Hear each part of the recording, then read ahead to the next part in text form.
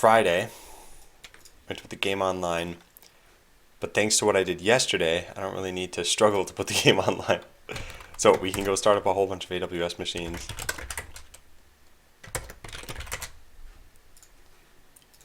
Create all. Debian1, ls. Hey ProSam, hey Badr. Alright. So let's get this show on the road. I really need to make commands out of these. I need to start improving these things. So let's just do that process now. So clear IPs, screen, AWS. Hey 3D Extended. Hey NPerry. Okay, so there's that. Then we're going to run these commands.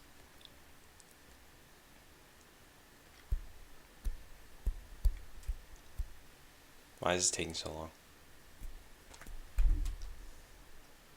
There we go. Okay. So let's see. Ansible playbook provision, prod host, extra vars.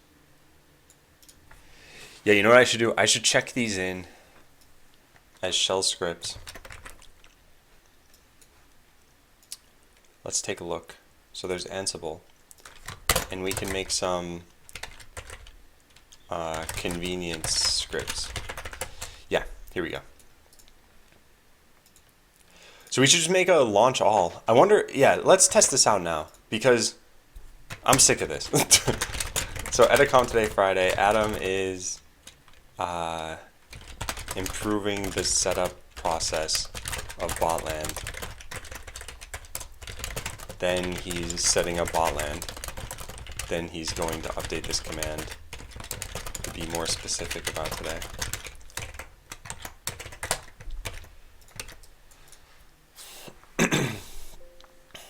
Okay, in particular, what I want to find out is I want to launch, I want an Ansible all.sh that will run everything in its own screen. I want Ansible, hey Echo, I want Ansible Overseer, Ansible Matchmaker, and Ansible Account Server as well. Yeah, so hey Horforia. So I'm not sure how to do this. Linux run program in screen.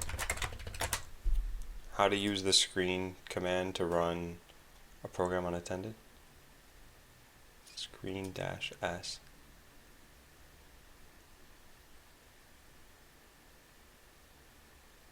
Oh, that's it?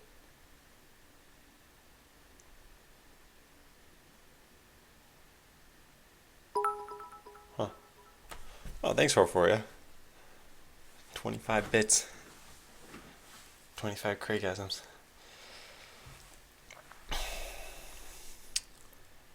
Huh. So detached does not mean you're suspending its operation.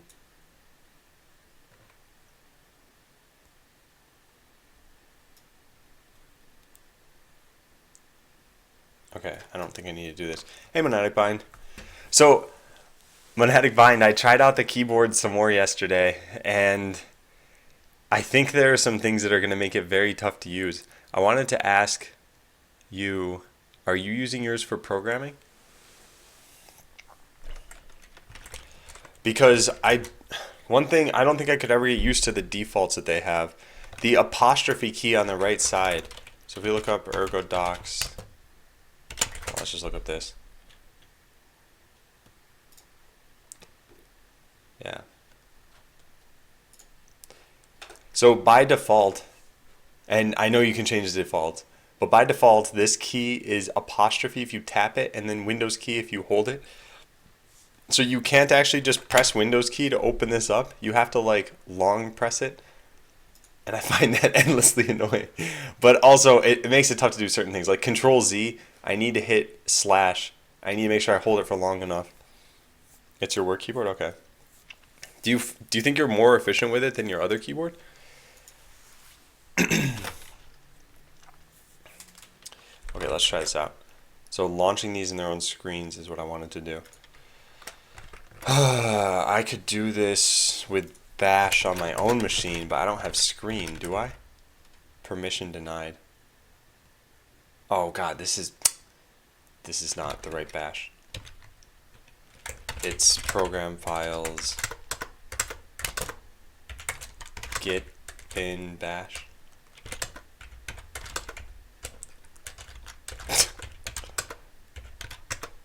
There. Do I have screen here? No.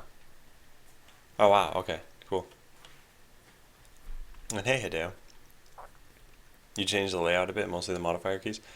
Yeah, that's what I was thinking of doing. Anyway, I'm gonna send you some messages offline later. Okay, so I'll call this Ansible Overseer, and we'll just, I mean, this isn't going to be very tough to do. We just copy paste all of this in there. There we go. Screen on Bash on the booted on Windows. So the CD part we don't need. The rest of this, I guess we need. But prod host would be in a file above this. Is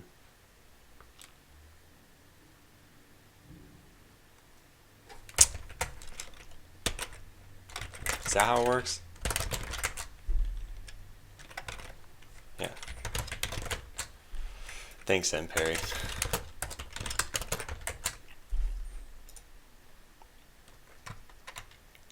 I know things, Echo.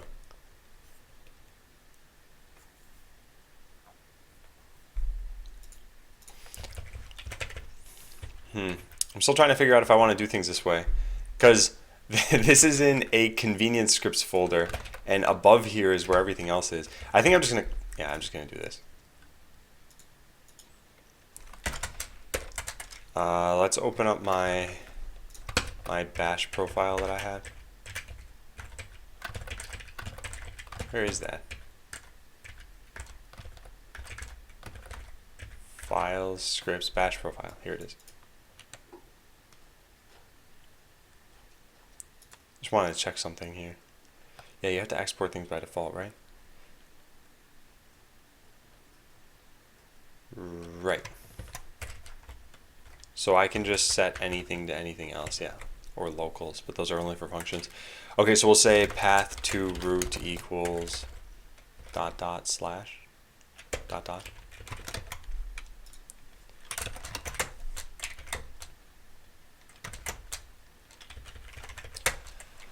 Okay, well, let's try running this. I'm just going to copy paste this over to the Linux machine. We'll make a directory. Actually, we don't need to make a directory at all here. We can do it in a test directory. So cd temp make dir testeroni. Okay. So what I wanted to do here is I want to make a file. So echo a to a.txt. And then I wanted to make a new directory. So something like script. And then from here make a test script. Test.sh. Except for I type shy. Okay, there. So we want to copy paste all of this stuff. Alright, so path to root equals ... So what we'll do here now is we'll just say ls path to root slash a.txt. And it should just print out that this thing exists. And that's it. So now we run test.sh.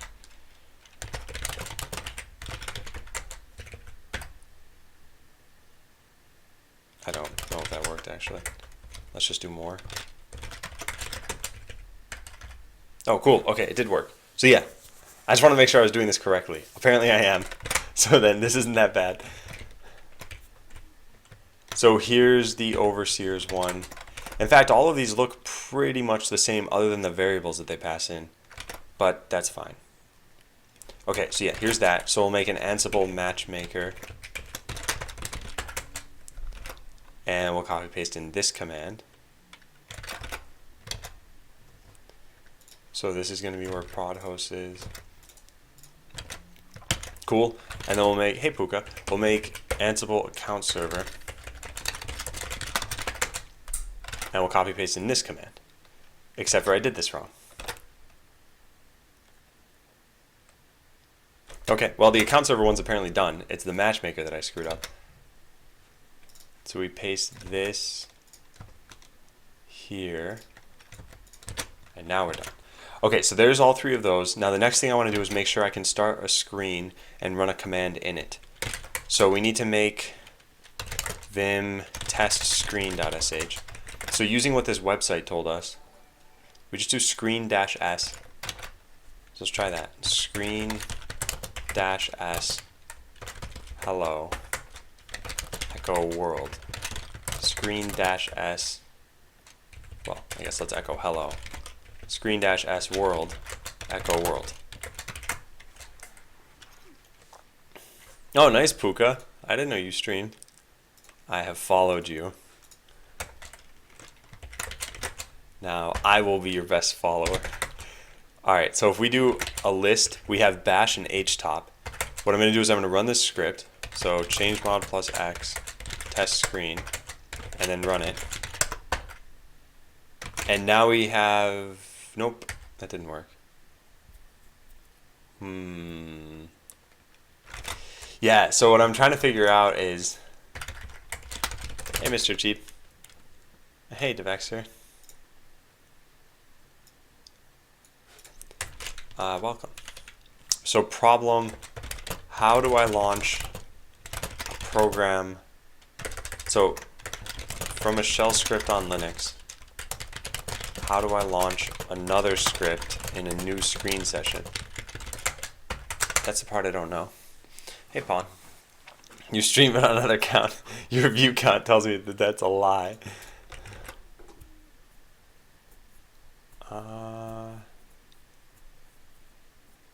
Yeah, so I think this is if you're doing this from a shell. I wonder how to do this from a script. Run program, run script in a screen.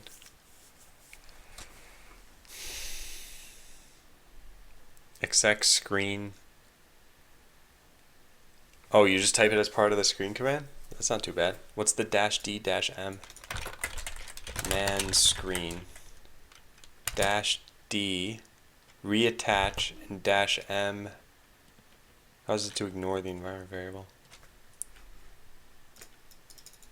Oh, okay, Puka.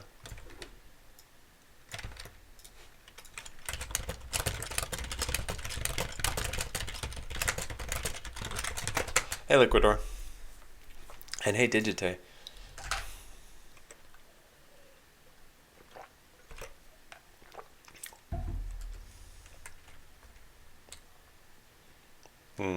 Alright, so let's try this out again. Detached mode. Oh, is it a combination of things? Oh, start screen in detached mode. This creates a new session but doesn't attach to it. This is useful for system startup scripts. Okay, well let's try that out then. Where's my vim command? Vim test screen. So screen -d-m-s hello echo hello. Okay. And then we'll change this to world and this to world. Just want to see how this works. DM equals dungeon master. Just use -dms. Okay, fine.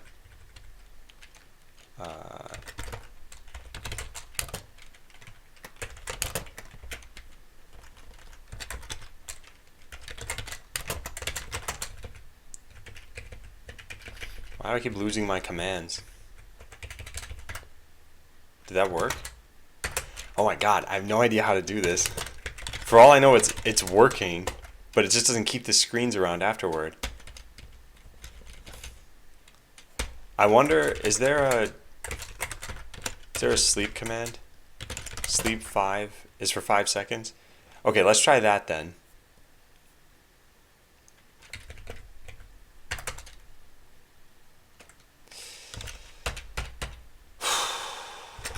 Sleep 5.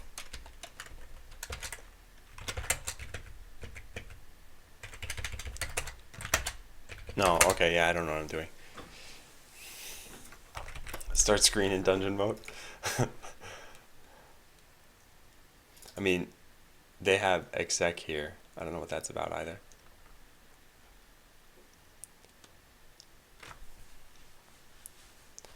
Actually, so the only reason I wanted to even put these in screens is so that I can see what the output is if they ever hang. You're creating new session in list window? Oh, is that what I'm doing? I wanted to just... So, right now I have these...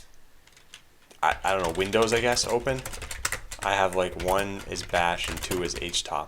And what I want is I want there to be 3, like something new. And I want to have this one run some long running command that I can check the output of later.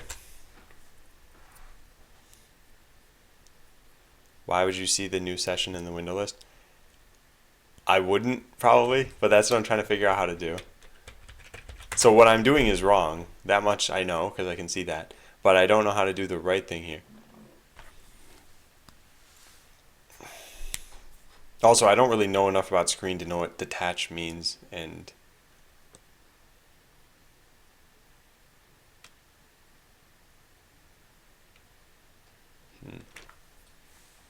previous script output can be seen using screen-ls.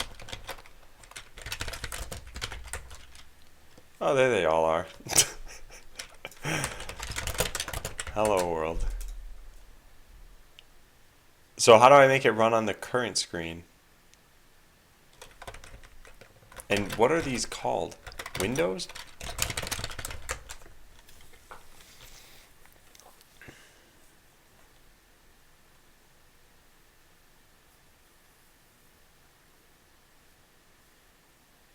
Creates a single window with a shell. So yeah, I just want to open up a new window. Use screen-x. You need to attach to the current session first. Actually, I was already on the manual page for this. So where's -x? Send the specified command to a running screen session. You may use -s to specify the session if you have several. -d or -r to tell screen to look only for attached or detached screen sessions.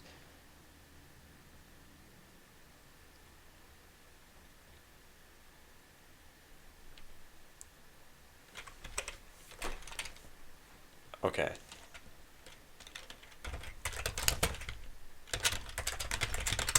So the way I want to do this, let's just delete both of these things.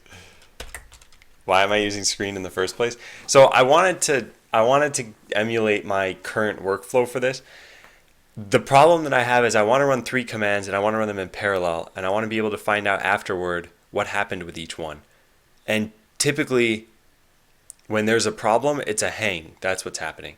So the program never actually finishes. And not never. It finishes after like 20 minutes. I could probably adjust the timeout on that. But yeah, so I wanted to be able to do what I'm doing now, where I have bash and htop here, and then have my 3 other windows that I usually check for starting up all the different botland processes. But yeah, unfortunately, I am pretty bad at doing this. So I don't necessarily have a name on this screen. In fact, I wouldn't typically have started one up. So let's try this. Hello, and then we want to run it with a command. Echo hello. Let's try this. Hello 2. So it printed out hello, but it didn't keep around the thing. Oh god, I don't know what I'm doing. Alright, well, maybe there's a better way to do this then. Or maybe I should actually just read things and find out what's going on. I guess what I want is run script in screen window Linux.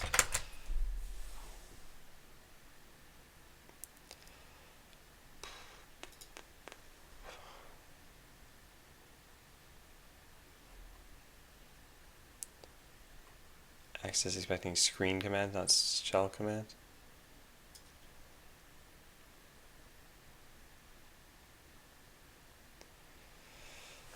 Can you start them all as background processes and then look at them using htop or something? I mean, how would I get their output that way though?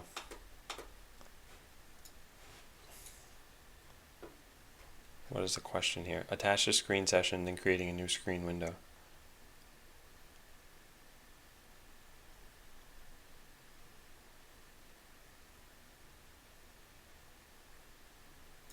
I say dash X screen.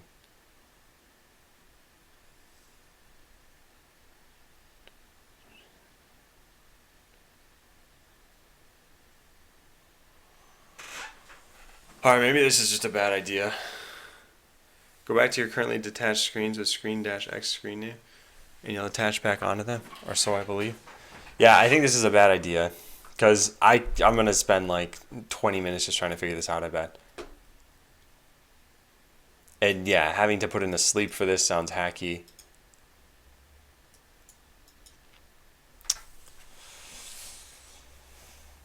Oh, is there some better way to do this?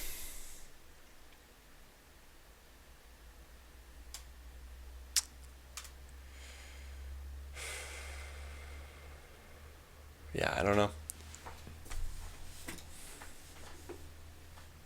Job control commands.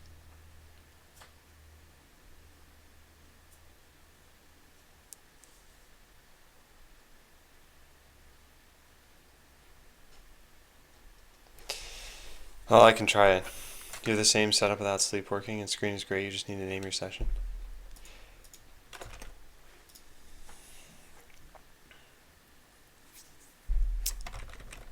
Okay, well, I can potentially look into this. Hi, Oliver. I don't know if I've seen you here before, Oliver. Probably bad considering that you're giving me bits right now. You've been here for 14 hours. Huh. Well, hi, Oliver. Okay, so this is what Hideo uses without the sleeps, but I need to name my session. So we could try to start with this. We could try to do something along these lines. How do I just kill every single screen that's running? Honestly, the easiest way is probably just restart the machine.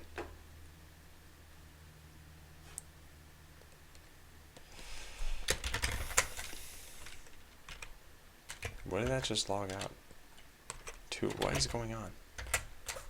I'm gonna just reboot this. I don't care. I want to see what happens when I start from a completely blank slate. I've always wondered about your massive amount of windows running for so many processes. Ought to be a simpler way, but I guess that's what you're trying to do. Well, so this is a different step than what I'm doing over here. What I typically do when I want to set up Botland is I run these 3 commands and I run them in separate windows. So I have this for the overseers, this for the matchmaker, this for the account server. And these are all the setup steps that Ansible runs. So if one of these hangs, it's not holding up the other ones. And the reason why I run all these in different windows is because they're supposed to run on different servers entirely. Like all of these, when they're on AWS, are completely different machines. So that's why I run them in different windows here. Kill all screen. Okay, that would have been better. But, alright, so let's connect here now. Debian 1. Alright, so I'm back to where I started. And my temp folder's probably gone. No, there it is. Testeroni.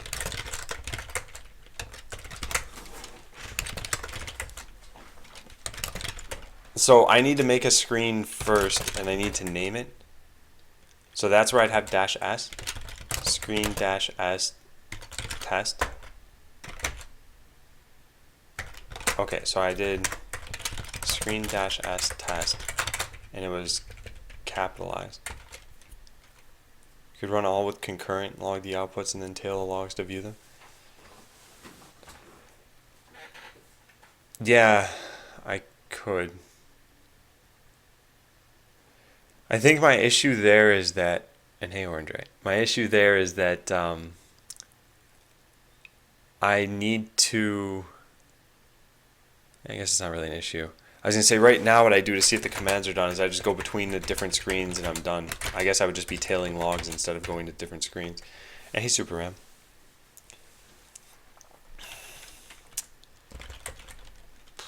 Okay, so we go back into here and let's try the thing that Hideo mentioned.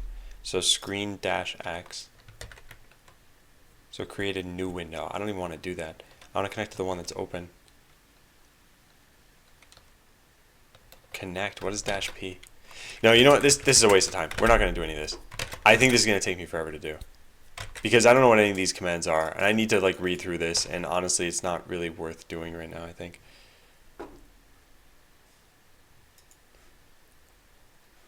What is this? How to open terminal, split to 9 terminals and switch them using one script.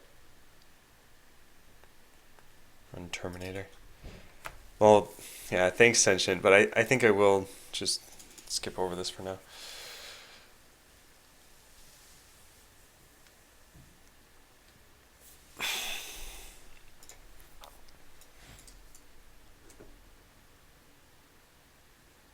Alright, we'll just... I mean, Hideo's trying to make this as easy as possible, and I'm just being dense right now, so fine, I'll give this a shot. So we change deploy to test. Why can't I find deploy again? Okay, test T. So we'll say here echo hello world. Test 2. Okay, so let's try that. Unknown command test.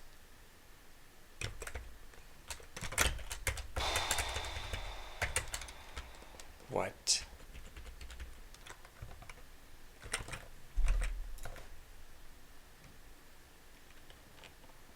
Because I did this before, but I did it with the name test.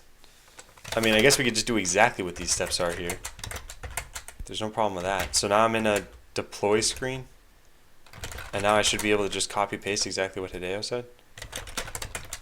The only thing different is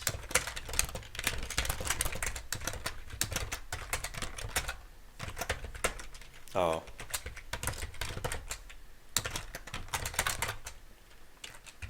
Is that what's wrong? God, I'm so bad at this.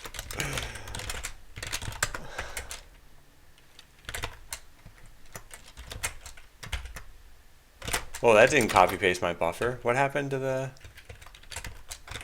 copy paste? I'm pretty sure I was in insert mode already.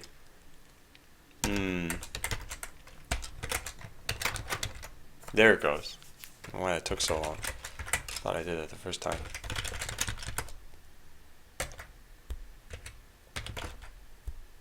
Unknown command deploy. Okay, I don't know. I don't know what to do. Yeah, because I think this script should work. This is probably not... It's probably not worth doing. I did want to make this process easier because I do it every single day and it takes an extra however long. I'm not listening? What do you mean I'm not listening? Oh man, and my eyes have been twitching more and more lately. I don't know what this is a result of.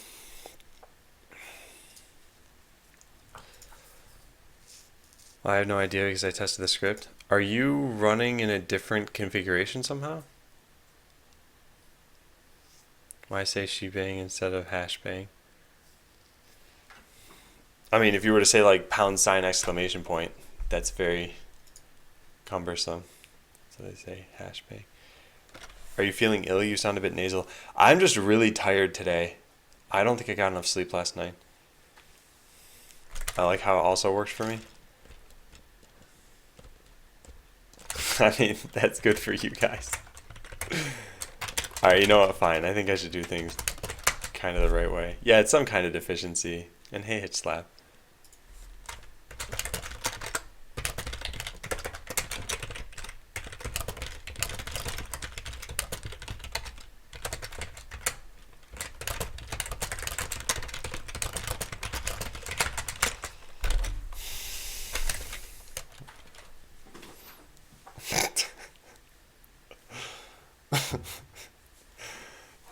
track that whole conversation. All right, I'm gonna read through this. I'm gonna spend a little bit more time on this. I'm gonna spend an hour apparently trying to figure out how to get this to work. So when screen is called, it creates a single window. That's the only part of screen that I actually know about. Then anytime you can create new windows, including more shells, kill existing windows, blah, blah, blah. I've done all of that interactively, not from a program though. Programs continue to run when their window is currently not visible, and even when the whole screen session is detached from the user's terminal.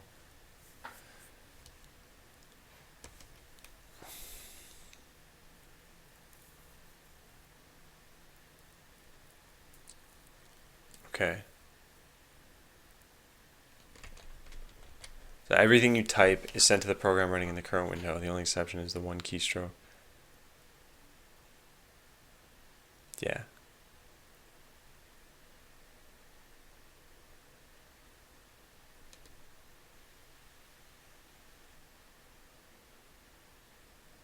Okay, so far all of this makes sense to me.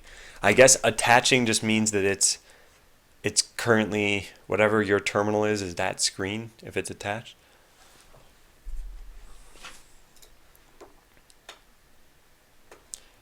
What this is this is me being dense. I'm not trolling you guys. I don't want to be spending time doing this. I am totally happy copy pasting a solution if you guys have one that works. Hey Ramy, is there a tracker bot set up to track the golden kappa on Twitch so we know who gets it every day? Someone might have written something like that. There are a bunch of websites that track emote usage over channels, but I don't know if the golden kappa would register on there because it's typically sorted by popularity. Okay. Creates a new window running a shell and switches that window immediately, regardless of the state of the process running in the current window. Binding the command to a keystroke. In addition, new windows can be created by running a command like this: screen emacs program.c.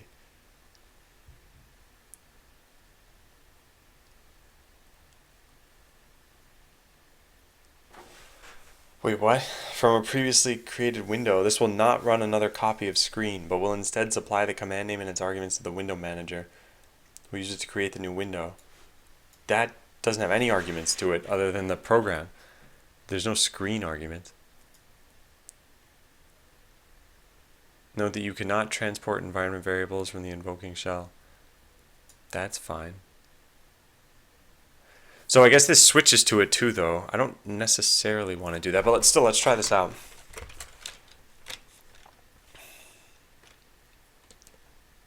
Well, Hideo's one worked for you and for Hideo as well, but I mean, I have Hideo's, like I just copy pasted what he has here, right? Where is it? Can't even find it anymore. Here it is.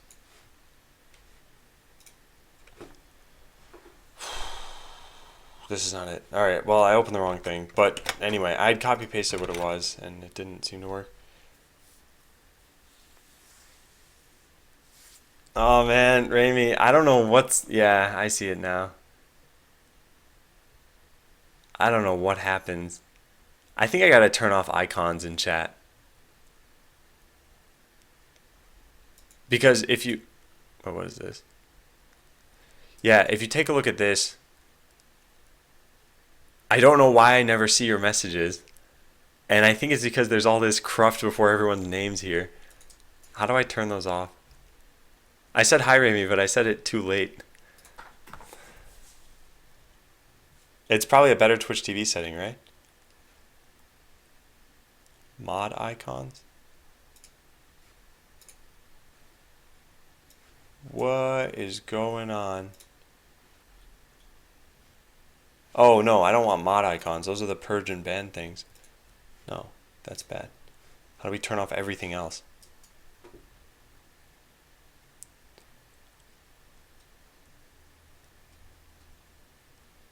Name colors, host mode. Hide bits.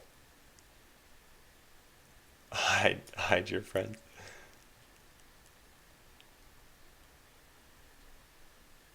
Well, how do you turn off all the... Don't you have to attach to a screen you created to see if it's running? Probably, Sentient. And this is where, like, I'm just not familiar enough with this to be able to answer these questions myself. So I'm trying to look into this now. Oh, thanks, Orphoria. Are you trying to get back to terminal after the screen has been started? So how about this? I'll say what my manual steps are. So I'm trying to get these manual steps to work from a shell script. So 1, screen, start screen. 2, first command that I run to deploy. So 3, Control A, Control C to make a new screen window. 4, second command that I run to deploy. And then 5 to make a new screen window, yep. And then 6 is the third command. That's it. This is all I'm trying to do. And actually, I don't want to automate this step. No need to automate this. I don't mind starting a screen myself.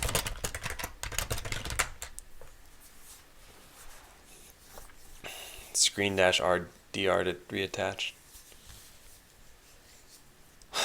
Yeah, Sentient, I'll have to try that.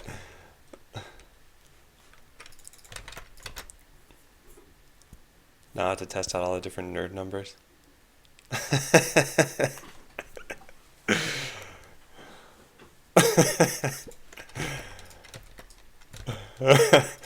Well, I find that funny, Orphoria.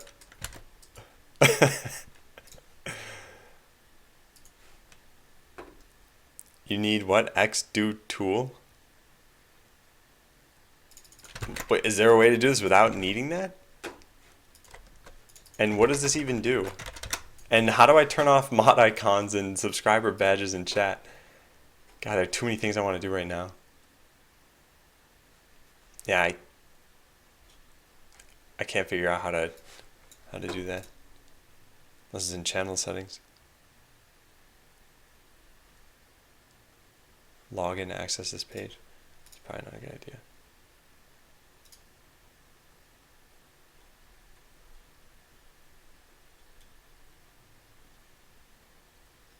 I don't know.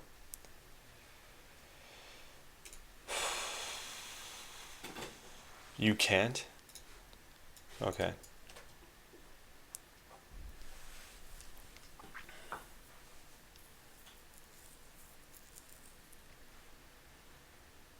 About CLG. I exercise, but not specifically to help my posture, just to stay in shape. And Nadar, I could use Tmux. I've already gotten used to screen though. I don't know if it's worth switching. Also, I don't necessarily want them in... I don't want 3 side by side here. I just wanted different windows. No, it says I'm already attached.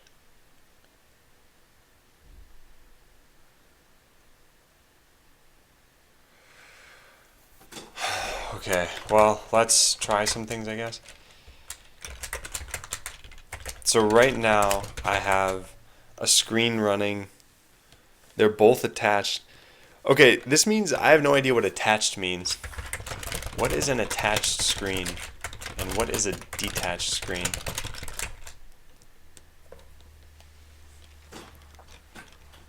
Okay, you know what? How about this? I really think this isn't worth working on. So if someone wants to just paste a script that does what I'm trying to do, then great. Otherwise, I'll just keep doing things the manual way.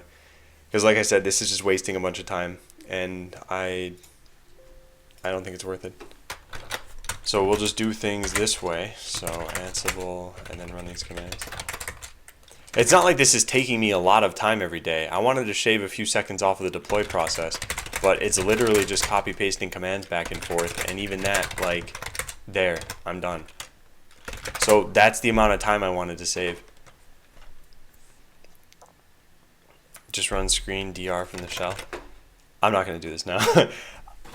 I know how frustrating this must be to watch, but trust me, I'm probably more frustrated than you are. I'll look into this over the weekend, hopefully. Look into how to do the screen stuff. Apparently, I just need to do screen-dr. Okay, so let's close out of that and make sure that these things are working. Now, in the meantime, I'm going to go update the today command. I also need to do these things. Yeah, so I'm going to reset all the win ratios again. The first thing I think we'll do is collect up, well, for one, we need to SSH into the overseer.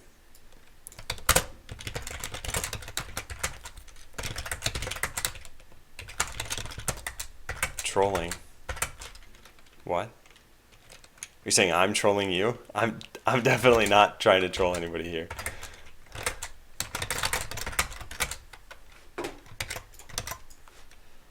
Okay, so we want to run these commands. So here are all the win ratios for attackers, and here it is for defenders.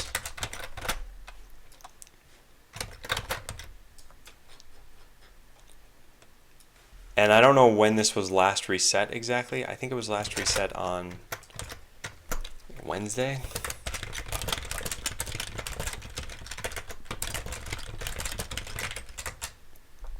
Hey, Mutated Nation.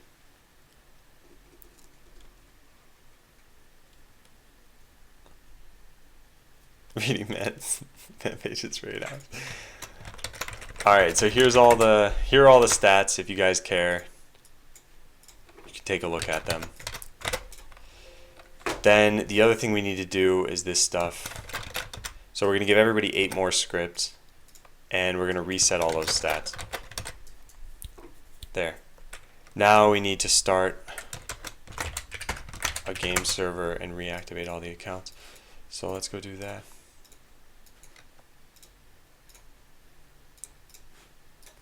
Also, this should be done automatically. We're going to need to spend some time doing this. I think next week is how I'll start that out. Also, Monday, I think, is going to be a little bit of a weird day. I need to cut off the stream for my lunch break since a maintenance, actually not really a maintenance person, it's a contractor is coming over. Hey, Darkstorm. No, Liquidor wasn't actually botting there. He was manually attacking.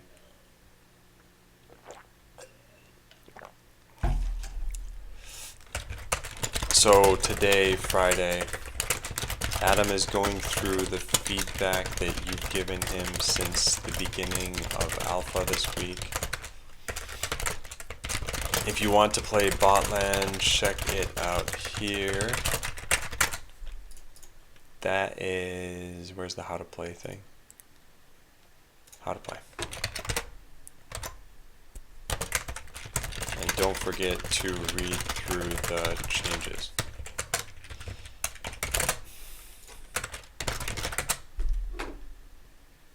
Oh, well. I'm sure that pun is going to get made a lot over the course of Botland. You just turn off mic cam rather than shutting it down? Is he working on the power or something?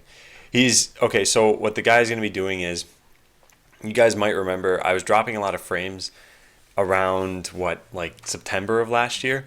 So I bought a 100-foot Ethernet cord, and it's currently going from downstairs, just like through all the hallways into this room. So I'm trying to think of how much history to tell you here. That's pretty much all the background you need. So anyway, this guy is coming over to tell us, can we put the cable through the walls without requiring external modifications to our place? And he might just do the work that day. And if he does, then yeah, my internet's going to cut out to the computer, so I might as well just stop the stream anyway. And yeah, Twitch hoodie. Alright, so these things are done. We ran these queries. I think that's pretty much it. So one thing that I did yesterday, in case anyone wasn't here, I wiped out all of your defenses. And the reason why is because I resized the arenas. So now there are 12 people who have defenses set. If you play Botland today and you notice that you're only playing against the same, 11 or 12 people, then that's why. And that means that you should make a defense yourself too. Alright, so I guess we're not going to do anything here. Yeah, let's look at...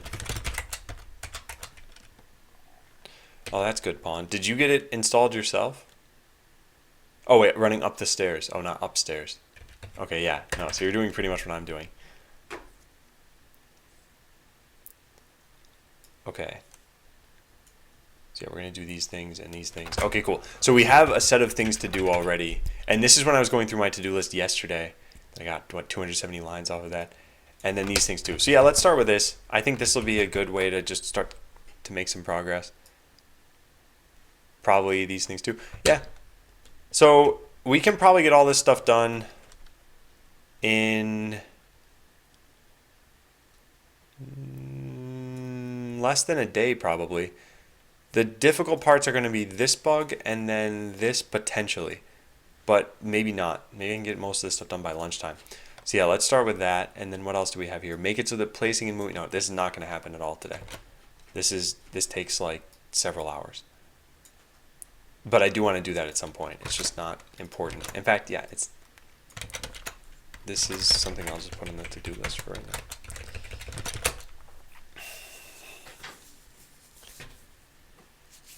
Okay, so let's start. I believe where I left off here was the cooldown task. So I asked you guys the other day, how do you expect cooldowns to work? But I think regardless of what you answered, I'll just tell you how I think they're going to work for botland. So you have something like shield. Shield is activated on someone and lasts for a certain amount of turns. Shields can stack. So if it says duration 10 turns and cooldown, how am I doing this now? Cooldown 2 turns. This means you can shield a target every 2 turns, which means shields will stack, what, 5 times? Get seasick. I think it's just motion sickness unless there's actually water involved.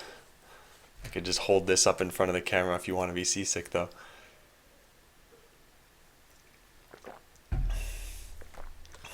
So yeah, this is how we're going to do cooldowns. Previously, the way that this worked, I would say duration 10 turns and then cooldown -8 turns.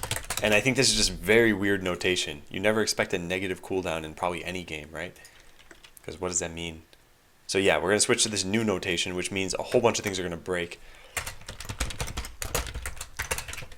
So let's go start this out. So hardware constants. This is the one place where I actually started to do this. Yeah. So you can see there used to be negative cooldowns. Now they're all positive. And that means that a few things need to get updated. One of them is the thing that runs the code itself. When I say the code, I mean user-defined code. So I think if we were to go look at hardware here, where are cooldowns? Yeah, here we go. Cooldown 888. Yeah, so that's how I want this to be. Cooldown 10, cooldown 9, cooldown 6. Yeah, so those are all updated already. Bullet's supposed to disappear when the phase ends, when the last spot of the phase dies, right? If not, thoughts. So bullets, artillery is supposed to delete, yes. But if let's say the attacker dies, but right before they died, they fired a laser or missile, so not artillery. Those shouldn't get deleted, I think.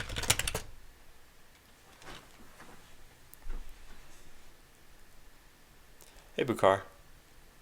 Just got my options today and found out I can do computer science. Nice. Nice, nice, nice.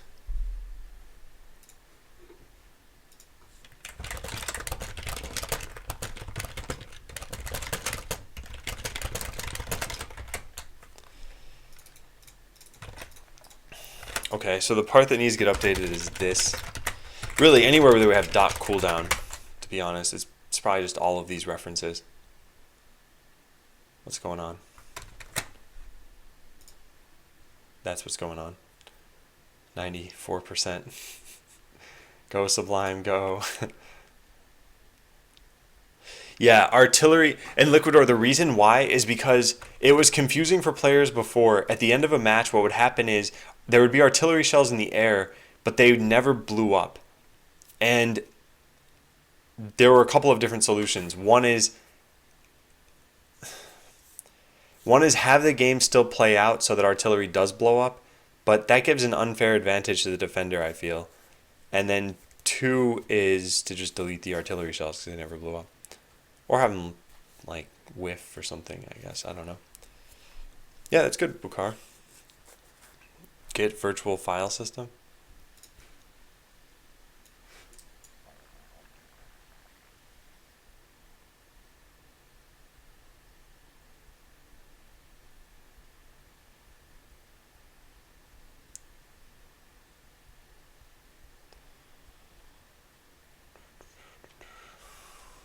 Oh, this isn't that long. Oh, yeah, I'll have to read this later, though, because it was longer than I thought.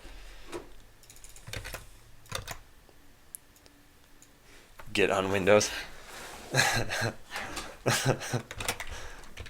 They need to get good.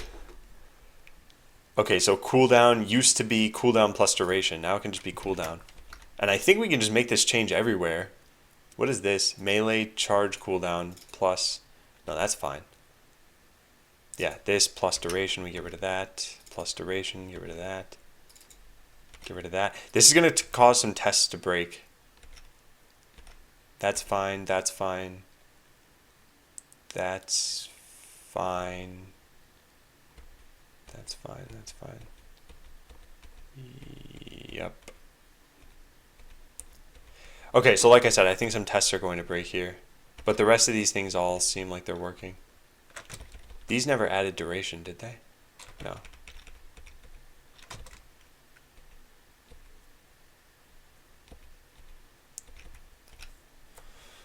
Okay, here's where things are going to be weird. This, yes, cooldown plus duration. There we go. That's fine. Yeah, cool. Okay, that's everything.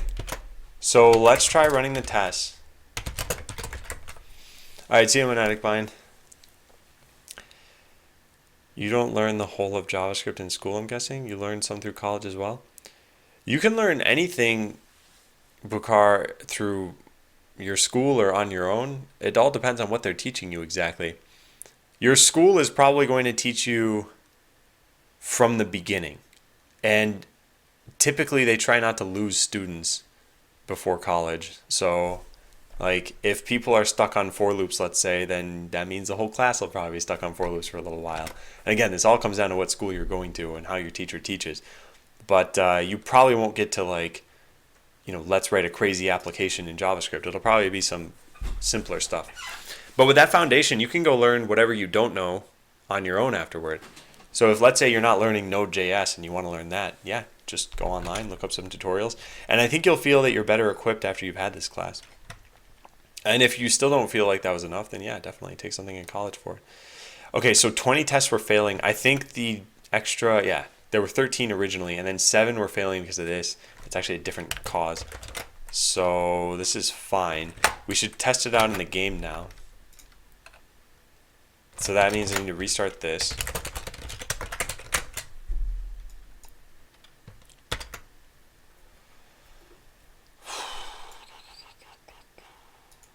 So let's see. We need something that has a cooldown on it.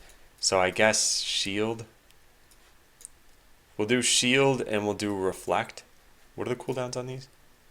6. Wait, shield is 6. Reflect is 9. So every 6 turns they'll shield. Every 9 turns they'll reflect. So shield self and reflect. It'll probably be really hard to tell if this is working. So shield, reflect. Now shield should come on a second time, but it's impossible to see that because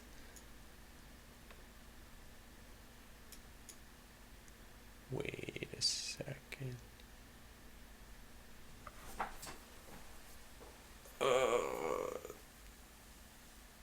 I don't know if that worked. Let's get rid of reflect for a second. 1, 2, 3, 4, 5, 6. Now they should shield a second time. and they're not. I don't think that's correct.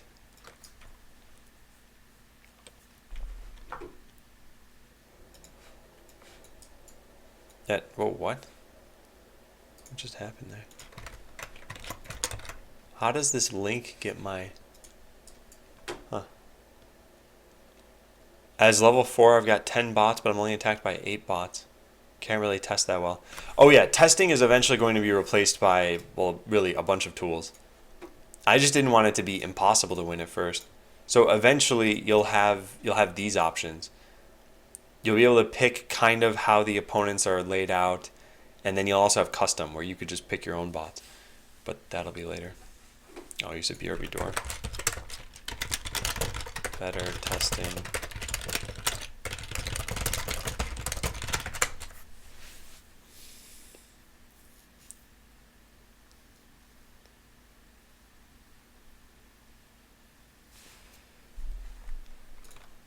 I should still write this down for the alpha feedback. Let's go do that. So we need to open up this.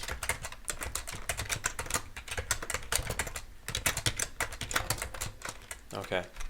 Actually, we can leave that. Oh, I forgot to save this file. That's why this didn't work. Oh, man.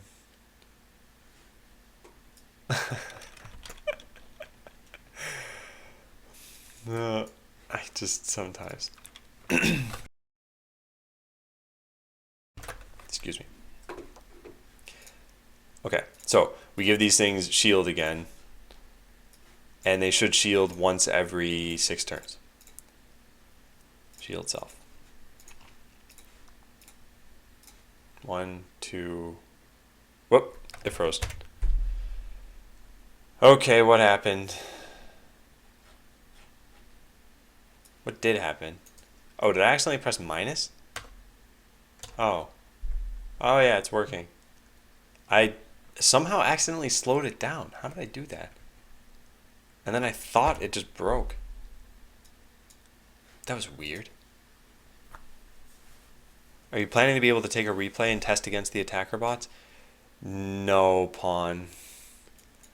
No, I think it'd be a cool feature. I just think it'd be really, really hard to do.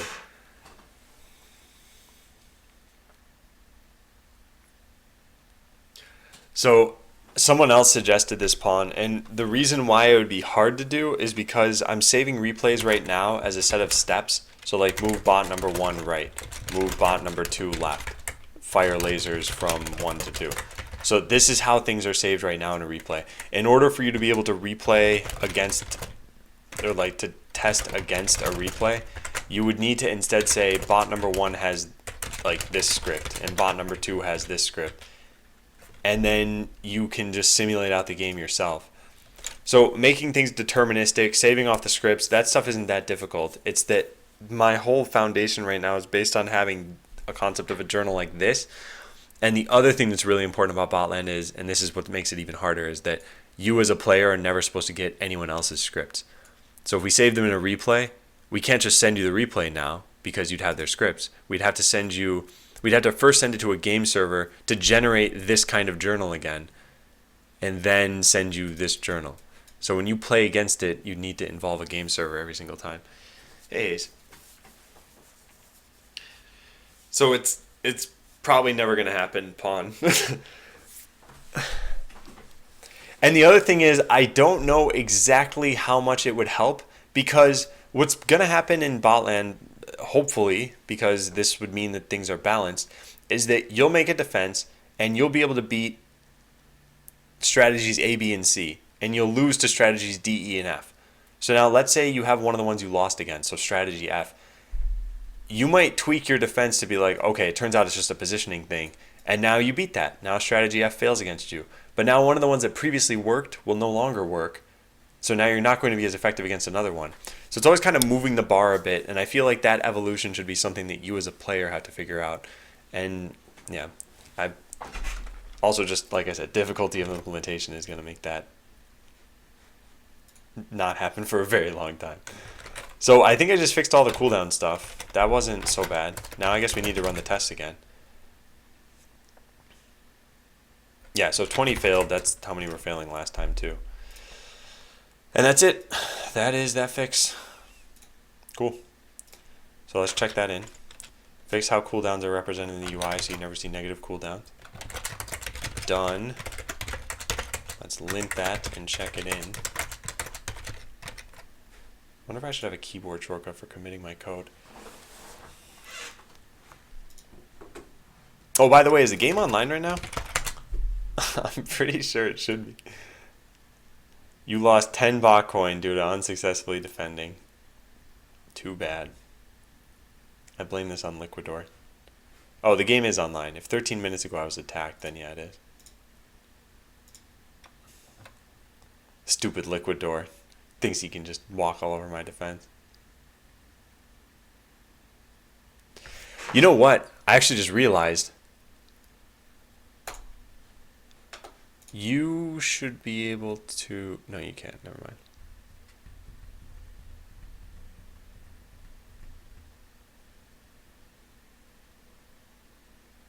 Let me try something.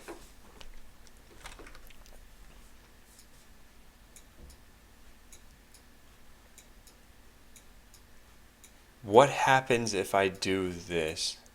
I make a wall of bots and I say fire artillery. We want to find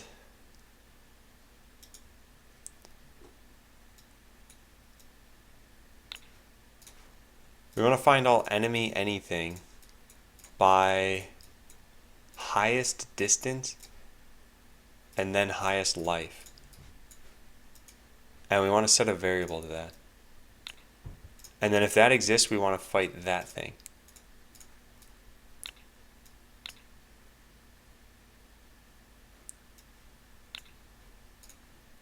Will artillery hit?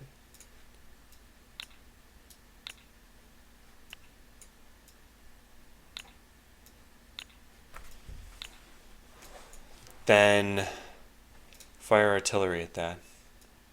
Oops, that's lasers. Otherwise, just try firing artillery at anything. I don't know why that wouldn't work that way.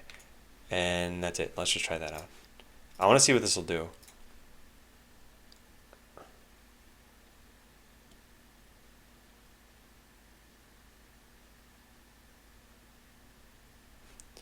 I don't think that's exactly correct. I think I need to go add this in. Also, I really need to make a snippet for this. There.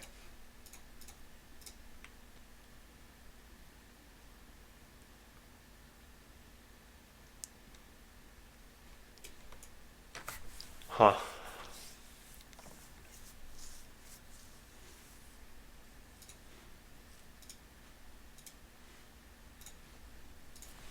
Okay. Oh, that was worth trying. Alright, well, we're done with this. So, let's check this in. We should just do one more quick search for cooldown plus duration. Cooldown dot star slash plus dot star duration. Yep. I don't know why this says duration on here. It should be cooldown. In fact, if I already modified this, no, it's buff test. I didn't. I'm not going to fix a word. That's fine. When I use lowest life, they don't switch to the lowest bot for a while, and my attack priority is wonky.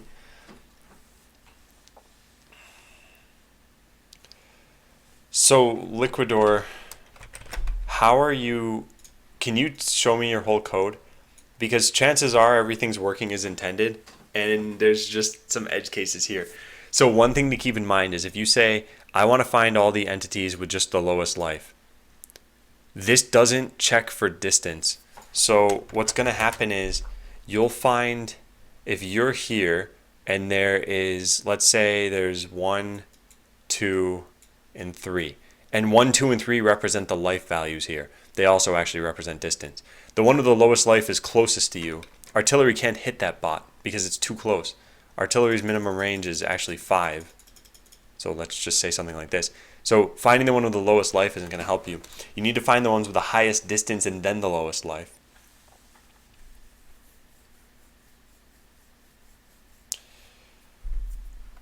And then the other thing about attack priority is if I have 2 targets that are possible. So let's say your code is this. If will lasers hit, fire lasers. So this is pretty straightforward code.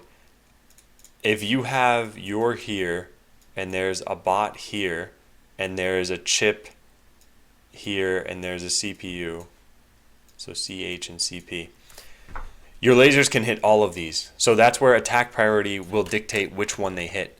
But as soon as there's something like this, the CPU is not in a cardinal direction to you, now you can only hit a bot or a chip.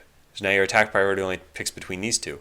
And again, if we get rid of the chip here and we put that in a not cardinal direction, now your attack priority doesn't mean anything because all you can hit is a bot. So it's just going to always hit the bot.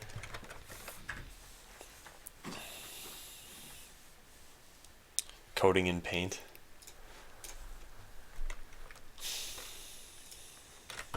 Okay, so rework cooldowns so that they're never negative. Previously, cooldowns in the UI would show as negative sometimes because the real cooldown was always cooldown plus duration. This meant that if shield was usable once every 6 turns, that meant that if shield had a duration of 12 and we wanted the cooldown to be 6, that we'd have to represent the cooldown as -6. Actually, it's better to use numbers that don't confuse so much like that. Paintlet. Hey OJ. Hey Nuclear and John. Will there at some point be a mode where both players have the same goal, just killing the other player's bots, like a simple team deathmatch without CPUs? So, Nuclear and John, anything where the players have the same goal, I think is going to be really, really hard to pull off because botland is not real time. So, if you want a symmetrical goal, I feel like the way to accomplish that is to have both players present. Actually, that's the more important part. In botland, only one player is present during a game. So if you want them to have the same goal, yeah, I think that's only doable if we switch to more of a chess by mail kind of structure, where you challenge someone to a game and you're both looking at the map and you put down your bots. So like 1, you challenge player X. 2, you put down your bots. 3, nothing happens yet. So your bots have just been placed. Then 4, X logs in sometime in the future. X sees your challenge and your bots. X places their bots, and then X commences the game. Then you log in sometime in the future, and then you watch what happened. You place your bots in response. They get to place theirs or something along those lines. So the whole chess by mail structure. Hey Euler. Yeah, welcome back. Probably just min-range that messes up my perception of that replay. It could be Liquidor, and that's where you'd want to have this sorting. So I think if you do this, if you say sort by highest distance and then by lowest life, that you would do the thing that you want to do. But remember to do almost exactly what I've written here. You need to make sure that that's defined, and then that artillery will hit that specific thing. If you're still noticing any weird issues, then yeah, you should let me know, because maybe this isn't working.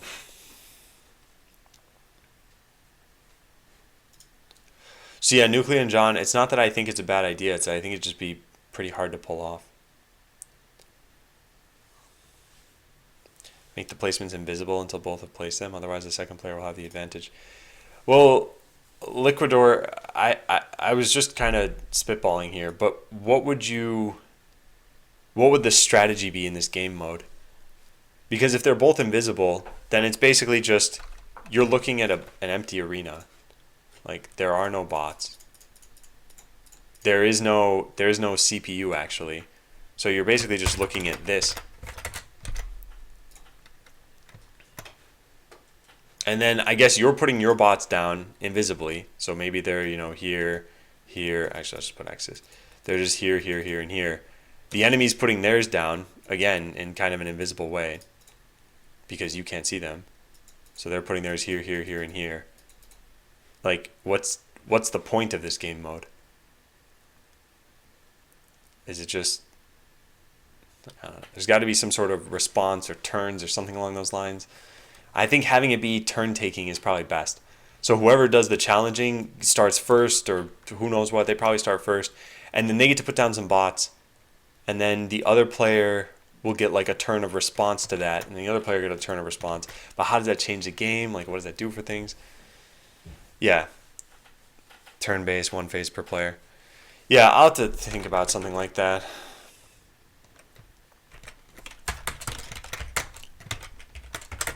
Consider a game mode where it's more chess by mail structure,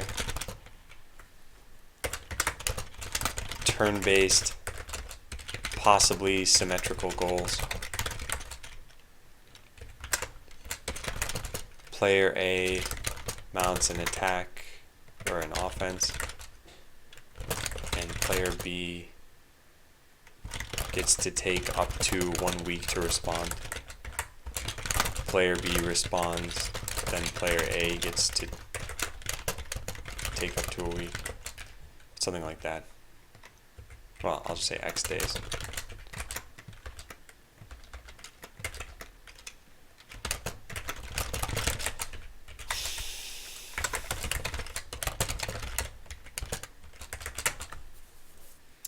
If you lose an attack against someone, is there a way to attack again and again until you win to revise your attack structure? So no, there isn't, Pixlark, and the reason why is because imagine I gave you a puzzle. Like, actually, here's a good analogy, I think. Imagine I gave you a typing test. So I gave you a whole bunch of words, and I said, hey, type this out. You have 45 seconds. Like, it doesn't matter what words I give you necessarily. The point is that this is possible. You can type this in 45 seconds, and if you keep trying, you will eventually do it. So in Botland, the defenses don't change. Not over the course of, a day, pretty much, unless someone's really active. So the goal is that attackers should always be able to win, and then it should just be a strategy you've got to figure out. So if you were to attack them again and again, you would eventually figure out that strategy. I don't like that idea, and I think I don't know. I think it makes you want to find that person again, although that'll probably never happen if the game is popular. Player X challenges Y, Y accepts and attacks X with X's usual defense, then X attacks Y with his defense, faster kill wins.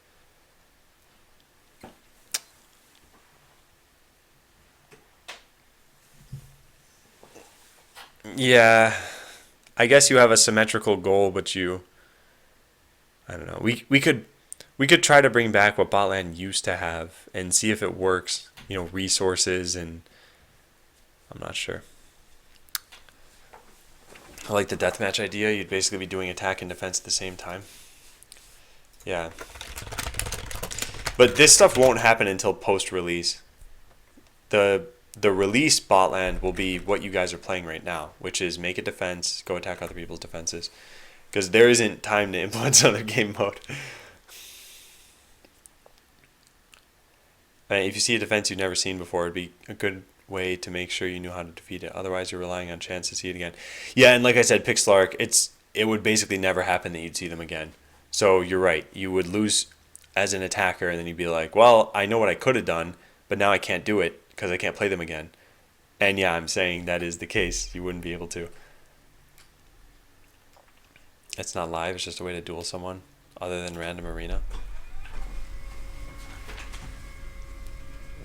No, yeah, I understood that.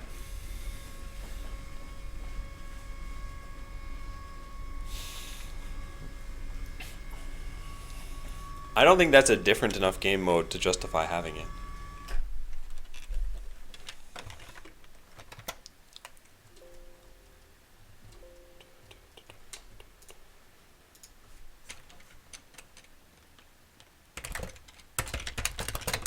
You can just say the cooldown is 7, which makes more sense for everyone. Okay. So take all the hardware descriptions from GitHub and put them into item data. I think what's probably better is just writing these. Shoots an instantaneous projectile, but only in cardinal directions, good range and damage. Yeah, anywhere within a range. So fires, I guess we could take these.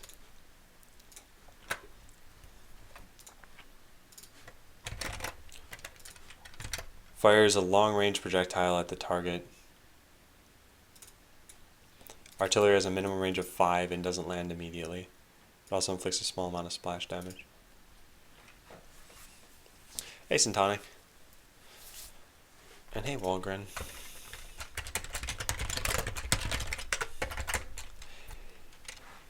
Yeah, I was showing you guys yesterday. Monadic Bind gave me this keyboard. I mean, there are 2 pieces like this. I only picked up one of them. But yeah, I tried using this yesterday and I just can't get used to it. Oh, the keyboard that I got? Yeah, it's the Ergodox. Ergodox EZ.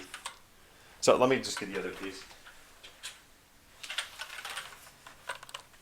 So it's this. So you can move these pieces wherever you want. They're connected by a cord. And yeah, it's got brown switches on it. The keycaps don't have any markings on them.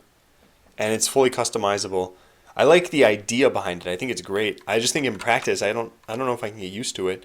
I did 10 typing tests yesterday. And my first typing test was, I think, like 25 words per minute or something on it. And then after 9 tests, I think it was up to 90. But it wasn't programming. I think my programming speed is pretty quick on this keyboard, and I think it would tank for a while on the other one, and I'm not sure if it would help necessarily. And yeah, Pixlark, sometimes just getting, like even this keyboard, I feel like my arms are at an inward angle on this keyboard, and on the Ergodox you can put them out like this if you wanted to, if you had a long enough cord. But I don't think I have any real strain here. I think it's mostly that I just need to keep my shoulders back. Does not slide while typing. Seems very slide prone. I don't think I had a problem with that, but then you can always get those rubber feet underneath if you wanted to. So cloaking, let's go get the description for that.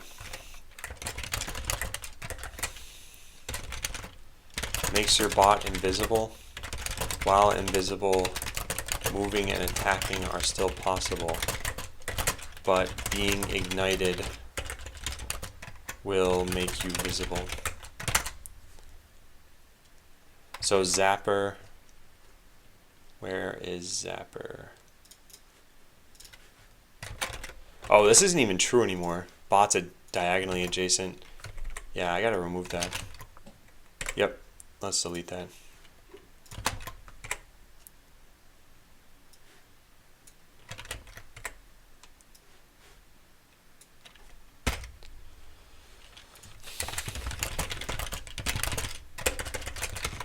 Clarify Zapper and how it always does 100% damage. How many characters is this? 50. Nice.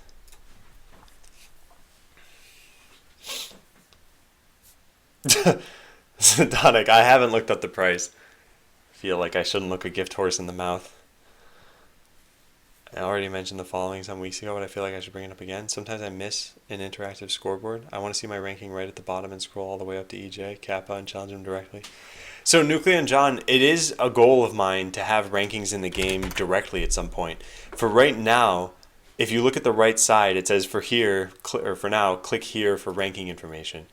So I know this isn't ideal. It's another website you have to go to, but you can at least see where you are on this. Oh, actually, this is going to get... Yeah, we're almost at the limit here. We have 78 defenders who have... Well, we had 78 defenders who have rankings. So soon we won't be able to fit them all on just 100. But yeah, I'd like to have this just directly in the game. As for what you said about challenging people directly, that could be possible, but it would have to be. No, actually, I can't do that. I've got to write this down. Write down a document somewhere about why challenging random people wouldn't be possible. Challenging friends could be, but it would have to be unranked. What am I making? I'm making a game called Botland, and it is online right now. So if you watch that video and you like what you see, you can check it out here. Where am I on the list? Why are you number 1? I didn't actually look. Yes, you're number 1. Good job, Liquid Door. Where are you on the defender list, though? Number 6. Okay. But I'm number 3, so hot. Hey, Sick. Can you add this GIF to the dialogue?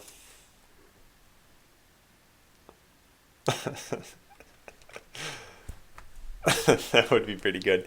I'm probably gonna redo that, how that works. The whole disincentive. Alpha going well? Yeah, I think it's going well. I've got some analytics data I can probably share with you guys. It's not like super interesting, but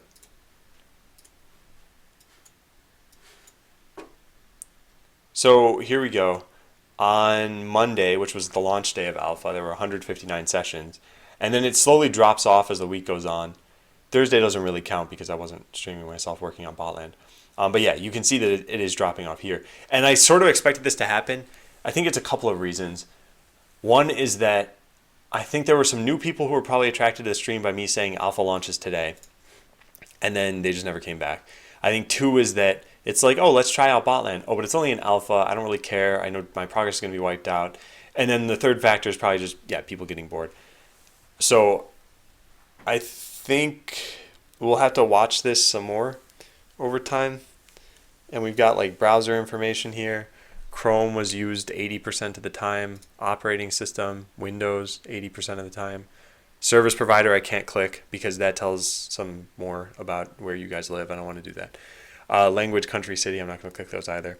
And then mobile, operating system, screen resolution. 768 by 1024. 360 by 640.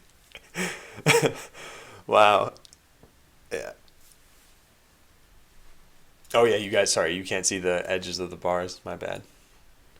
Well, either way, I just read it out to you, the whole 80% thing.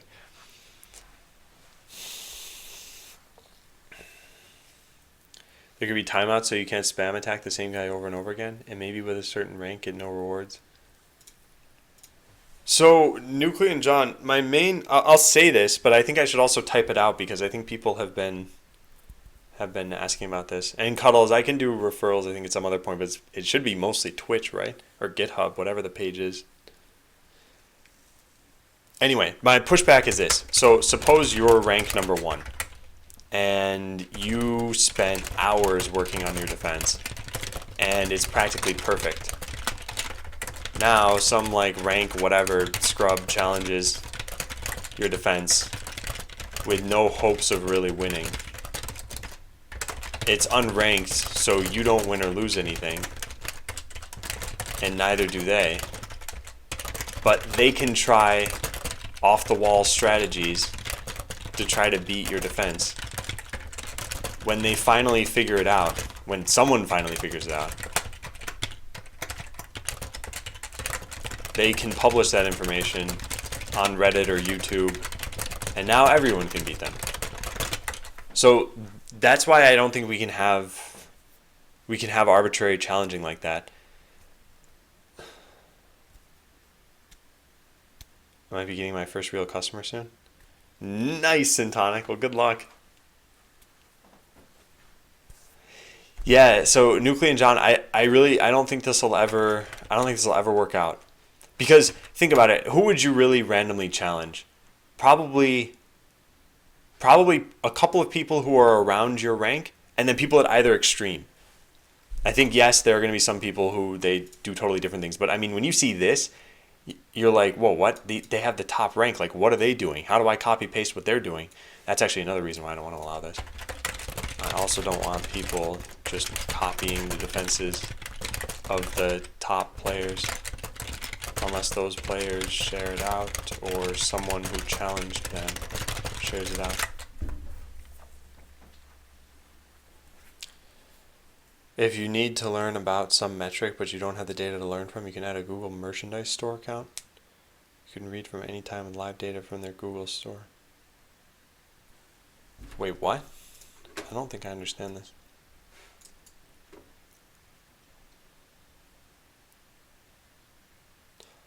Oh, I see.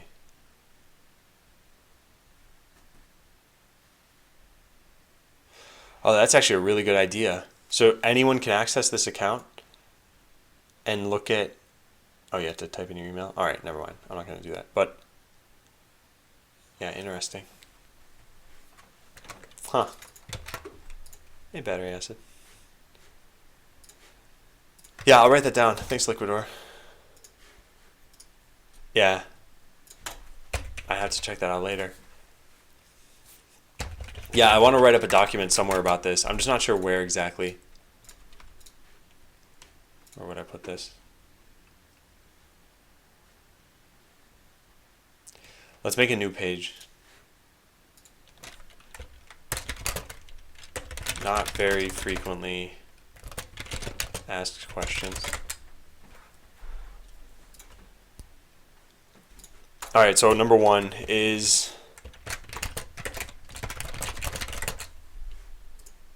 why can't you challenge arbitrary players in botland? Is it really that easy to copy someone's defense even if you look closely? Yeah, you're right. I don't think it's that easy. Because you would need to know their script. But I think this is the biggest reason why I don't want to do this. Because imagine any puzzle game, or even like Mario Maker. Not quite Mario Maker because there's reflexes involved, but some of the levels are kind of like puzzles. If there was some Mario Maker level that had like the 4 billion views or something like that, chances are someone would have put the solution on YouTube or Reddit or something like that because it's got so many views that they know their video will get hits now. And then other people can go watch that and figure out, oh, that's how you do it. I guess a better example is really Hearthstone. Hearthstone has single player adventures, and a lot of people just don't feel like putting in the time to figure out how to beat them. So they look up, they just copy paste a deck, and there. Now they have the right deck. All they need to do is figure out how to use it. And usually there's a guide with it too. So, yeah, anyway. For one, there are no social features implemented in the game yet. Let's do it first. That will still happen eventually. It'll just take longer.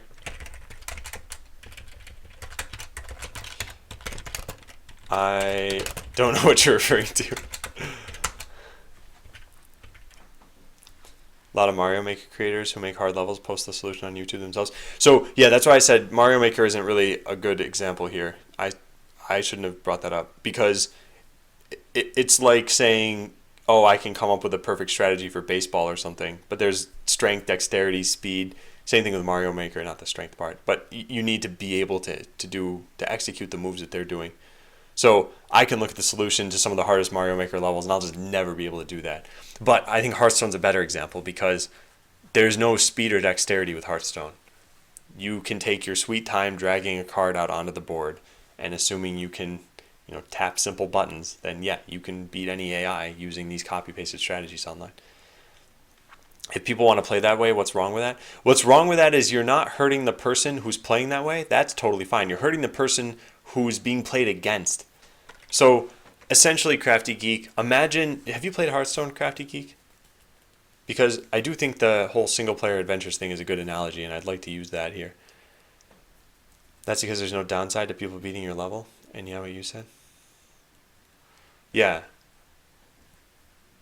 So, well, anyway, to use that analogy, this would be in Hearthstone. Imagine if you could make your own single player adventures. These people making the adventures stand to win money from people winning or losing to them. So now if everyone posts the solutions, then the people who spent all this time making the adventures are like, I didn't want that being out there, and anyone can get it. So no social features implemented in the game yet. So you will probably eventually be able to challenge friends, but adding someone to your friend list would be a mutual agreement. So challenging them in an unranked match is okay.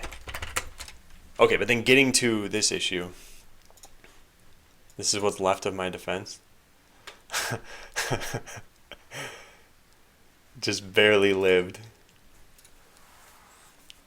Okay, so in Botland, defenders are essentially puzzle creators. They spend time trying to confound attackers so that they can get whatever the rewards are for defending. Experience, rating, a boost in rating, bot coin earnings.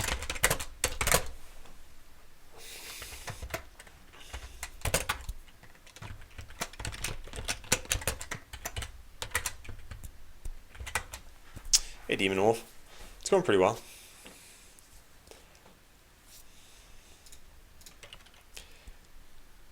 Okay. If a solution were to be released for the top defenders, then okay, actually how about this? I think when any single person finds a solution to one of these defenders' puzzles,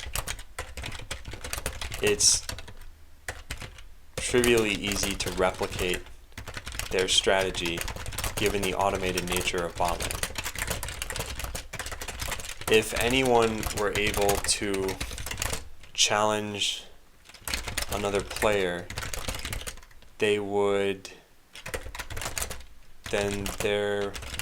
almost certainly be people challenging the top level players of Botland to figure out how to win, even if they themselves have nothing to gain from it. Once that's been done, the attackers who are naturally paired with these top level defenses could go on Reddit or YouTube to figure out the solution and prevent the defender from getting any rewards. You could also make friends enable and disable the option to let their friends play those unranked matches against you. Yeah, that's true, Oxator. I never thought about that. That's a good thing to write down.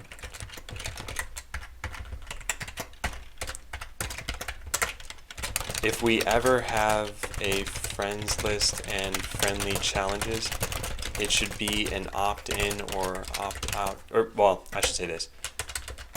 You should be able to disable these challenges from people. Possibly just, yeah, let's do it that way. People don't spend tons of time making defenses. It's for the in-game rewards. You can copy-paste strategies for that. They do it because they enjoy the game. In that vein, releasing solutions doesn't mean anything because people who look up the solutions aren't the people the defenders care about anyway. That's not true, Pixlark. I think you're attributing what you might care about in the game to everybody. But there are most certainly people out there in every single game that has ratings that only care about the ratings. So there are people who play Hearthstone not to have fun, but to play the best decks and to just get to number one. There are people who play Counter-Strike not to relax or just, hang out with their friends, but just to be better at the game. I think rankings are very much something that motivates a certain subset of players. Now, it doesn't matter to everybody, but for the players who it does matter, we shouldn't punish them by letting everybody subvert those ratings.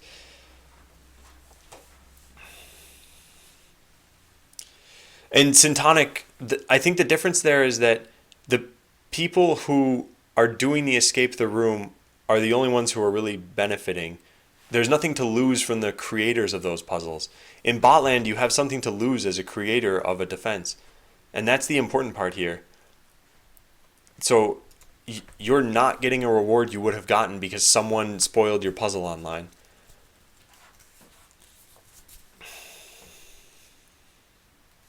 I think the important part here is that this is competitive. That's what Avexator said. Yeah, the escape the room things are not competitive. This is competitive. So if you were to leak the solution to someone's defense, one, it's trivially easy to copy, and two, that defender now needs to spend a lot more time coming up with a new defense.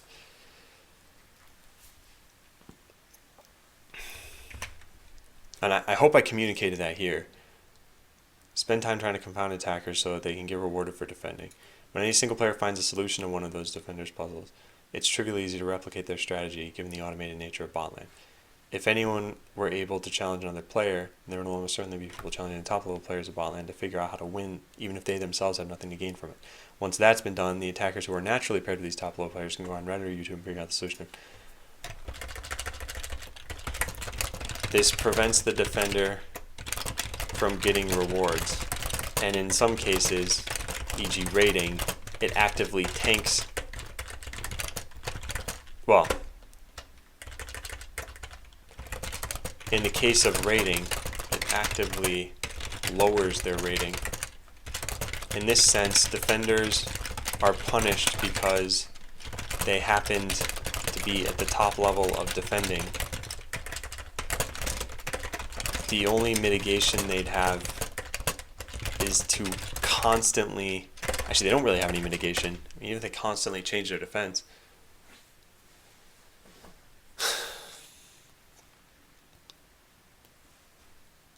What I mean is that people who only care about moving up in ranking won't be creative with their defenses. They'll copy-paste the best ones from Reddit. No, but Pixelark, there's sort of a built-in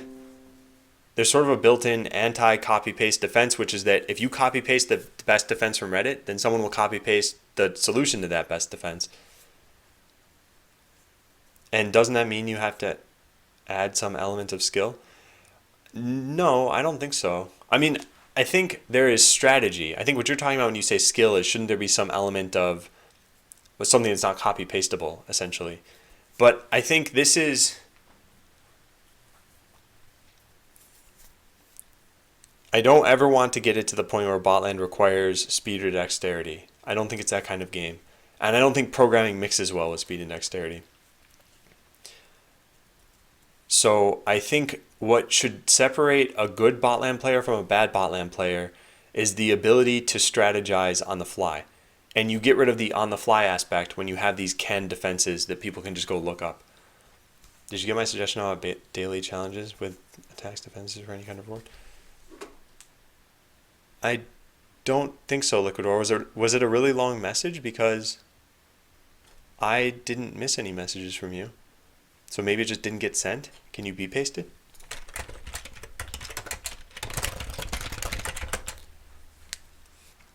What about adding another restriction? People may challenge other players up to X ranks above or below their own. In the top ranks, they have no reason for sharing their strategies publicly.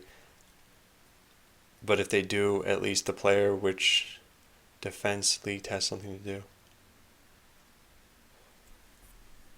Wait, I don't follow the second part of what you said here, but I disagree with the first part. Saying they have no reason to do something is not a prevention for them doing that.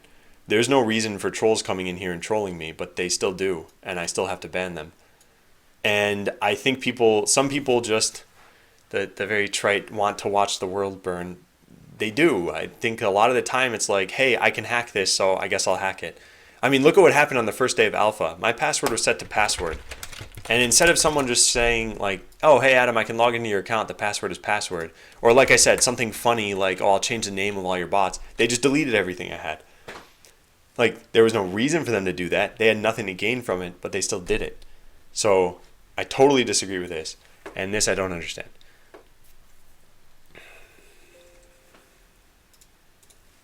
Well, I agree that they have no reason, but I think that doesn't stop them. So I guess I disagree with the implication.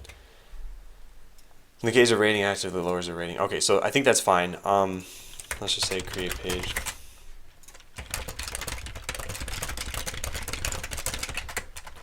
I won't pursue the point any longer, but I do believe it would make the game better. Maybe later in testing, it could be tried out for a couple days to see how it goes. But Pixlark, why does it make the game better for you? If you're saying because it's an anxiety-free mode, then I think the solution would be just make an unranked mode where people just make defenses and can attack other people's defenses.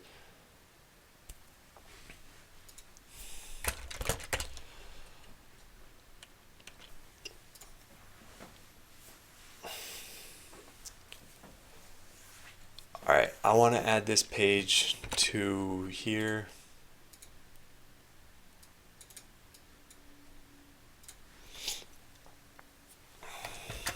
I want to make sure this is laid out correctly here. Yeah, great. Because I can definitely see wanting a mode in Botland where you don't feel pressure to rank up. But I don't think that if you played unranked, it should be the same pool of defenses as if you played ranked. Every day a new AI defense or AI attack is available and people can attempt to beat it for coins or experience or whatever.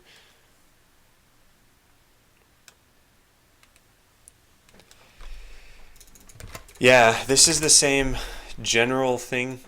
I think this will be fun for some players, and I think for other players they'll be like, I want the rewards and I don't want to have to think.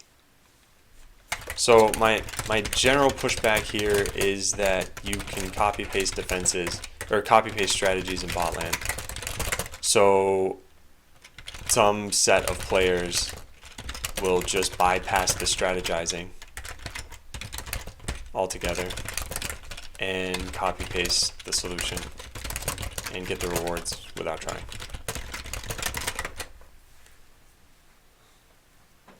I think it would make the game better because it would encourage the puzzle aspect where when you find a puzzle you want to solve it and you can try repeatedly. If it's completely random, it's less about the puzzles and more about general strategy. When the puzzle solution is posted on the internet, it would just encourage new puzzles to be constantly generated. Yeah, so Pixlark, to me, I think that's just like an unranked mode. And I don't think that's a bad idea. I think having unranked is fine. But I think challenging people in rank repeatedly until you beat them is not necessarily a good idea. I don't think it would matter so much if there were lots of players. But I think right now it matters because there aren't that many. And I think in the future it would matter if you could control who you're challenging.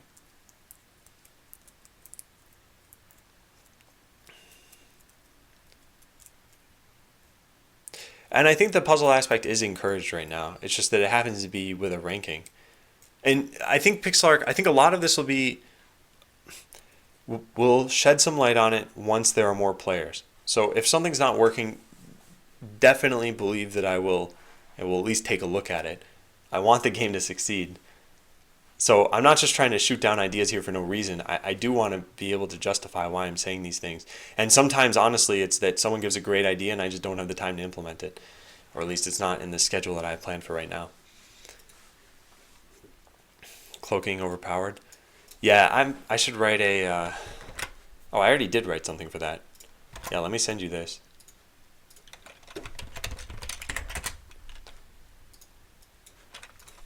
So, Hayes, I'm linking you to these 4 bullet points. You could just read them off the screen while I'm responding to chat.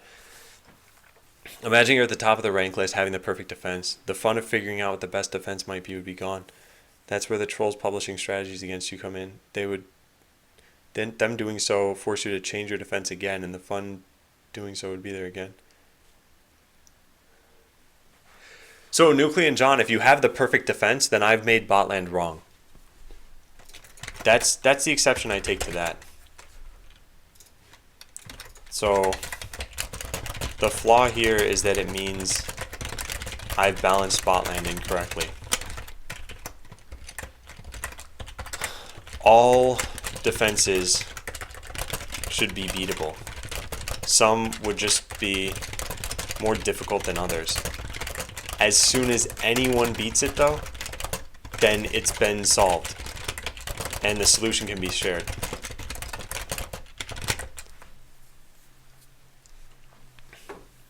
So the perfect defense, there will be a defense in the game with the highest win ratio, but if there's ever a defense with a 100% win ratio over more than like 5 games, that means that I have made a problem. What if you can't see the name of the defender in ranked mode until after the match? That would make it hard to search for the counter. It's actually a pretty good idea. I like that. I think the issue here is that this is slightly... Okay, so there are some things that make this a little bit tough. One is that bots have cosmetics. And at high levels, cosmetics would probably be relatively unique because players will have played for a while and they'll have enough bot coin to afford all of the cosmetic items. So that's what I think there. So what this would do, and this is actually a really interesting concept that's counter to how I want to run the game, is people would say, okay, I'll get around this. Check this out. Instead of customizing my bots, I will sell off all my cosmetic items and make all of my bots look like the default. Now, this happened in StarCraft. People made what are called barcode names. They wanted to anonymize themselves. So they just did this. And in StarCraft, this looks almost indiscernible from all the other names, so it just ends up looking like a barcode. And a lot of people on, I think at least the Korean ladder did this. So in Botland, the equivalent there would be they sell off all their cosmetic items and just make them look kind of the same so you can't really tell who this is. I think that's a bad thing for the game. Because I think cosmetics at least improve the appeal of it. And if all the defenses kind of look the same, it starts to just mesh together too much. There was one other thing I was going to say about this, which is that one of the original suggestions was having a what if you could choose who you're fighting against. And I guess in order to choose who you're fighting against, you're either picking them by name or by rank. So you'd need some other way to do this, I guess. So to avoid copy-paste method of solving puzzles, make it a weekly challenge with a scoreboard that's tailored to the challenge. Fewest moves, most damage, or whatever the challenge wants you to do. Yeah, I think that can be interesting. I think I see the ranked mode a bit different. Rather than a more permanent one, I'm imagining a hotly contested ranking where the top player changes every day as defenses are created and beat. So this is where I say I think we need to see what happens in the final game. Because this is one of the cases where theory crafting can very much work out to be different from the reality of something. So Pixelark, if that does turn out to be the case where the top players are constantly changing and they're changing, let's say, like plus or minus 100 ranks, that's actually pretty good. That means that there will be a sort of meta game. And you're not going to have a database of like, well, maybe people would do this, but you might not have a database of like the top 300 defenses in the game and how to beat them. Now, I say maybe people would do this because people have done some crazy stuff to reverse engineer games. I mean, if you look at World of Warcraft, Diablo 2, all of the very popular RPGs out there, someone has made a private server for it. And the amount of work that goes into that is insane. Now, that's for different reasons than to just beat the game. But still, people are willing to invest time to do what they want to do in video games. And that means that if there are motivated enough people out there who want to just win at Botland, they will come up with a way that lets them win, whatever that is, whether it's making random accounts and like working their way up, anything. Hey, Calic. You'll see this player strategy when the match starts, so in the second phase you'll definitely know what to do. Darkstorm, yeah, to some extent that's true. And sometimes you might have suffered enough casualties in the first phase where you can't implement the strategy you need in the second phase. And again, this is where I say I think we should see how the game goes. I think Alpha only sheds some light on this. I think to know what happens for real, we need to have more players. And that'll be what Beta's about, by the way. Not sure if you have that kind of feedback, but I thought this button would let me move the bot to another position in the list. Oh, I see. But once you click it, Avixator, you know what it does at that point. So I don't think that's such a bad thing. But I have not gotten that feedback before, no. So thank you. You had one of those barcode names? And hey, Endoran. I suppose it's kind of a feature to think about once a player base is there. Yeah. Yeah.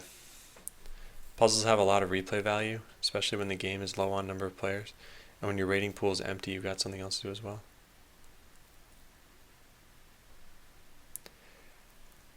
I don't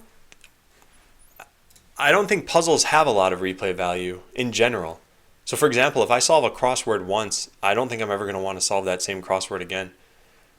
I think having a set of puzzles gives you play value, but I don't think there's replay value there.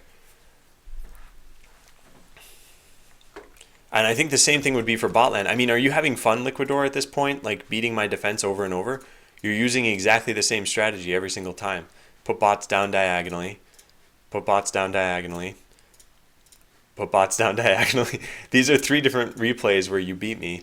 You figured out how to beat me, and then you thought, well, now that I know it, I'm just going to put my bots down. Now, maybe you're having fun beating me, but I don't think you're having fun figuring out what to do at this point because you know what to do.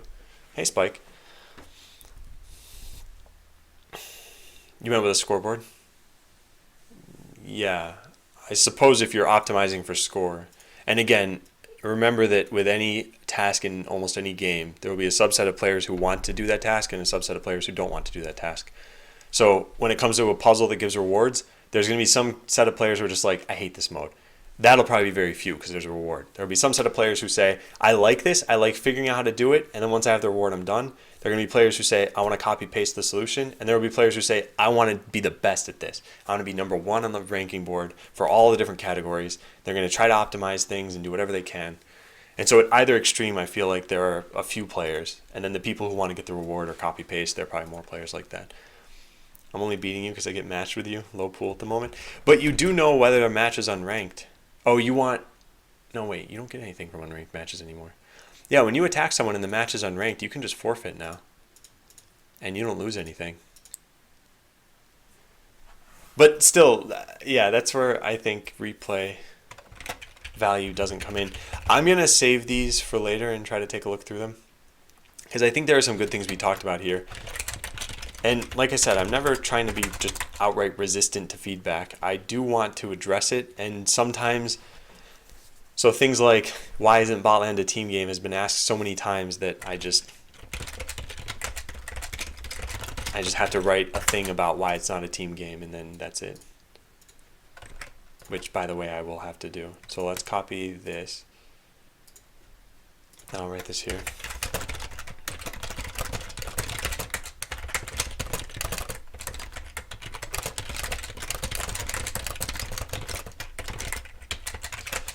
Alright. Wait, Liquidor, are you still getting experience for beating me? Because that shouldn't happen. I thought I changed that yesterday. Did I not? Is a ranked match. If is a ranked match, update Glico scores, and if is a ranked match, give experience. Yeah. You shouldn't be getting experience anymore, Liquidor. My reason behind puzzles is just related to the chess world. So, yeah, I'm not opposed to putting them in, but I'd really want to limit how much your rewards could be from that. Because like I said, I think the most similar thing I've seen done in a game is the single-player adventures in Hearthstone.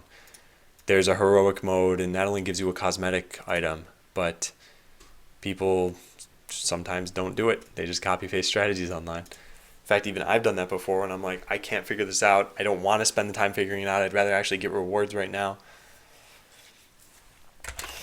Alright, so what we were doing before I left off here is this. So Zapper description. Oh yeah, and then I modified the page. So let's go back to that. No, in Liquidor, I think if it's just for the sake of having fun, then yeah, totally. I would probably want to implement something like that because I think that sort of thing can help. The problem is I think one of the reasons you typically want a mode like that is because you'd think, oh, I can play this offline. But the way Botland is set up is that you'll never actually be able to play offline because I need to contact the servers for a whole bunch of extra stuff.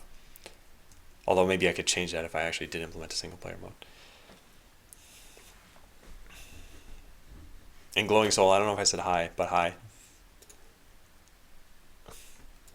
Who cares if they're taking the lazy route to do it? The point is they're playing the game at all.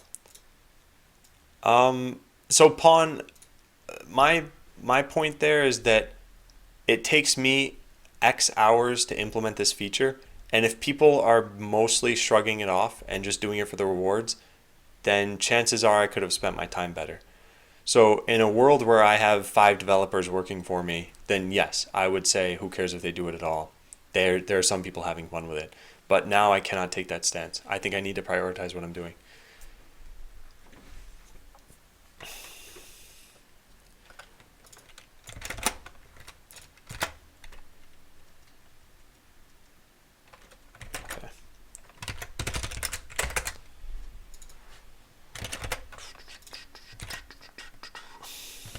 Okay, so close range, heavy damage weapon that grants the ability to charge.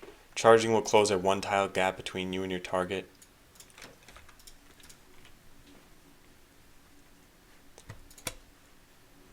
Okay, regeneration. Regenerates life each turn. Simple enough. Hey, Draklin. Friday, Draklin. So teleport. Teleports you to the target location.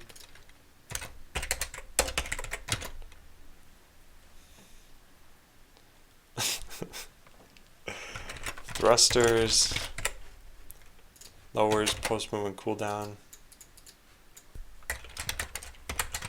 I think this is an awkward description for players, but I'm going to update that later. For right now, I'm just trying to get something in the game. Because right now, what you look at in the game is way more awkward, which is melee description, base artillery description, teleport description. So better to have something there than nothing. And then we can work on making the text better later.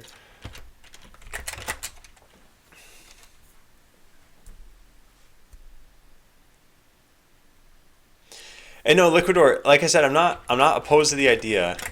I think the rewards thing, and I know that wasn't your main point, I think the rewards thing would have to be talked about, and then I think it's how much time does it take to implement something like that.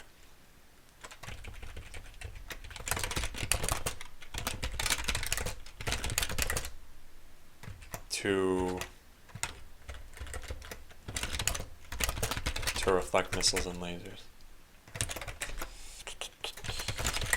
Okay, creates a shield to absorb damage. Landmines. Lays landmines that explode on enemy machines. I'll say bots. Inferno lasers. Allows you to fire lasers that set the target on fire. Allows you to shoot lasers. Allows you to fire lasers that ignite the target. Inferno Zapper. Temporarily enables an electric field around your bot, dealing damage to enemies at close range and igniting them.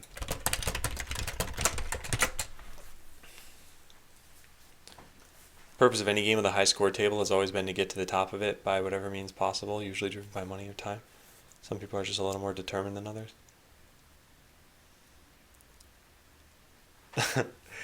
And yeah, Nadar, I agree, but every game with a high score, you still have that same problem that you have. Well, it's not even a problem, it's just a fact. There's some set of players who will care about the high score. There's some set of players who won't care about the high score. When I play Super Mario Brothers, there's a score in the game. I don't care about getting a high score on that. There's got to be someone out there in the world, though, who does. Same thing with like Donkey Kong. There are all those people who get to like kill screens on arcade games, and I'm not one of those people. But there are people like that. And I think there are two important parts. One is recognizing that that exists, and another is recognizing that you're not necessarily part of the group that's bigger. So for example, I use 2 monitors. I think the stats on that are something like, 1% of computer users use 2 monitors? So I might think, oh man, this is super important. I really want to develop a game for 2 monitors, but you got to realize that it's important to you sometimes, not to other people. Isn't 3 bots versus 8 a bit too hardcore? Has always been like that. Do I just need to up my game?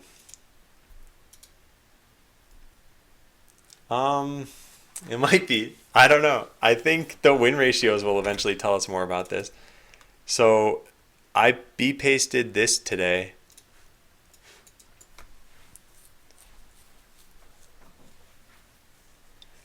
So here are attackers' win ratios. You can see that,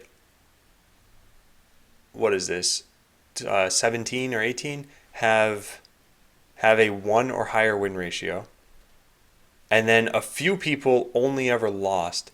I don't know if we can consider this data because a lot of people only lost once. So that might mean they just played a game and they're like, I don't know what I'm doing, and then just left. And then some people have a win ratio of like infinite, according to this.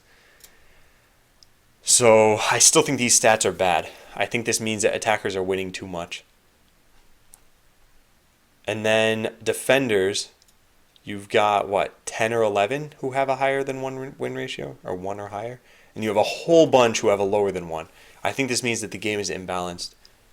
It could mean that defenders are just bad right now, but I think it means that it's imbalanced. Can you display the current computer level of the defender when attacking? I went from match to match where I was able to place a different number of bots. I wish it was more clear what level I'm attacking at. Yeah, so I could, and I will have to eventually do that. I'll write this under the feedback for now because I know people have talked about this a lot. But for now, there are a couple of things that you have. One is when you go to attack, the size of the arena indicates what level they are and also how many bots you can place overall. So when I go to attack someone here, there's no one to attack. I got to log in as Adam 2. When I go to attack someone, I know how many bots I can place overall, and I think that number goes up for every defender level. So for now, you can at least look at this. But yes, I agree. It's good feedback. I will have to do something about that. And hey, Nate Goody. Actually, it's more like 13%. Oh, wow, really? Source Microsoft. Huh. When I was at Microsoft, I thought it was 1%. Because we were... Okay.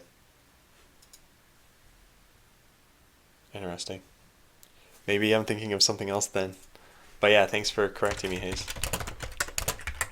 Are you planning on making the game stats available to players in some way beyond just rankings? Some things, Nadar, and some things might be available to just you guys during alpha. I follow Hearthstone a lot, and I think their communication isn't typically the best. And I think a lot of the times it's because the community is relatively inflammatory. And if they said something like, yeah, we designed that card poorly, it would be held against them forever. So I think there's something to be learned there. And what I take from that is that, let's say I published a bunch of usage statistics, and I said, okay, lasers are used by 70% of the people who play the game. Missiles are used by 80% of the people who play the game. Artillery is used by 90%, and then Zapper is used by like 1%. And people might take that to mean, wait a second, you need to buff this. Like, why aren't you buffing this? Why aren't you lowering the cost of that? So I think once the game releases and it's being scrutinized more, assuming it's popular, which is a pretty big assumption, then having stats like this out there, while they could be fun, I think they could also be misinterpreted sometimes. So I'm not sure is the short answer, and the long answer is what I just said before all of that. It's actually hard to not win in my perspective because you got 3 phases, at least how much I saw, but I didn't play too much. Yeah, hey, Simple. I think that's partially the case, and I think the other case is that just the numbers are off right now. So ignoring the first 2 levels, I'm not trying to balance these. These are like the starting levels. You shouldn't stay in them. If you do stay in them for longer than a week, it means something's wrong. So if you lose in these levels, that's okay. In the higher levels, it should be more balanced. So what I could do is num defender bots allowed. I could just bump this number up. I could say something like 16 and you'll always win. And I could say something like maybe 9. And now maybe the win ratio turns to about 50%. So we got to figure out what this is, how it works out. And yeah, I'm going to maybe make one of those tweaks today. Increase the amount of defender bots that everyone has access to. You know, what do you guys think about me wiping out alpha every week and just resetting the database from scratch? No, that's maybe not a good idea. Maybe I wipe out everyone's defense every week and then upgrade people's computer levels? I don't know. I gotta think about this.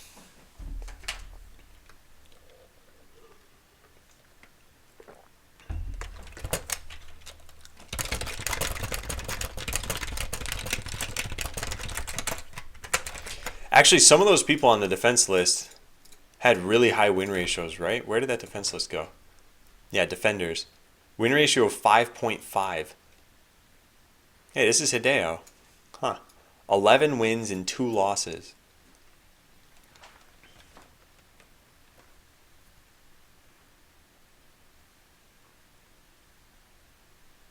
You got 222 Vexator? What? Wait, so where's Vexator on this list? Wait, where is Vexator on this list?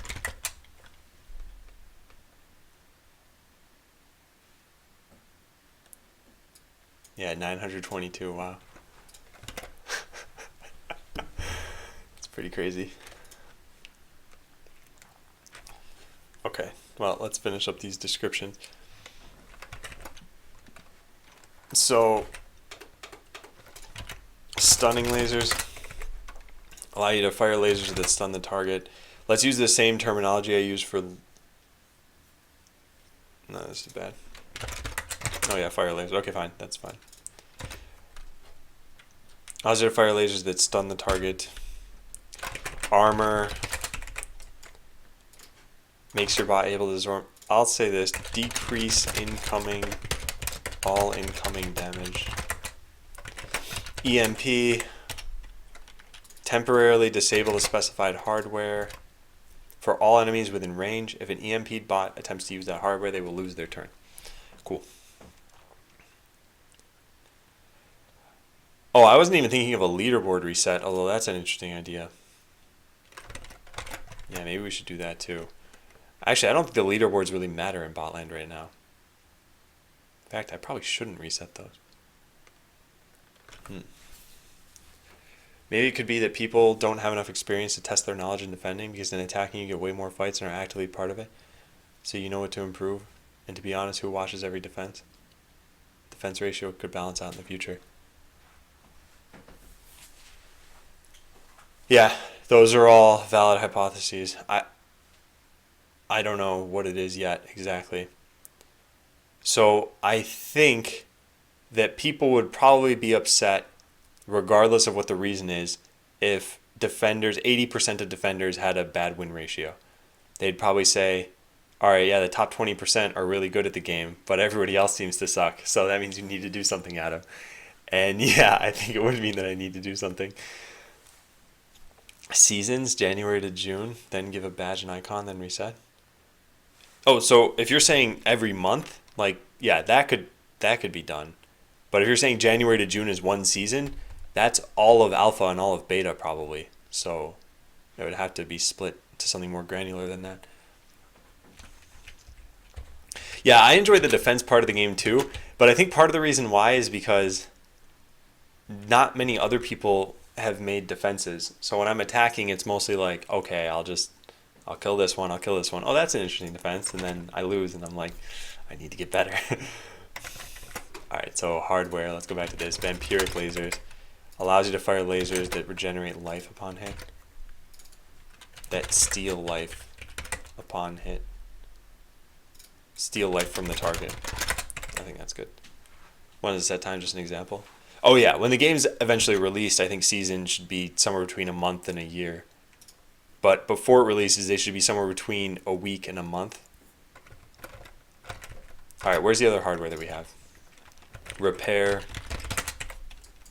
Repairs an ally bot. Repairs a friendly bot.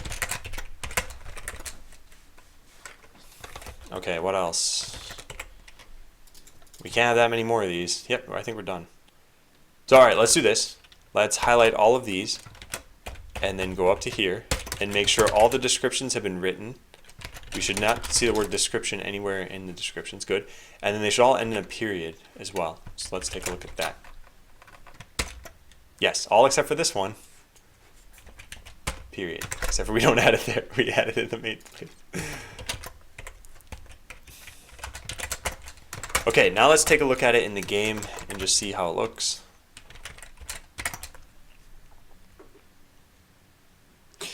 Yeah, I think seasons have a good game design reason and a good marketing reason. But I think it's hard to come up with a good strategy. Because every game that's popular has someone complaining about the ladder or the rankings or some class. Okay, yeah, I'd say in general this is mostly fine. We probably need to keep descriptions shorter than what we have for artillery. And in that case, we're pretty good. So these all show up over here now. Yeah. Okay, cool. Well, we have the descriptions in. Go attack me, guys. Profiles and badges, visual rewards for the ladder. Yeah, ladder is not going to be something that I focus on too much at release time probably. It's something I'll probably have to add in afterward. A lot of those kinds of features are dependent on a game being popular. Like, I don't think a ladder is that helpful if you have 20 players in the game. I think you don't need seasons at that point. So yeah, I don't think it's worth spending time on that just yet. Hey Marisha. Okay, so that's done. Let's go check that in. This was a pretty simple commit. I'm really pretty slow today. Sorry about that, guy. So update hardware descriptions. Many of them used to be base artillery description or something equally uninformative. Okay, update hardware progression list and figure out which hardware definitely makes sense and whether I should split defender versus attacker before release. Okay, so the hardware progression list. So do you guys have access to this? And also, before answering, if anyone else has answered yes, you don't need to answer because usually I get like 14 people saying yes. I only need to know if some people can access this. I want seasons next week. Because yeah, we learned that infinite shield is overpowered for attackers. That's what we learned. So we need to figure out what else is overpowered. Hey the Chromium. Reactive cloaking. Okay, cool. So people have access to this. Actually, I guess one of the things I could have done is just seen, are there other people here? Yeah, there are. Okay. All right, well, I'm still going to get 14 yeses. All right, so these things have all been coded. In fact, the only ones that haven't been coded is this, and this. This actually technically has been coded. It's just overpowered. So let me go look up what these things do, because I've already forgotten. Oh, also towers. This should be renamed to chips. And I don't even know why that's a list. All right, where is the hardware list? Here it is. Actually, I think I can just show this on screen.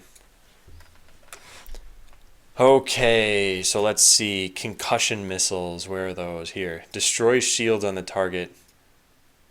Whoa, this is a long description. All right, let's take a look at it here. We settled on this instead of, say, ignoring shields, because from a player standpoint, concussion missiles are not as appealing as the other tens of options for your limited number of bot base. Yeah, the design's changed so much that I think it should just ignore shields now. Maybe. I don't know. When you do use this, it's not like you can just pick targets with shields. Yeah. Hey, Jacko.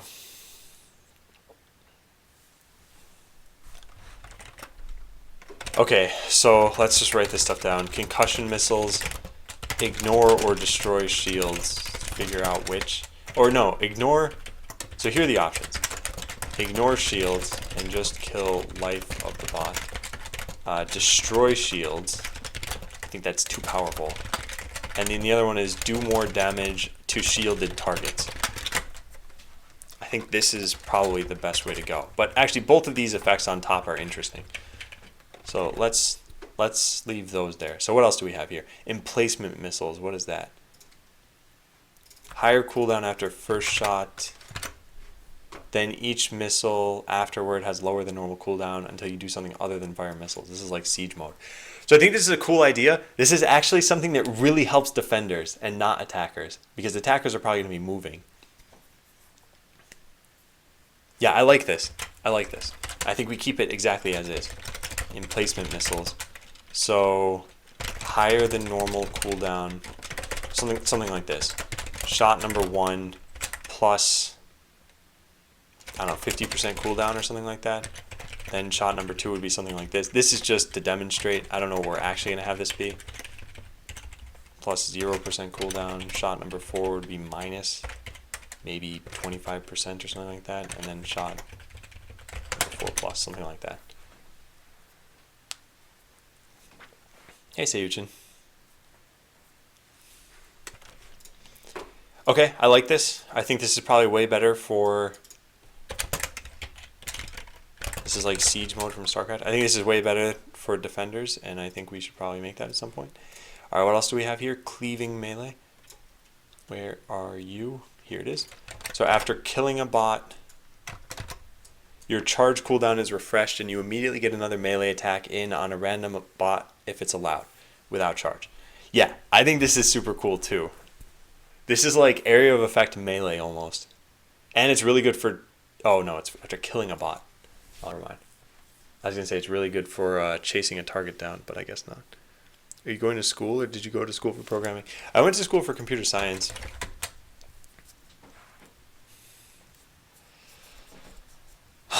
Okay. So this was cleaving melee. After killing a bot, your charge cooldown is refreshed and you immediately get another attack.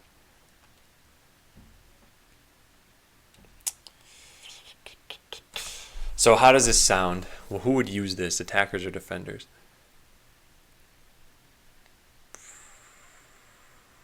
What would the balance need to be such that either one of them would use this? I think it can be used by both. I think attackers would probably prefer it. And let's see what the balance would have to be for this to make sense. I guess we need stats on how many bots get killed and how quickly. So 400, 475, 400, 475, 550. Hey, Skynet. So regular melee does this amount of damage. So level 1, 400, level 2, and level 3. So cleaving melee would have to do less because it's got an effect on it. So we could subtract 50 from each of these maybe. So what would happen is at level 3, you would kill something, charge would get refreshed, and you'd immediately damage something else. So you'd do an extra 500 damage. So if you're expected to kill something in 10 attacks, then it makes sense for you to pick cleaving melee because you get another attack in. Jumping missiles. Yeah, I think there will be something like that, and I'm not sure if it'll be for missiles or lasers. I want to try to keep hardware pretty interesting. In fact, that's probably a reason to get rid of some of the lasers that we have. Yeah, okay. I think something like this makes sense. On kill, refresh charge, and also perform another melee attack if possible.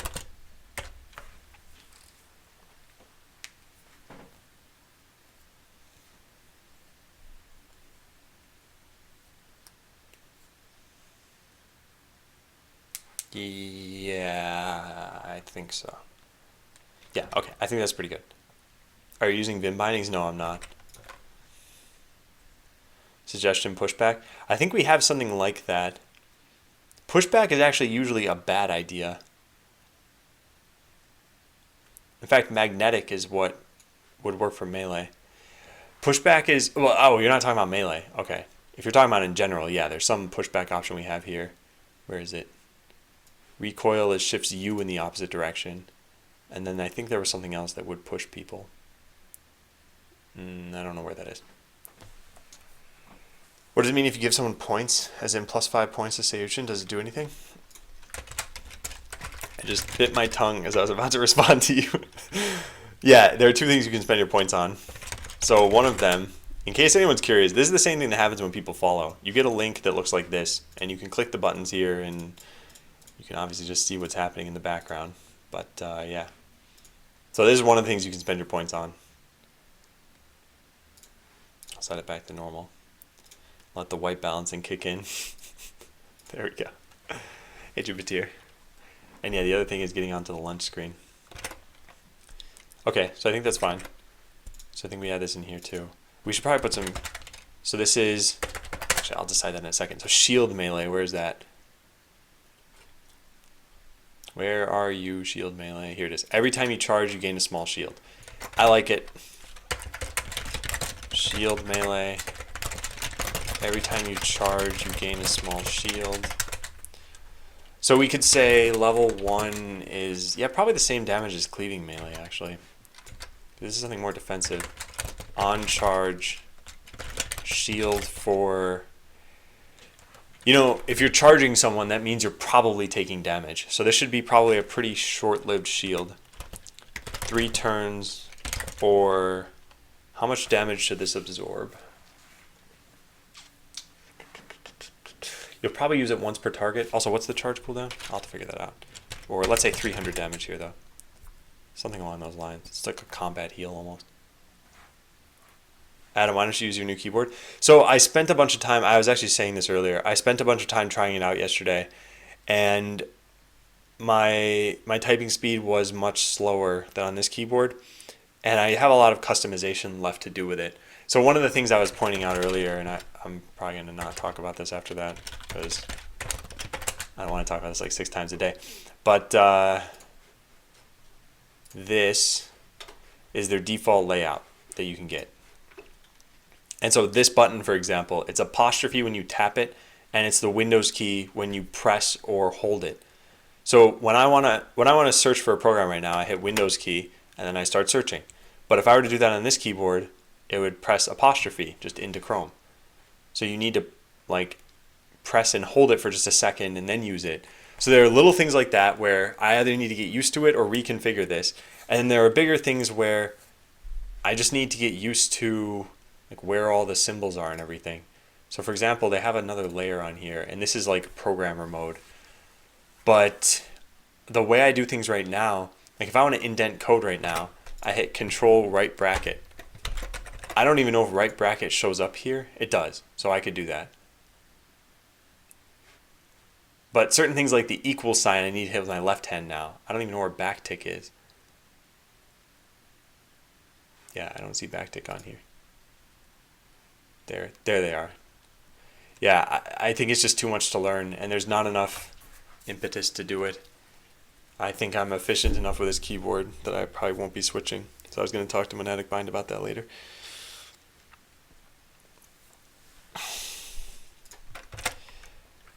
Alright, cool. How do I attack the chips? Can they even be attacked? Melee, find close to enemy chip does not work. So, Avixator, if you want that code, you need to first check to see if the chip exists. So check this out. So you would say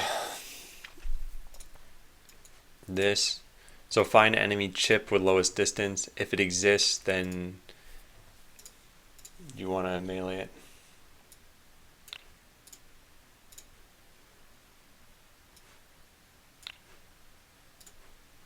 There's well melee hit. There. So this is the code that you want. So find the closest chip, see if it exists, and you'll melee it. And you could just put an AND statement here if you wanted to. So you could say, if it exists and I'll melee it, then melee it.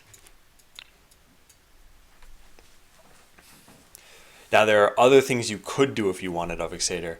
For example, you could also just do this. You could just say melee anything and then set your attack priority to just be chips before bots.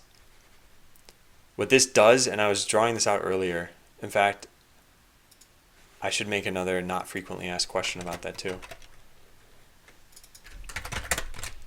Add a not frequently asked question about how attack priority works in Botland. Yeah.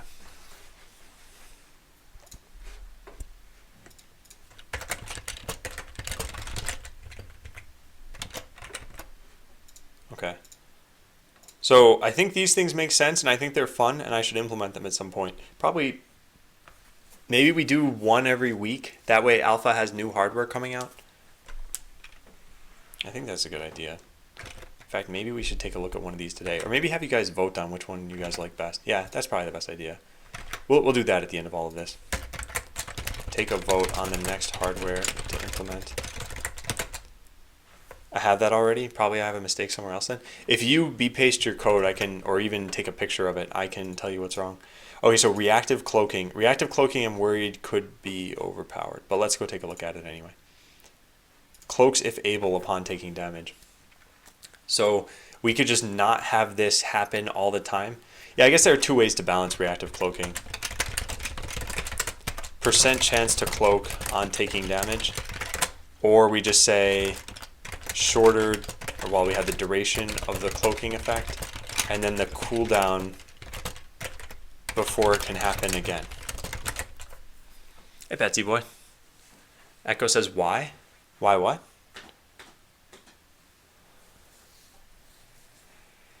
Yeah, I like this.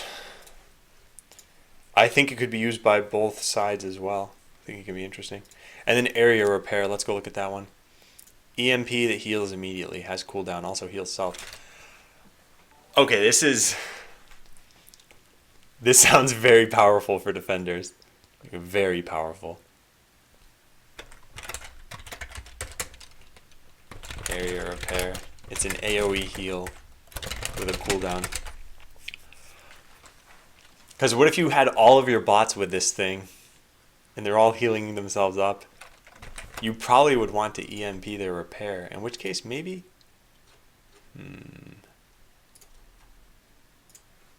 Can you EMP repair right now? You can't. What? I didn't do this? Oh wow, alright, that's a bug.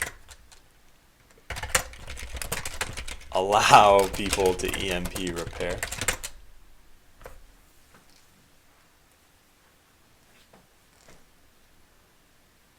You had 3 classes today? Why are you salty?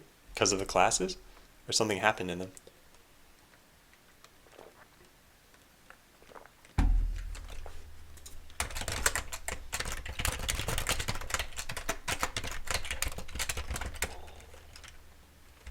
I don't know why I added the kappa there. I actually want to know.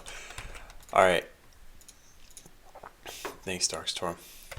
Okay, so I want to know what you guys want out of these, 1, 2, 3, 4, 5, 6 things. So I'm going to take a straw poll. Which hardware would you like to see in Botland next? So let's put these things here. Oh yeah, also we need to figure out how this works. Is it ignore shields, or is it do more damage to shielded targets?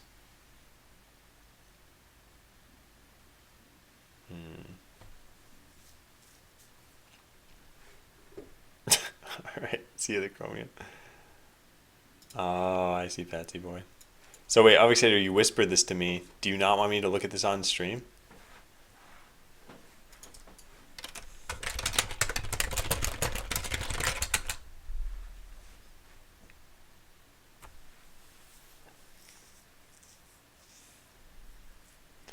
Anything that counters reflect. So this would not counter reflect. Sure, okay. So let's take a look.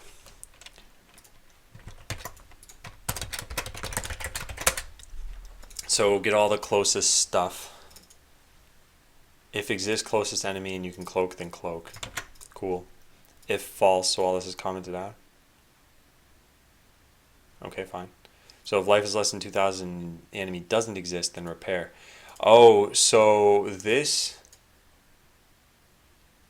What happens if you... Alright, let me take a look at something. If you don't have this, return null. Return null? Why did I do that?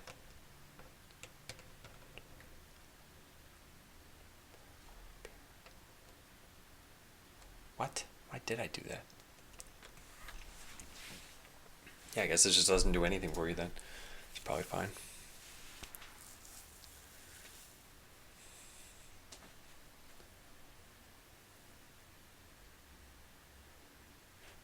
Sorry, I meant that as a whisper. Oh, okay, got it. Echo.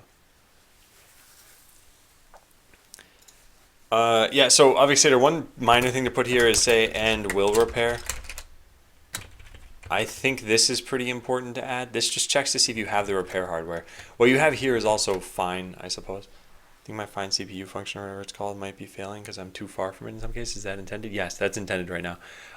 If it's for your own CPU pawn, eventually I will make it so that everyone knows where the CPU is, I think. Script works without the chip part, which I just added to prioritize chips. Okay, so if exists close to any chip, if will melee hit, then melee it, otherwise pursue it. No, this sounds fine. Yeah, this sounds fine. Priority enemy bot.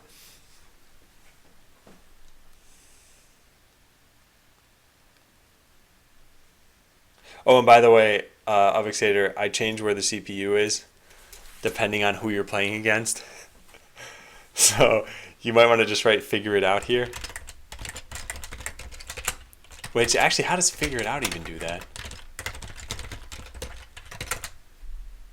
Dest X, dest Y. Oh, okay, that works. Yeah, weird. This should work. The only thing that I could think of is that your bot doesn't have melee, and so it's moving on top of the chip. But I don't know. Yeah, that's strange, Avixator. Can you tell me what is happening? Yeah, I think this should work. We could just paste this code in. So am I attacking? No, I'm not. Alright, let's go attack. So we'll give it melee and thrusters and create a new script. Unfortunately, this player doesn't have chips, so none of what I'm doing there matters. What matters is going in and making some chips.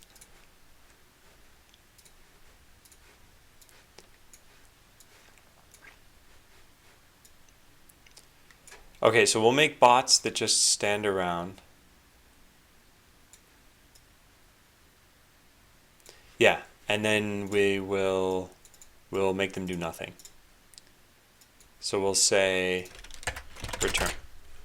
There, now they do nothing. We save that defense, we come back in and we attack them. And now we'll be able to see, will this target a chip first? So what should happen, according to your code, I believe, is we'll move to the chip. There's a bot right there, but we're still going to move to the chip. So let's hit commence and find out. You must place 2 more bots. Okay. Yeah, that's working. And then here, they don't know that the chip can't be moved to, and then they start attacking bots. You had no melee? Okay, well, everything's working great then. Can you repair allies? Yeah, you can. If you mean can you repair your chip or your CPU, then maybe. I don't know what the answer is. Alright, I still haven't figured out how I want this to work. Ignore shields or do more damage to shields. So if you saw an enemy that was heavily shielding, would you actually want to...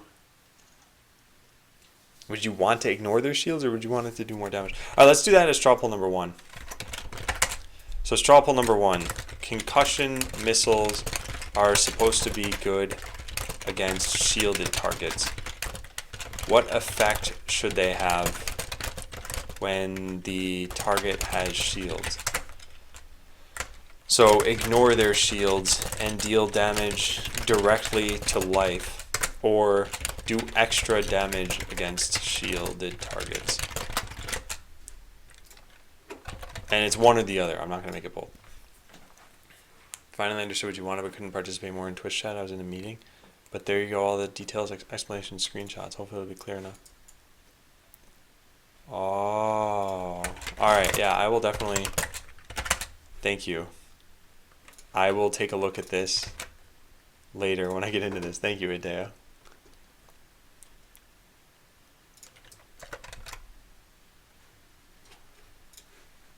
Okay.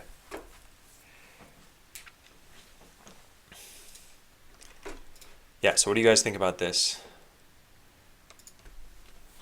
Oh, another ineffective straw poll where things are split very closely.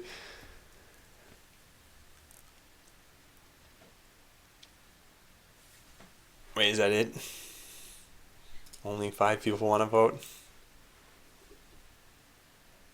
Because here's what I'm thinking. If they do extra damage to shielded targets, it's a hard counter to shields, I feel.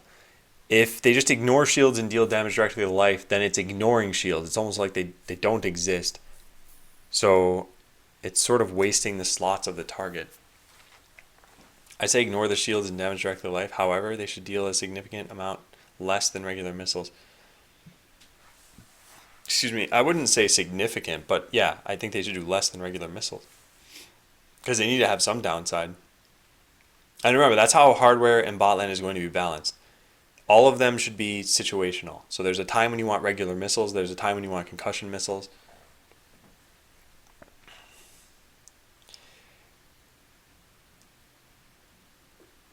You know what? No, maybe these things can be combined. What if... Okay, let's take a look at something. So missiles themselves right now...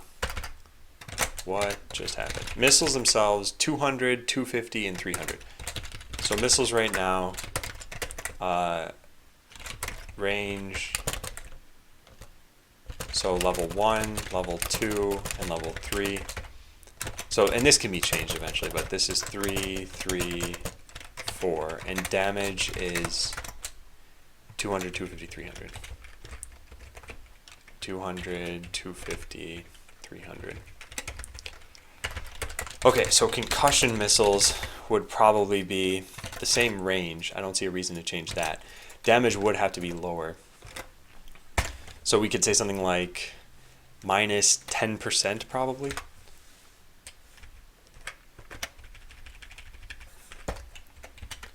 So minus 10% damage, and then against shielded targets, ignore shields, do plus 10% damage. So basically they turn into regular missiles at that point.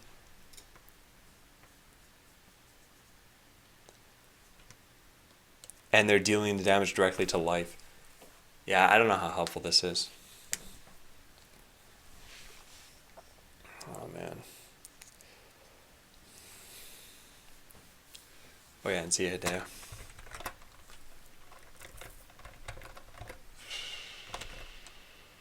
Yeah, I think it might need to be combined.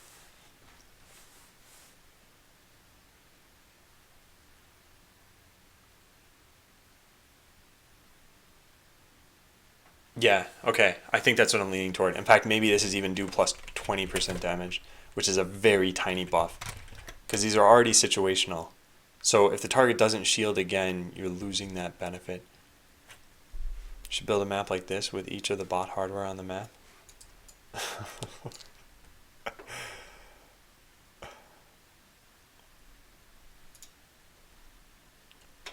Why? I don't see how this is helpful for anything.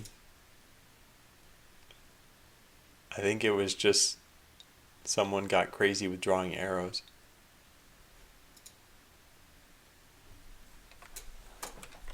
Okay. I think I'm gonna do something like this. Combine number 1 and number 2. So we'll say something along these lines.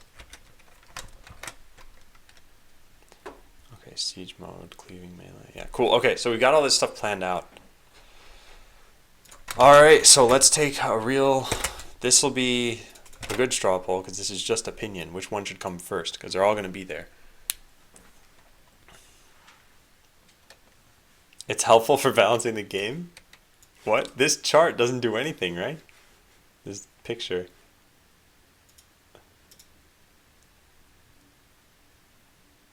I mean, I think there's a way of laying this out better than what I have here, maybe. But I don't think it's that. Alright, so concussion missiles. Deal extra damage to shielded targets. And also deal damage directly to... Well, I'll just say that for now. That way you get a feel for what it is just through the straw poll. That's not exactly how it works. So emplacement missiles, missiles that start off with a longer cooldown, but as you fire missiles, but firing missiles consecutively will lower the cooldown so that they end up shooting faster than normal missiles. It's a very interesting thing. I like it. Okay, so cleaving melee. Upon killing a target, this refreshes your charge cooldown and immediately melees an adjacent target if possible. Alright, then shield melee. Upon charging,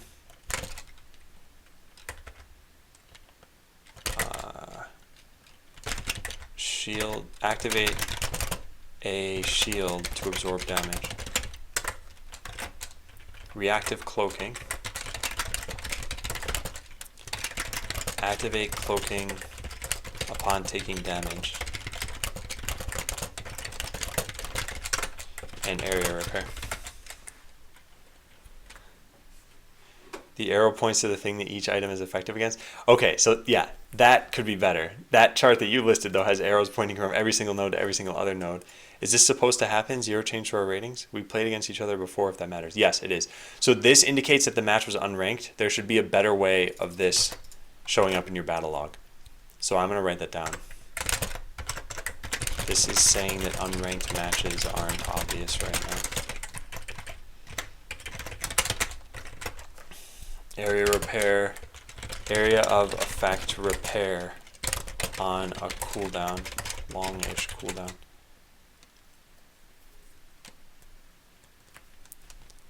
Okay, cool. So I think I will allow multiple poll answers for this one. Just defeated me again.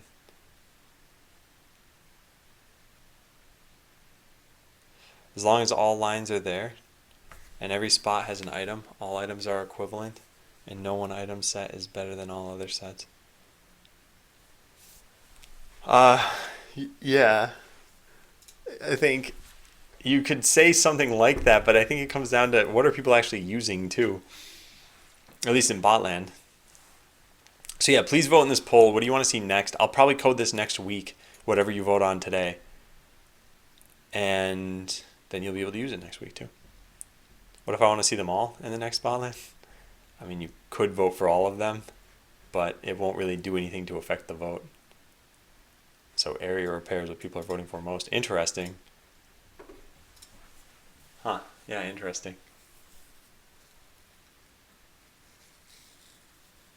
Yeah, I'll keep pasting this throughout the day, I think, because I do want to get people's feedback on this.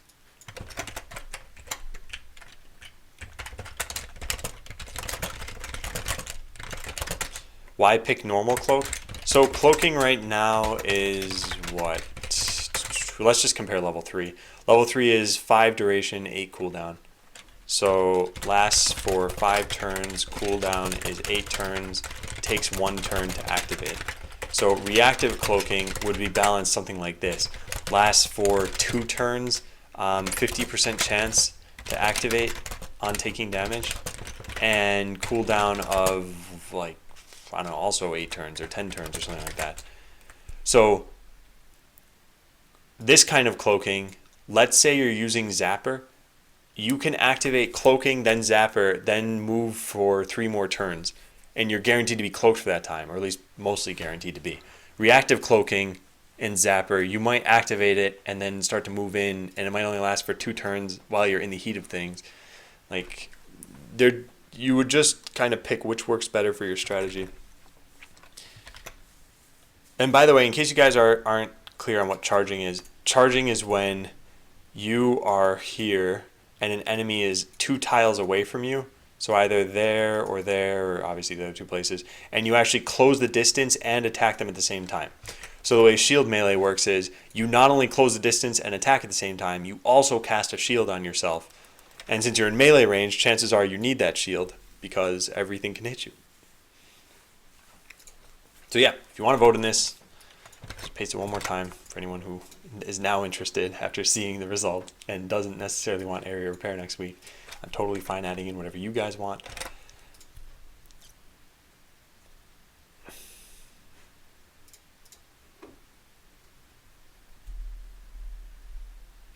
No, I understand what you're saying, Orphoria. What I was saying, though, is that this is not helpful. This is every single item points to every single other item. Right? I mean, I'm not going to count each individual arrow here, but I'm pretty sure this is not representing anything useful here. You could just list out the different things and say all of these should have arrows pointing to all of the other things. This is a helpful chart. This is communicating a lot of data in a succinct way, and it's easy to read too. I think most people who play Pokemon understand this and probably memorized it as well. Is there any plan for variable bot HP so I can have a low HP cloak scout bots and high HP CPU defending tank bots? There is not a plan for that through... There's not really a plan for that right now. So Pawn, if you want more HP, so if you want plus HP, just equip armor right now. So armor is plus 5%, 10%, or 15% damage reduction. This is almost like getting more HP. I know it's not exactly the same, but it's almost like that. You also have shield for doing things like that. And if you want less HP because you want to be more offensive, there's going to be things like Berserk Melee or something, which is like self-damage in order to move faster or something like that. I don't know.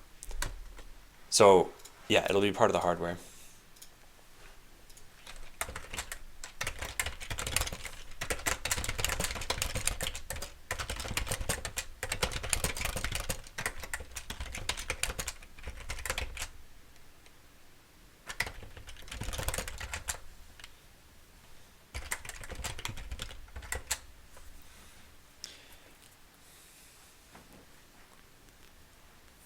Oh, each item points exactly half of the other item? Okay. Well, it's still a bad way of representing that data because it's impossible to follow. Okay, cool. Well, we'll keep this around. I need to explain this stuff somewhere. And I don't really want to lose this. I'll write this down for the next roadmap. Figure out how hardware makes sense, whether it's a split attacker and defender. Okay, so conclusion. Most of the hardware still makes sense. At least in theory. So I shouldn't split attacker and defender hardware yet. I think the point was to get something that wasn't infinite shield. So this is cut for now. Let's just delete it. And let's see if there's something else for shield that makes sense.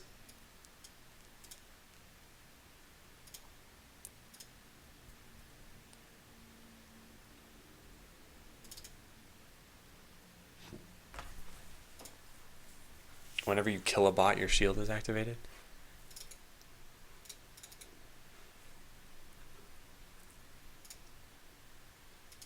No, I don't like any of these. Well, what else needs some love here? Thrusters. Where are thrusters? Evade.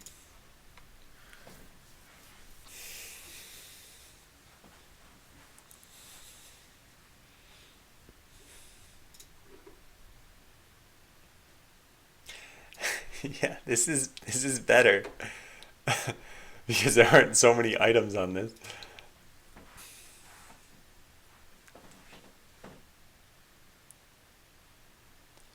Bad for you, but good for me. Different minds understand information differently. It's not intrinsically bad. I think it is intrinsically bad. I'm talking about that particular chart. I'm not talking about that kind of chart. That kind of chart is fine. This thing is terrible. I think this is intrinsically bad.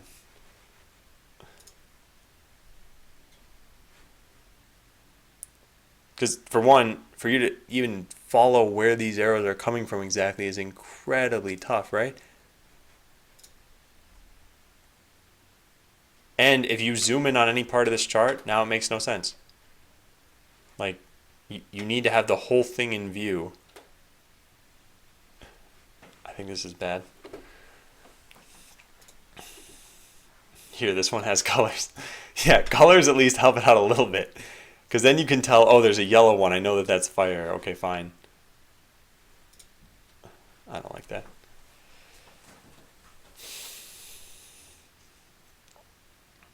Is the game itself even better than rock, paper, scissors, though? Is what game? Oh, the extra rock, paper, scissors stuff? Yeah, I don't know. Okay, so we should definitely add something else in here, but for right now, I think we're going to leave these in. Let's put in some explanations.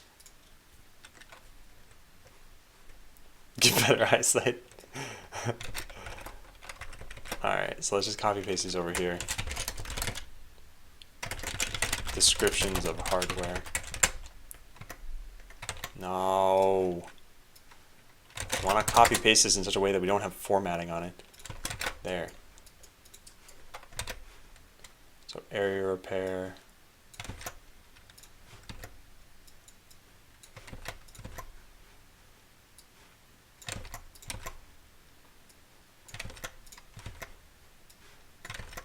There.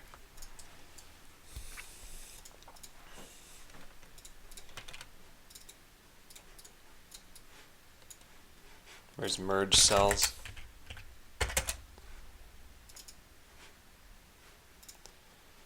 Great.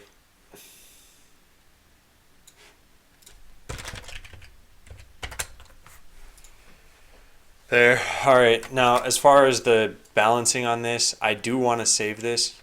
I think it's a good starting point. So hardware balance.txt. We'll put this here. We'll say take a vote on next hardware. Once a week, implement a new piece of hardware.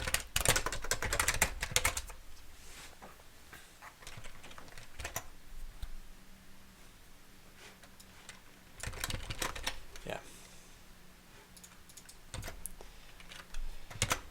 Okay, great. So we're done with that. So for launch, we're going to have what? How many cells are there that are not green? 3, 7, 10, 13, 16, 18. So there's 18 things to unlock. I think that, I mean, I only had 19, but still, where did I write this? Here we go. So yeah, you start with 7, and there were 19 you could unlock. So now there's only 18 you can unlock. So you'll get to this point. Yeah.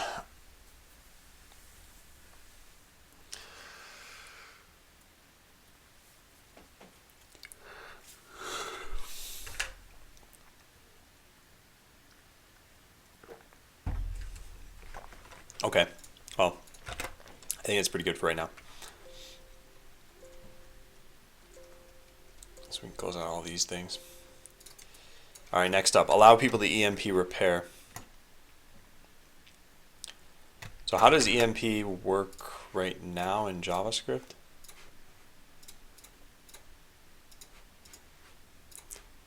Oh, it's just quotes. Okay. So in Blockly then, we need to add a new thing. We have, how many tags do we have here? We have 11 tags. And how many tags are there total? 15. So not allowing you to EMP landmines, that's totally fine. You can't EMP thrusters. So that brings it down to 13. So what are the other ones? Armor, yeah, you can't EMP that. You can't EMP regen. That's 4, so 11. What? I'm missing something. I'm definitely missing something. Okay, let me take a look at this again. There are these tags total, and there are these tags that we actually used.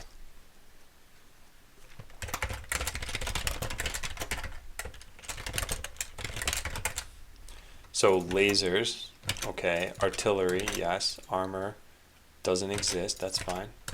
That's fine, that's fine. Repair isn't there, regen shouldn't be there, EMP, teleport. Oh, I see. Landmines is possible, but it's just stupid. Okay, so then repair is all we need to add.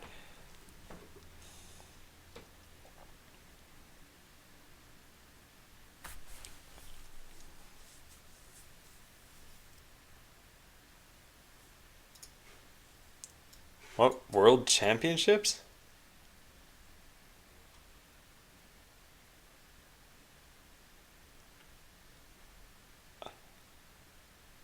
This can't be real. Is this real?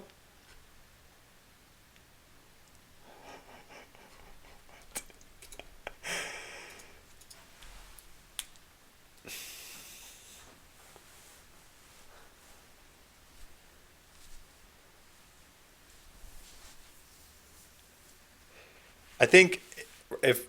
Okay. I'm done. Reality's not making sense. Alright, where should repair go here? Probably beneath shield. Repair, tags.repair. And then in EMP,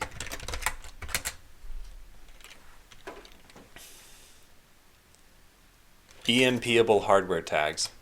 Aha, I found it. So we just had to add repair to this list. Done. Oh, it's already there. Oh. So you... Oh. So all I needed to do is just add it to this list and we're fine. All right, let's test it out. So here we go. we have to make a defense with repair bots. So we need to buy repair.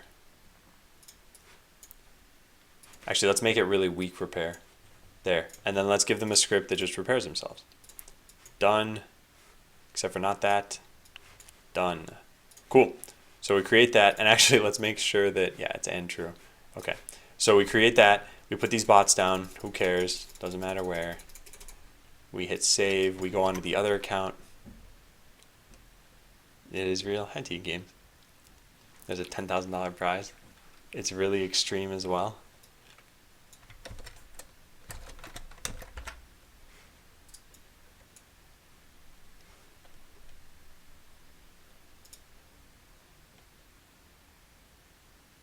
What did I just watch?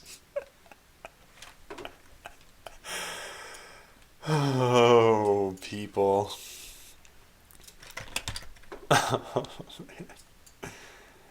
Alright, so we need to go get EMP. Do we even have the money for that? Yeah, we do. So we need something that does damage. So I guess let's go with lasers. And then we need EMP. So I'm going to make a script that says shoot lasers and there's a % chance to use EMP on repair. Yeah, let's say, yeah, 30%. It's probably fine.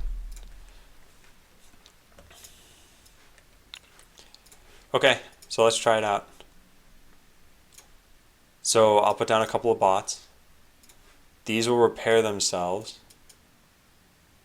but only when they're not EMP'd. So actually we got to look at how much their life is going down by. 200, 200, 200. I think it's working. Yes, it is. Okay, cool.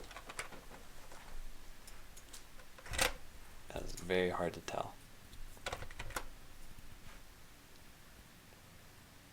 There's a better way I could have set up this test so that it wasn't so hard to tell. I could just make repair always healed into full life. But whatever, I'm satisfied. Okay, let's check it in. Allow EMP repair through Blockly. Add a not FAQ about how attack priority works in botland. I'm going to do this later.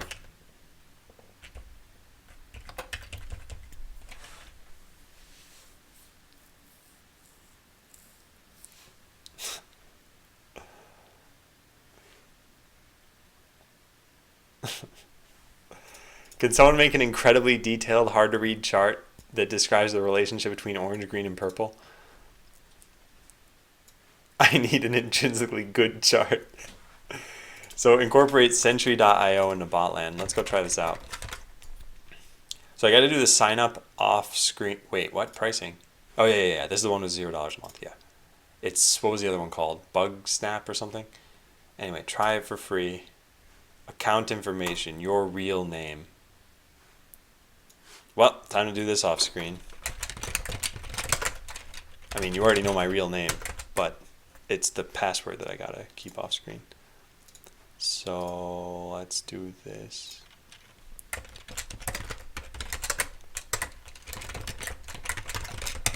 And yes, I know you can see my keyboard camera. I'm not actually typing a password. I'm just typing into KeePass and then copy pasting the password. Organization name. If you're signing up for a personal account, try using your own name. Should I sign up for the company or what?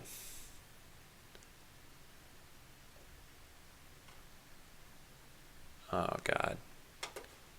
Oh God, I gotta read through this thing now. Fine.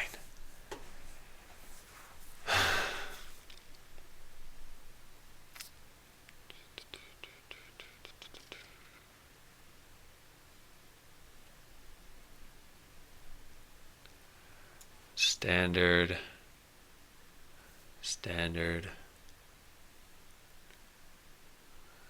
Yeah.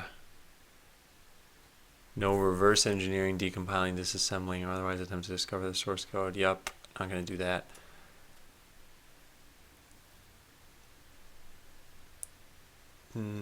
Yeah, cool. So we're good on that. How long is this thing? All right, it's actually not too bad as far as terms of service go.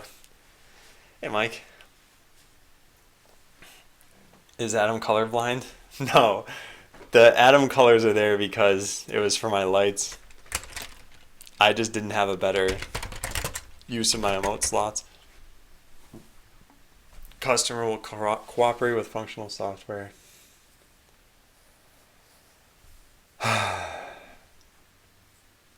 Yeah, this is fine. Honestly, if they cut out any of my service, that's okay. I just won't use them.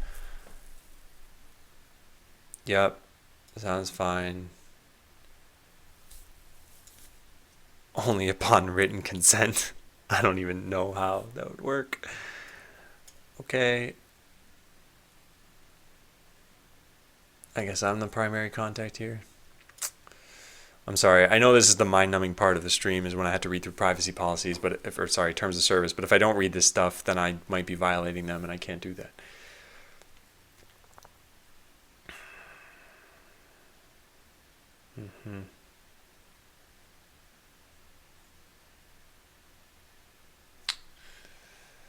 Yep.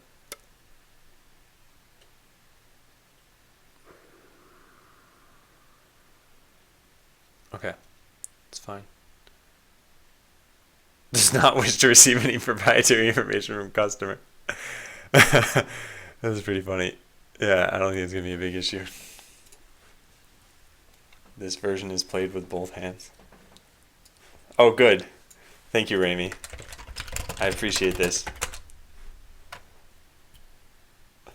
Alright, good. In case anyone ever asks, now we know.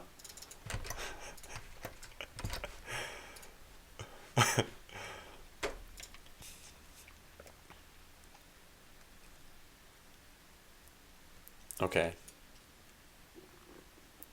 The services including the reports are their information. Is there any feedback to find below? I wonder what they consider that to be.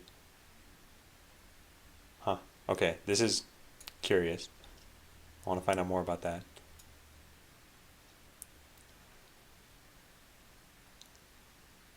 Interesting.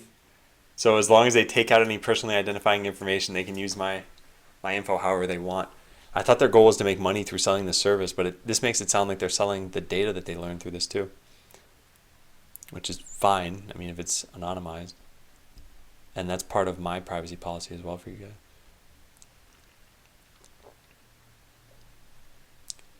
Okay, that's fine. Yeah, this whole thing about using all customer data. And actually, no, this violates what they said here, right? Oh, may de-identify. Oh. Because here they say they can use pretty much anything I have. So I guess they don't have to do that. Hey, Paladar. 1 point for half a minute's work. Alright, fees and payment. Yeah, I'm going to be using the free tier for now anyway. Yeah. Late payments, 1.5% per month. Wow, they charge interest.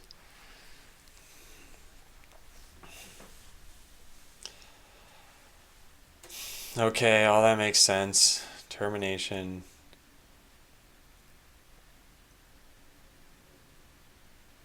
Wait, what? There are too many parentheses here for me to follow what's going on.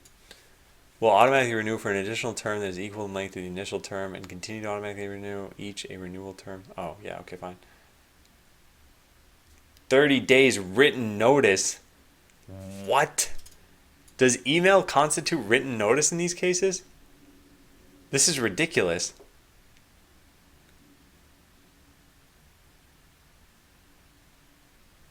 Yeah, this is ridiculous.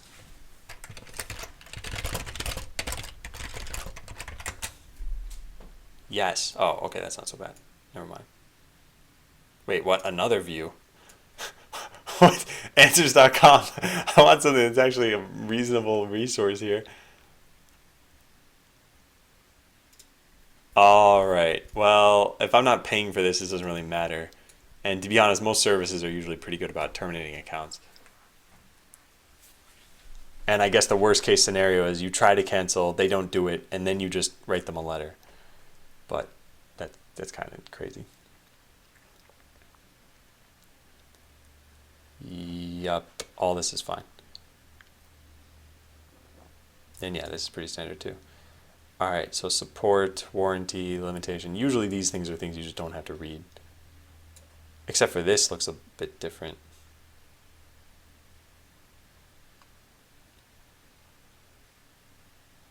Yeah.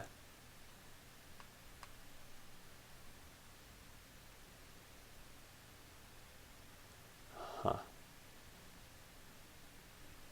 Okay. Cool. Well, sounds pretty good. Rock, paper, scissors.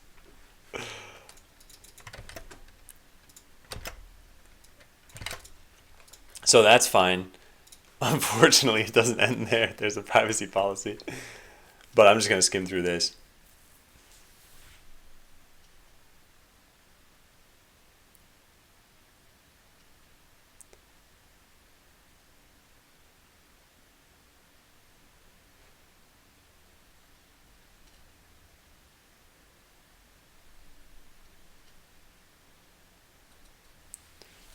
Okay.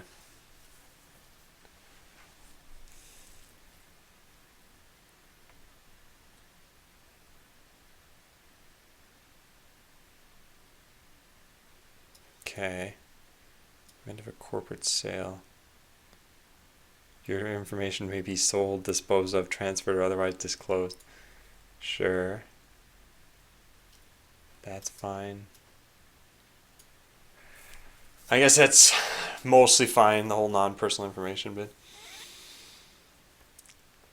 Alright. Well, this was boring. But we're going to get to the implementation part as soon as I'm done skimming this. EU-US Privacy Shield. Never heard of this. Huh. Interesting. Your rights. If you are from the EU, you may have a right to access a copy of the personal information we hold about you. Huh. I wonder where that word may comes into play. And it's not just you have the right. Okay. They updated this after they updated their terms of service. Interesting. Wonder if they had any issues. But that's it. So we can do this. Billing. Optional. Okay, and that, folks, is how you sign up for a website. Just takes what? How many years? Create a new project. Projects allow you to scope events to a specific application in your organization. For example, you might have separate projects for production versus development, or separate projects for web versus mobile. So I guess let's call this Botland development. Create project. Whoa. Okay, I should probably show this to you guys on screen now because there's more stuff going on here, and hopefully this doesn't show anything private. So configure your application. Get started by selecting the platform or language that powers your application. Popular JavaScript.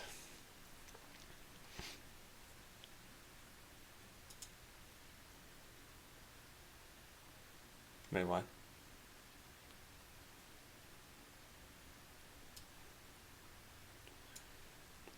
The easiest way to load Raven is directly from our CDN.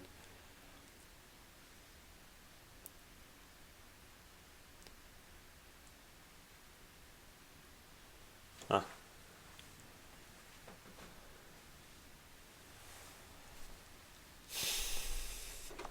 I mean, maybe I should just go with the node one here. Generic node.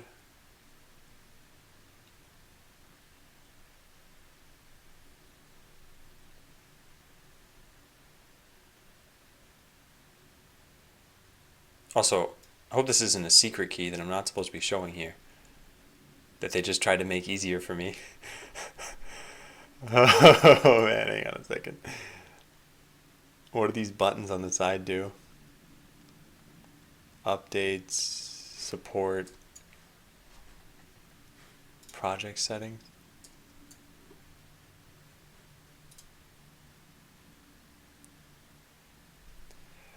Yeah, I'm pretty sure that was supposed to be private.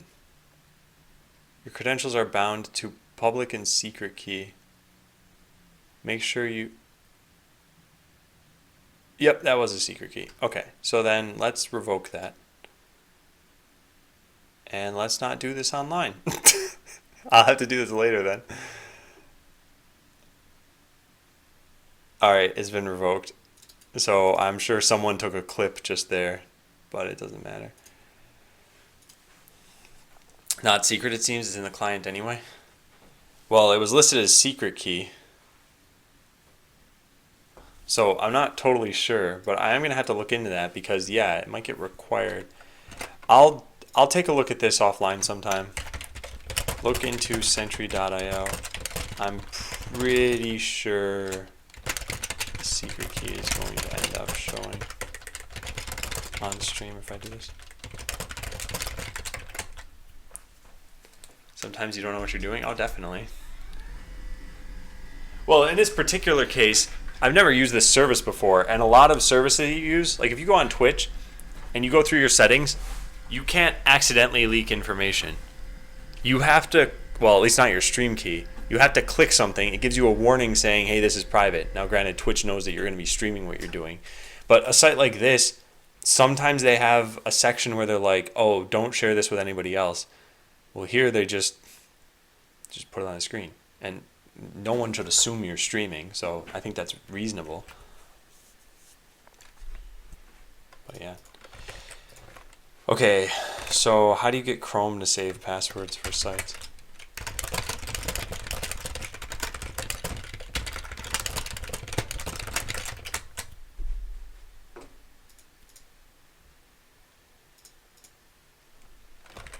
So if I go to play.bot.land, how do I get it so that Chrome asks me, do you want to save your password?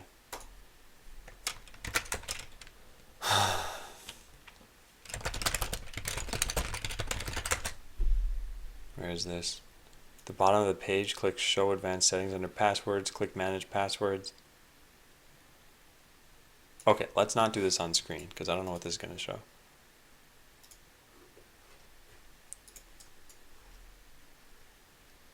Where's passwords?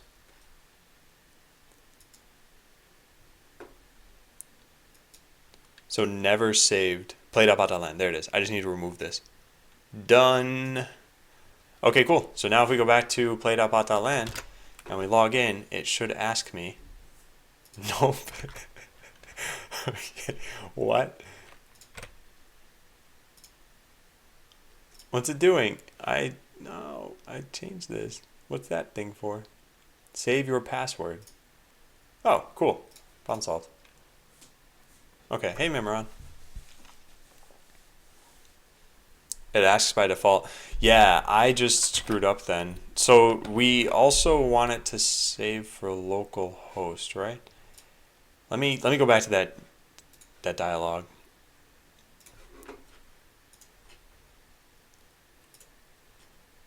So yeah, it's disabled for localhost right now. Let's enable it and see how this works. So now I go to localhost. I type in my password. Save. Now let's get rid of the local storage stuff that I have. Do I want some of your fries? I don't eat French fries.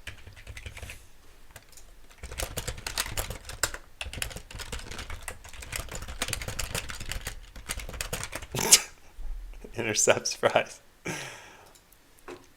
Alright, so this whole last used password, we have set item, we have read values from local storage, and then we have this. So let's get rid of this. Set login typed values.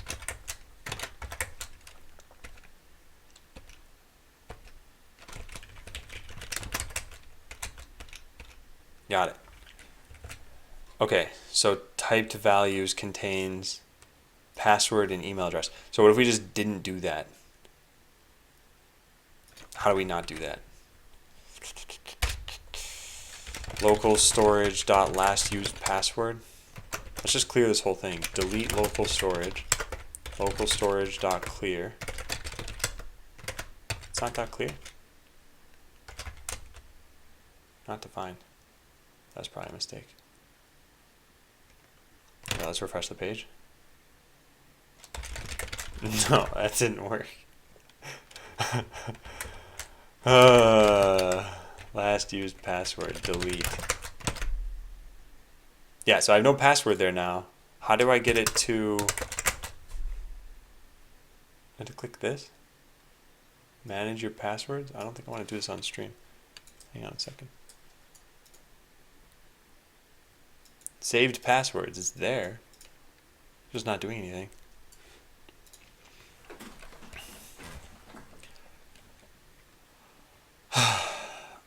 Maybe there's something that needs to tell Chrome that this is a login page. Input type equals password. I wonder if there's another input type. Like a username input type. Type equals text. URL, time, week, text. Page number, month, file. No, none of these are right.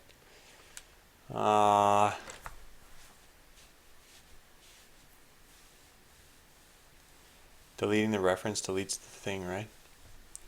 Well, yeah, I screwed that up the first time. I meant to clear it. But this time, I did delete just the password. I wonder if I have to just type my username again or something? What if we delete everything? Local storage.clear. And I refresh the page, this will be blank. So now, shouldn't it ask, well, how does this work? Give it a form? Yeah, maybe.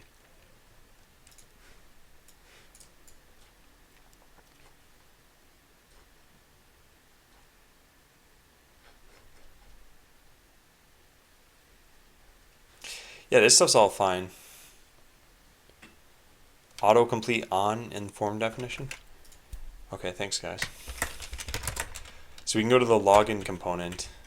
I probably never actually made this a form. That's probably why. Yeah, I just have some inputs. Okay, so HTML form.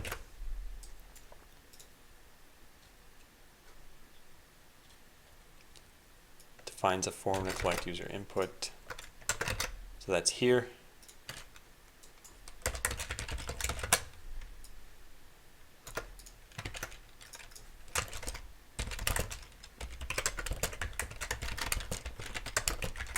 Hey Casper.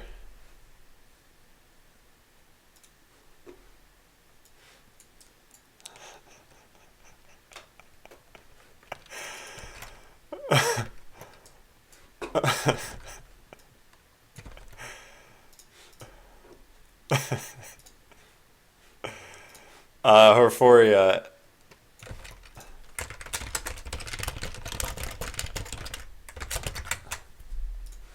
I think you need to understand how this works.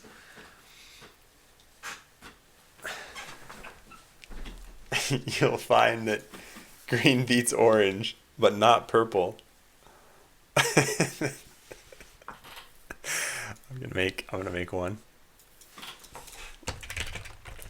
Alright, so I have a form. Now what about this whole autofill stuff? I don't even want an action necessarily. I just want to see if does this do anything? Now that it knows that it's a form. Whoa, it autofilled it in. Nice. Look at that. Look at that, everybody. I can just connect. I don't need to type anything. In fact, what happens if I... Oh, no, that wouldn't matter. It'll probably ask if I want to save it for Adam too, though. So, sure. Adam, where did you get that Twitch sweater? They sent it to me. I think they said, wow, that's actually pretty cool. So now I can have this just pick Adam 1 or Adam 2 for me. However, I still think it's worthwhile to add buttons here. That way I don't need to use the keyboard at all or click twice. I can just click once. Wow. That graph is arbitrary and has zero basis on fact. Wrong. Rami made it. Rami RM. You might have heard of him.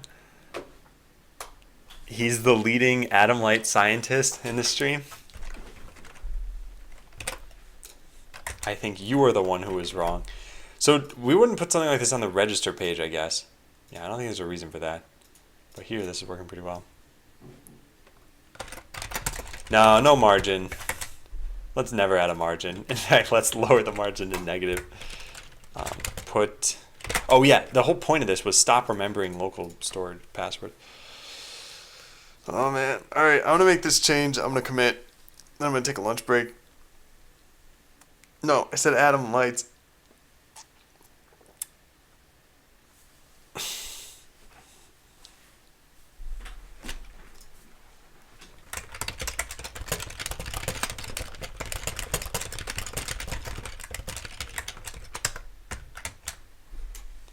Autocomplete equals off on sign up.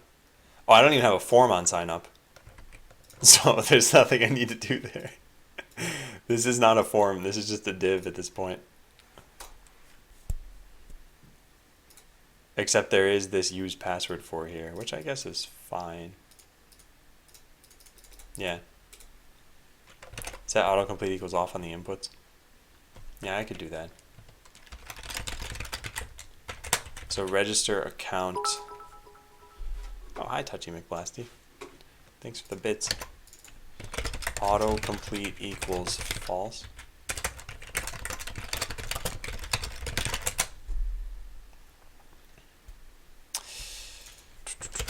What's this called? Autofocus. I just want to find a list of all of the React properties. There's autofocus, there's what, disable, there's a whole bunch of other ones. I was hoping this would find it for me. DOM elements. Aha, found it. So there's autocomplete. What do we set that to though?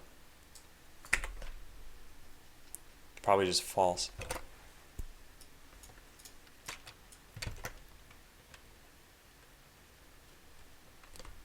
Input email address. Password. Password. Okay, let's try that.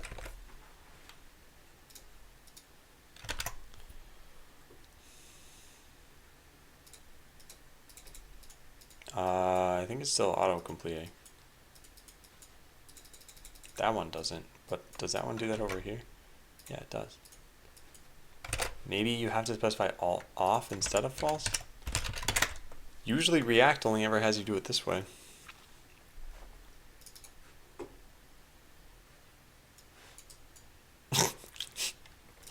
Alright, good job, Patsy boy.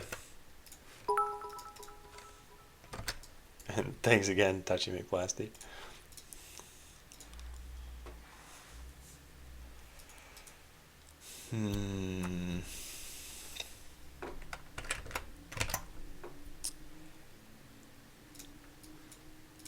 Okay. No, this still doesn't do anything. I don't think this really matters. Right? Although I can't seem to get this to stop.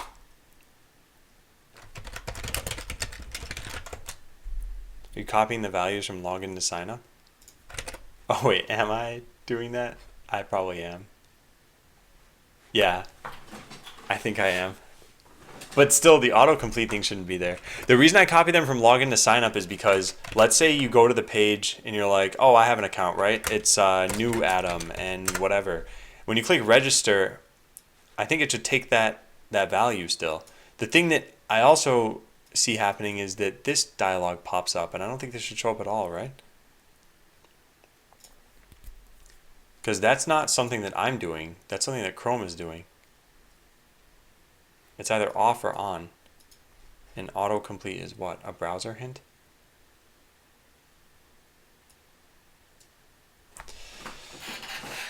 No, I think this is different from how the rest of this works. I think autocomplete is when you have something like name, address, email, zip code, phone number, whatever, and you type the name of Adam and it just automatically populates this, like adam@mail.com. I think saying autocomplete off makes it stop doing that. I don't think it'll ever make this thing stop popping up passwords that you have saved for the site. Why would you want autocomplete on a sign up? I think you want this particular thing on a sign up. If you go to try to connect to this account, you're like, oh yeah, I made an account. And it says, could not log in, perhaps your username and password is wrong. And you're like, oh, I just never made the account. Then yeah, registering, I think it should copy paste what you thought you had. And that way you can just make the account really quickly.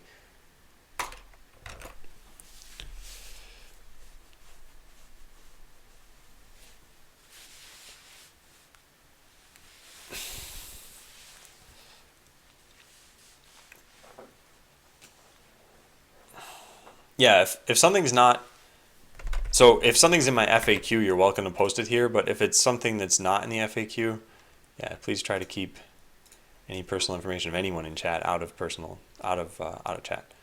So like I said, this does say where do you live. So you do know I live in Washington State just from this. But this also asks how old are you, and I said I don't answer that. So if you happen to find that, I will certainly ban you from chat. No, actually, I probably won't ban you from chat. But yeah, don't do that.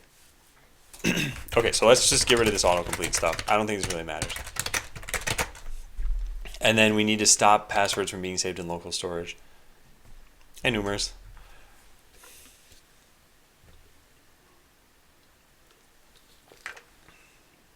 What is what, numerous?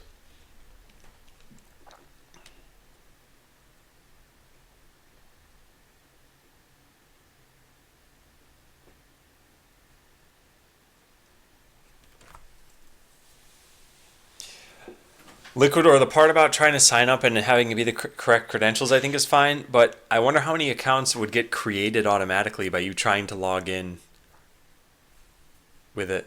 Oh, that doesn't make any sense. I can't do that anyway. Adam has legs. You jerk, Mimron. Okay, so login type values, and these come from... Well, no, there are actually sites, Liquidor, where you try to register, and if the account does already exist, it just logs you in. That's definitely possible. But the other way around wouldn't happen. All right, so what we don't want is for your password to get saved to local storage. That's all. So where does this happen?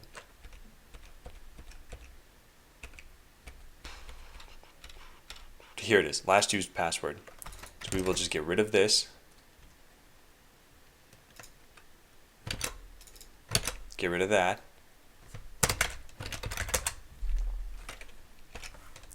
Get rid of that. And that.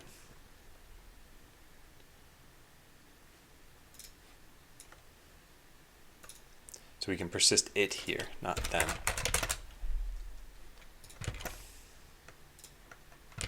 Okay, and that should be everything, right?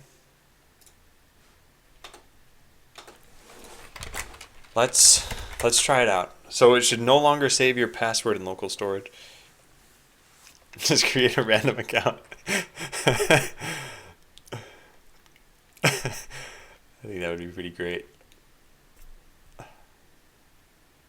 Come on, lint. Okay, so let's log in localhost 3000. We're going to do this in an incognito tab so we have nothing saved. We type Adam. Wait, why? Why doesn't it? Wait, this is a Chrome thing, but that seems pretty frustrating. If you say Adam and hit enter. Okay, Adam is. Can I tap? What? Oh, there we go. You have to press down and hit enter. Okay, that makes sense. That's fine, actually. So now we connect. Then we refresh the page. And it should not have saved that to local storage. Perfect. Yeah, perfect. Yeah, so this was Spurman's suggestion yesterday. And that's a pretty good suggestion. So we're done with that.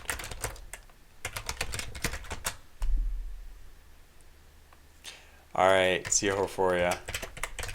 I hope you get a lot of skill at rock, paper, scissors in this break that you're taking. Stop saving password to local storage. I'm letting the browser save the name/password when logging in or registering. Let's just make sure that's actually the case. If I create a new account, Adam99, just pick Adam 10. Password, no, not even password. Hello world. Hello world. Didn't ask me to save it. Is that not going to work now? Or does this just not work in incognito mode? Let's try it here.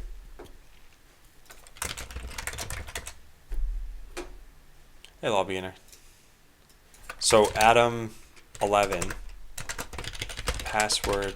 No, not even password. Hello world. Yeah, it does ask if I want to save this. So I can just click the X right now, and I'll just have Adam and Adam. Wait. Yeah, perfect. Okay, this works how I want. Great. We're good. Suggestion control ask when editing a script. Yeah, that's a polished thing I should eventually add.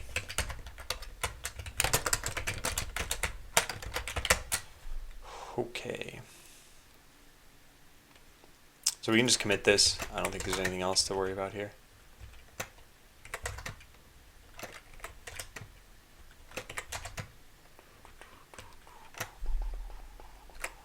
Cool. Autofocus the username field. That's already done, Matty Bot. You see, if I just start typing, it already has the focus. So that part's done.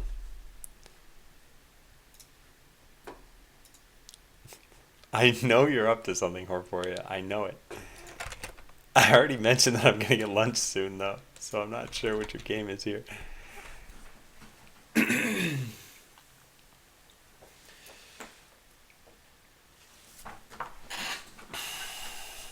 Oh, I see. Yeah.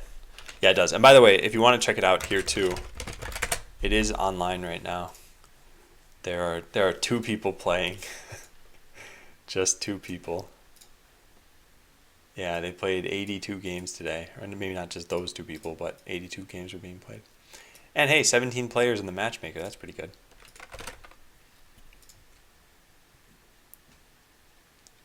I don't think I need dates on these things.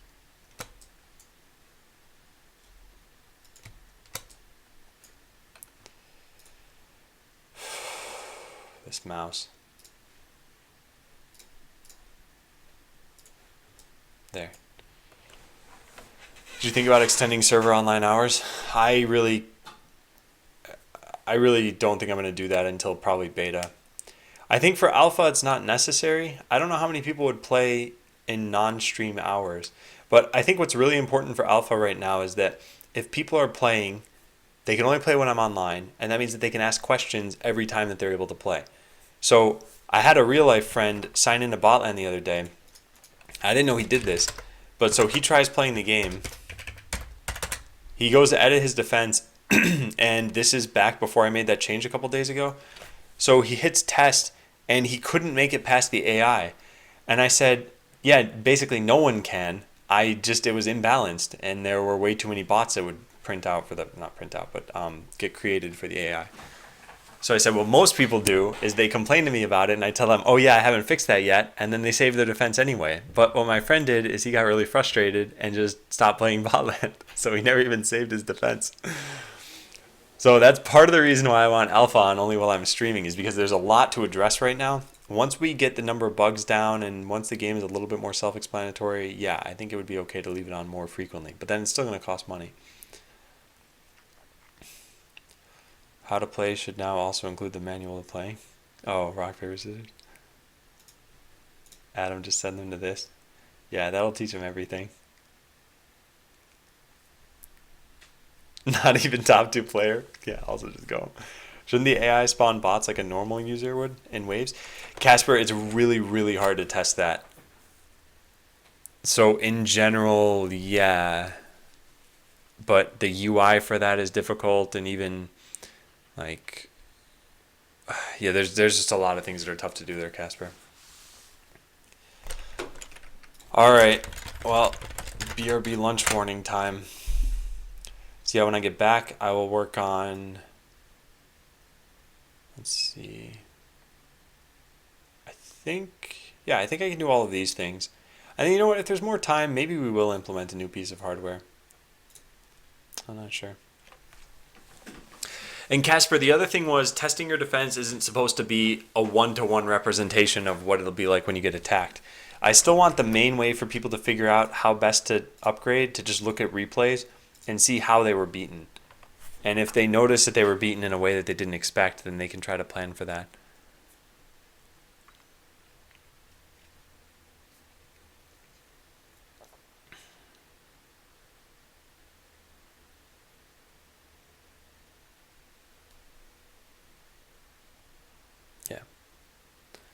You want to watch a really interesting match between me? Check out my latest defense. Quite a lot of logic in his attack in the different phases. You guys are like the only ones playing botland as tryhards. Let's go take a look. Okay. So select... Oh, there you are. You're 18. So select ID from replays where defender ID equals 18. So 4637. You can follow along at home if you'd like by typing debugmain.onWatchReplay and then a number. You don't have an auth token. Ooh, that broke everything. All right, let's try that again, but this time let's only do this after we've logged in. No, it's still failing. What?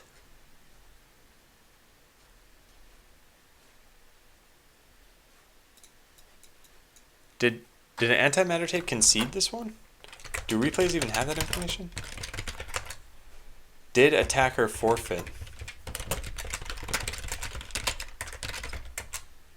Uh-oh. That sounds like a problem.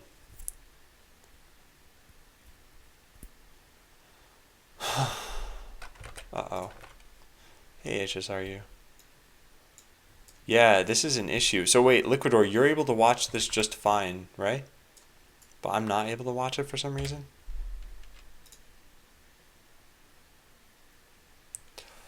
Oh, wait a second. Oh, God. I think I know what this is.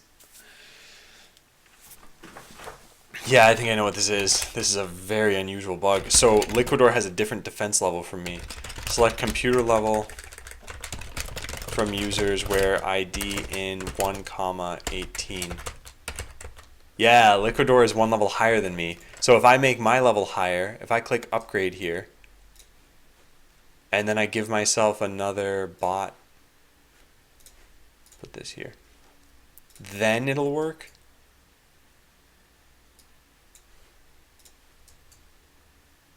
And now I can watch that replay? Because if so, this just uncovered a bug. Which I might have already known about. Yep, that did fix it. Okay. Well, that makes sense. Okay, yep, we gotta fix that bug. Trying to watch a replay from someone else who has a different computer level from you will fail. I tried watching 4637 on the real server when I was level 3. And who was it? Yeah, Liquidor was level 4. Alright, so let's take a look. Antimatter tape put down 1 bot, melee, reflect, and thrusters. Oh no, 3 bots. What are these? Regen, lasers, artillery, and thrusters? Man, you got some crazy bots.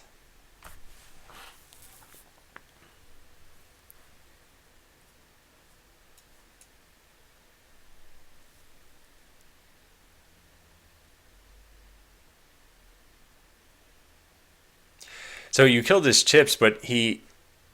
Wait a second, what? I'll have to watch this again. Oh, you're doing the cheesy strategy. Why don't you have repair instead of regen?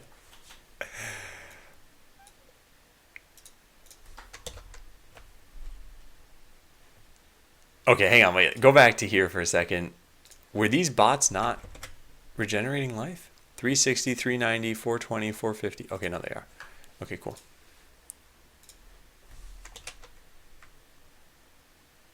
Oh, wow. Reflect just ripped through you, huh? Antimatter tape. Just buy repair. What a silly attack. Now your strat times you out? Yeah, no wonder. Oh, you won that pretty quickly, though. Nice. Well, kudos to both of you, because I found a bug by looking into that. So, good job. Alright, I'm going to go get lunch. It is currently 12:30. I'll be back at about 1 o'clock, and I'll be back until about 5 o'clock. So, thanks for watching so far. Let's type this command in. like I said, I'll only be gone for about 30 minutes, but I have never let this timer hit 0 minutes on stream before, so that's why I give myself some buffer time there. Bot lane going to be up still? Yeah. Alright, see you guys after lunch.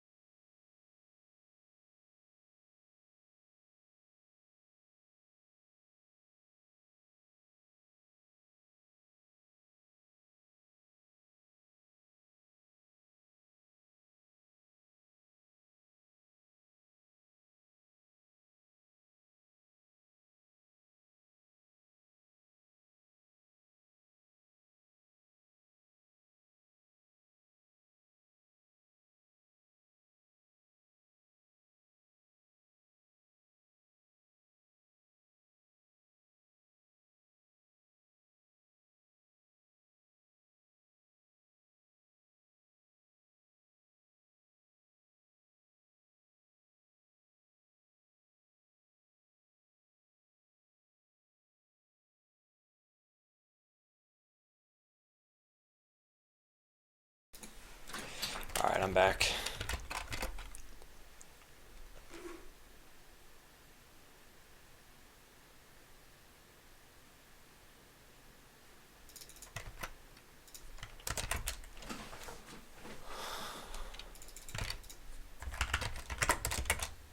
So, Liquidor, there are a lot of interesting tools you could eventually use. Repair, area repair. I think area repair is just going to be bonkers for defenders.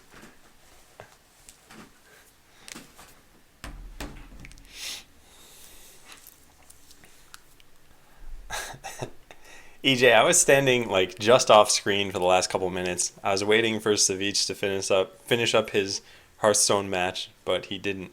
So I just figured, all right, I'll come back now. All right, so let's get back to work. There's like one piece of real work I want to do today. The rest is not so real. So when on localhost, add-ins and buttons for auto login. Yeah, I've wanted to do this for a little while now. So one of the things we'll do is we could just set these to visible even. That'll be fine. Yeah, let's try it. All right, so container login. We have set debug login. We'll say show debug login controls.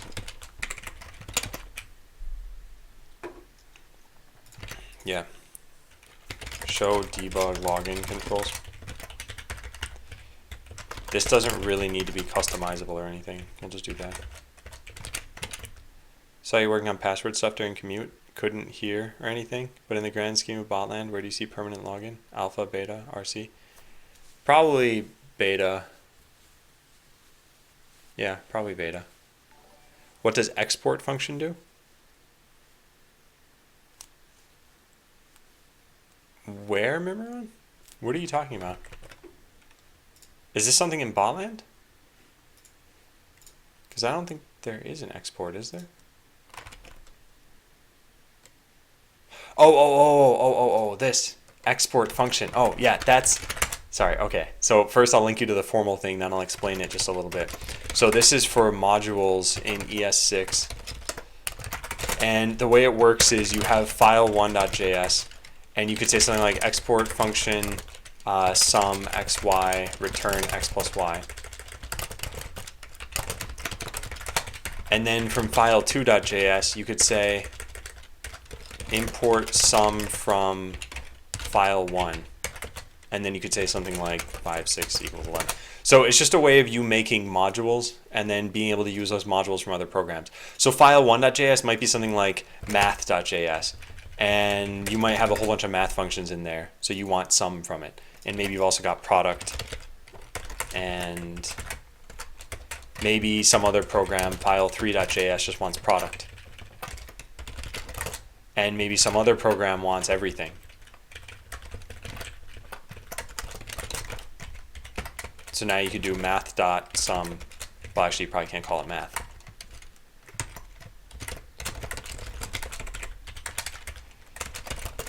So yeah, that's all it does.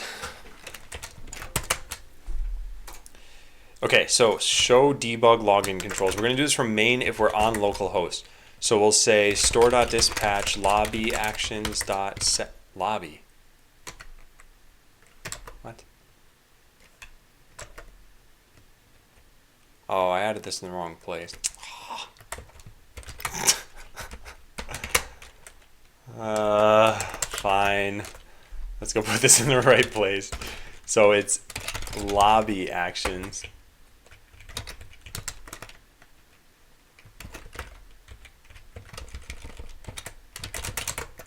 Yeah, my bad. Okay. Then there needs to be a reducer that uses this.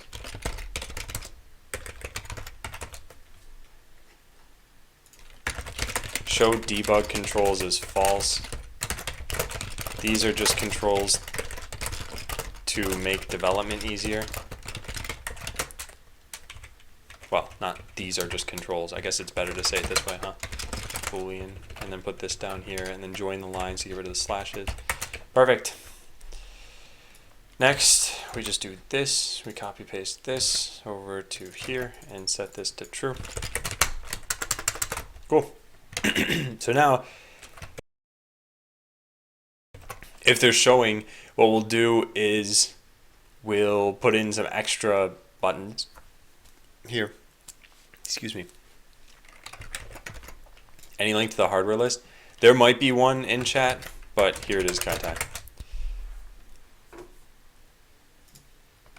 It's an interesting way to do that with the URI though. What is Hideo?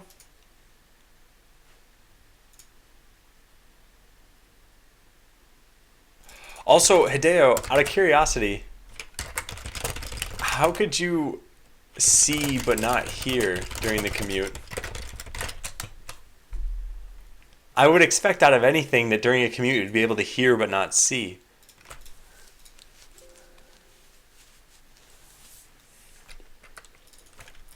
I just find that interesting. Okay, so get login view is what renders here. Get login view, render random bots. And then probably, excuse me, irrespective of the login view, we probably want to render the debug controls. Rendered, are they even called that? Yeah. No headphones or headset? Okay. Hey, Jath. Watching on cell phone, we can't hear audio because of background noise. Well, it's the not having headphones part, I guess, that makes sense. Because I was going to say, most people on their commute, they're probably used to listening to or watching something. So they probably have headphones with them most of the time. But, yeah, I guess Hideo didn't. So if this .props.lobby state dot whatever it is that I just added here, show debug controls, except for I didn't copy paste it correctly, then return null, I guess. Otherwise, return. This can look as ugly as I want it to.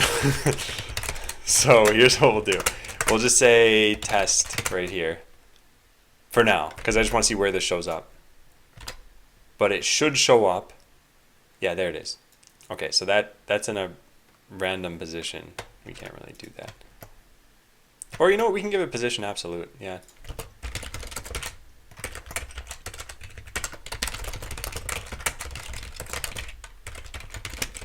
Absolute style equals style.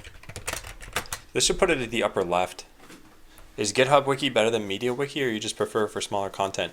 So the important thing is that GitHub Wiki is hosted by GitHub.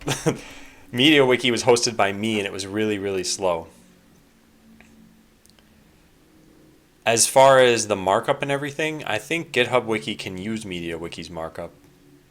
I hate Timscape.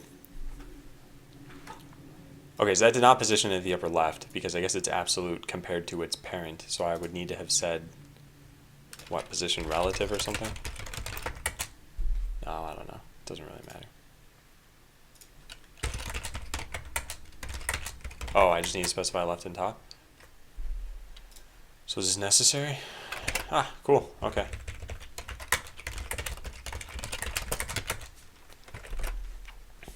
So what we're going to do is on my localhost page, I'm going to throw a bunch of debug buttons here to just log in quickly. So let's do this. Let's say const quick logins equals Atom, Atom2, Atom3, and Atom4. And then we'll just make a button for each of those. So we'll say div map, I don't know, Lodash.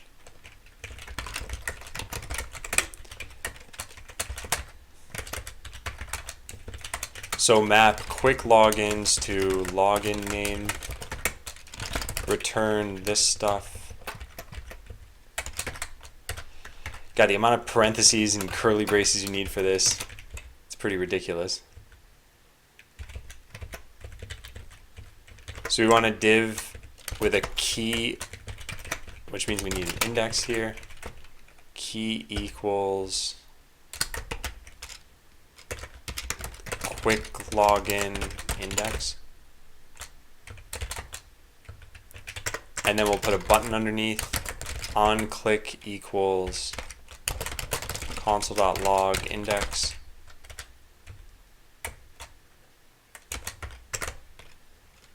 Adam, no, just login name.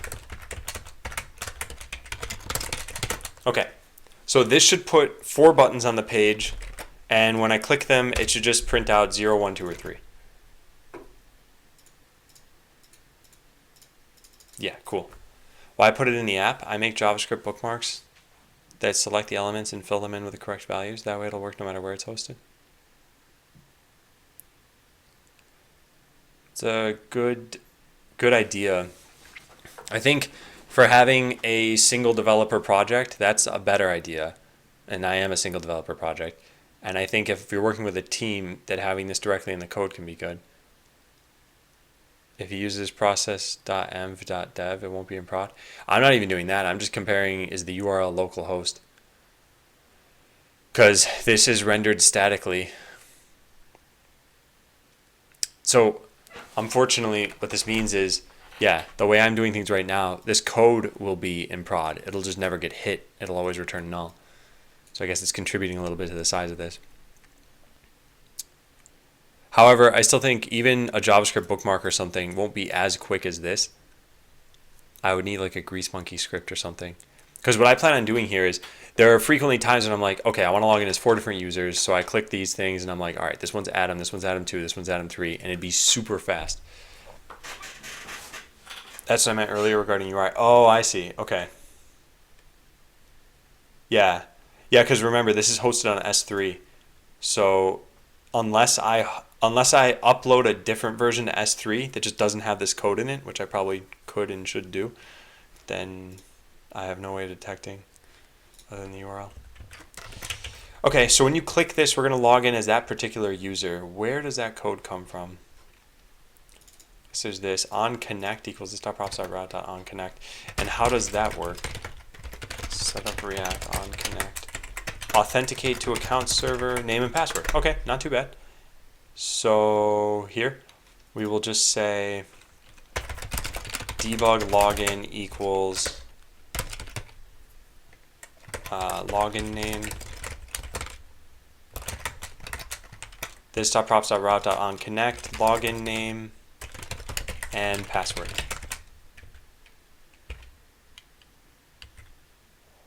Yeah.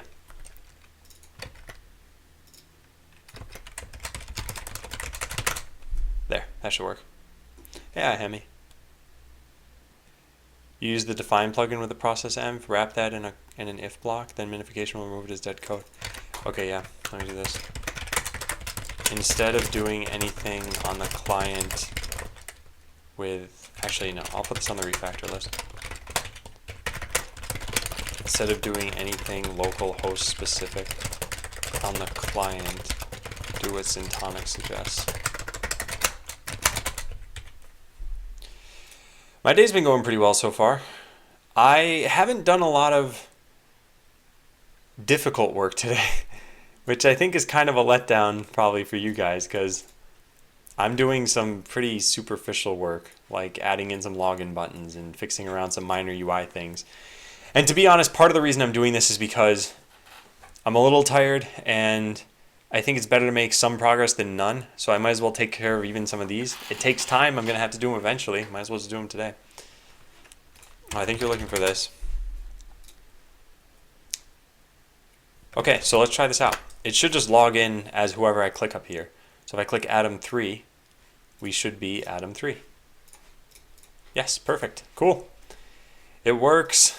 It works.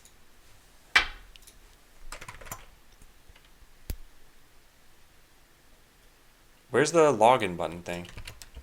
Oh yeah, this. Consider showing your username at the upper right. It's actually super important that you set this to production for React when running for prod.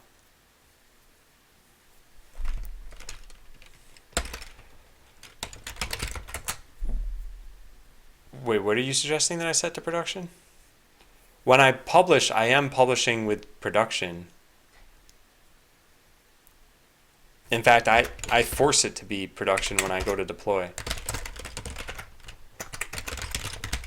Yeah, so publish to AWS requires that NodeM is set to production, which usually it runs everything.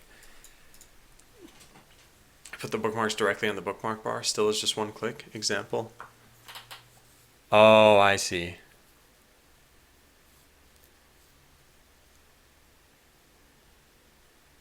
Okay, interesting. It's an interesting idea, Pawn. Yeah, I like it. I like it. I will write it down. Just file this note somewhere as an idea. This is how you can fill things out in a debug way without polluting the code. Yeah, I think that's good. Okay, so now this is a nice feature though, that at least I have this, because I can log in as all 4 different main accounts that were created.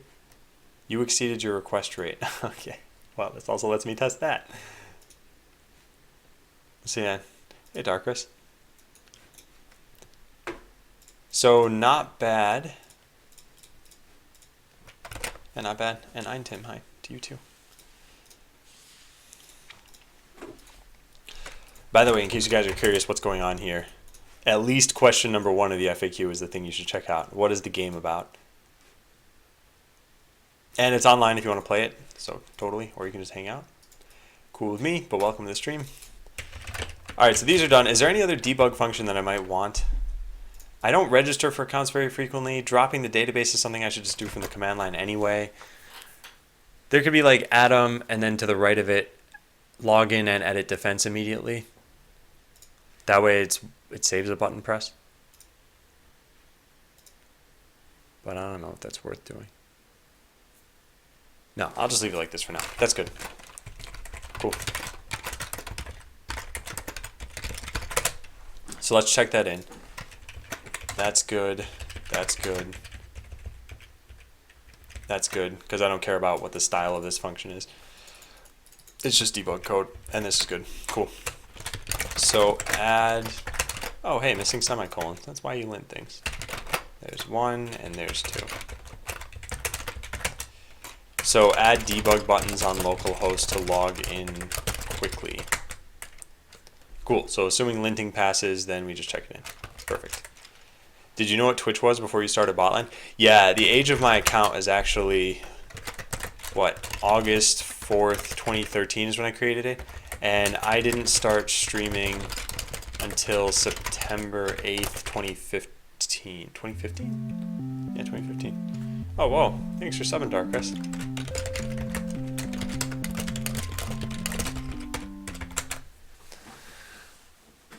Yeah, welcome.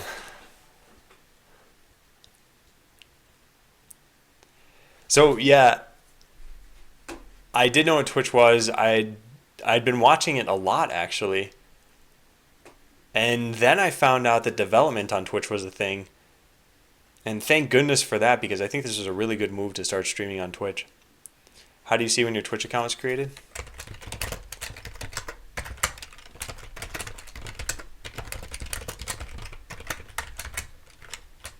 Anyway, yes, Tazokana, ask your question. And for the future, I think the reason why you get that joke as an answer is because you could have just asked your question instead of asking, can I ask a question? Yeah, there are actually a few ways to get your age on stream. One of them is the age command there. Another one is Better Twitch TV. And then there's an API that I could look up if you really wanted it. What's the name of that Scratch API that you use? That's Blockly. Thanks, Darkris. I appreciate it.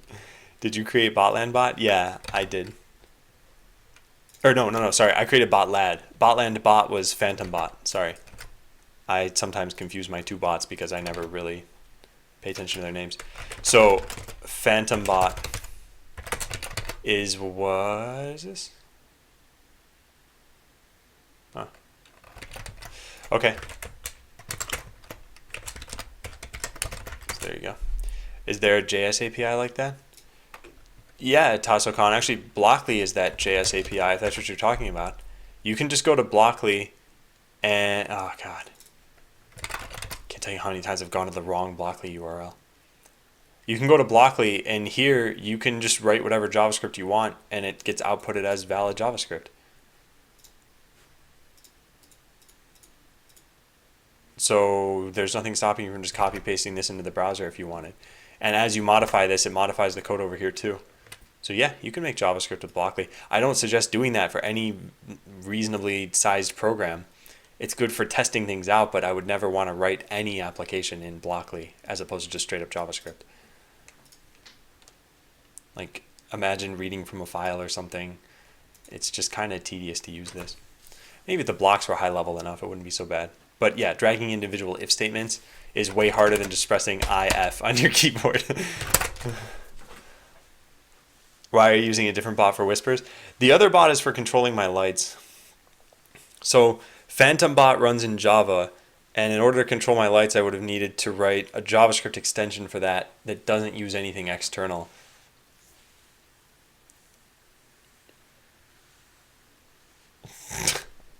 Okay, Tasokan.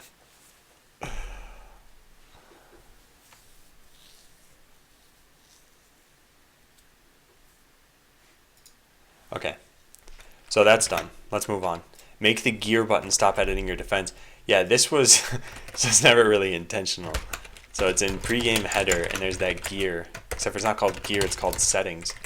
And when you click this, it edits your defense. There was no reason for this to happen.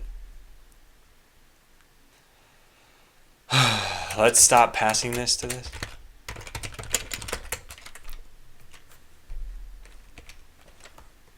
Yeah, on edit defense shouldn't be here. You know what? Maybe I should just change this right now to something like pop-up settings menu. Yeah, that's a much better idea. Let's do that. Why are your lights pink? Open settings menu. So here's what we're gonna do. Window.alert. I never coded this. There, done. Next, instead of React, instead of passing this to everywhere, so edit defense.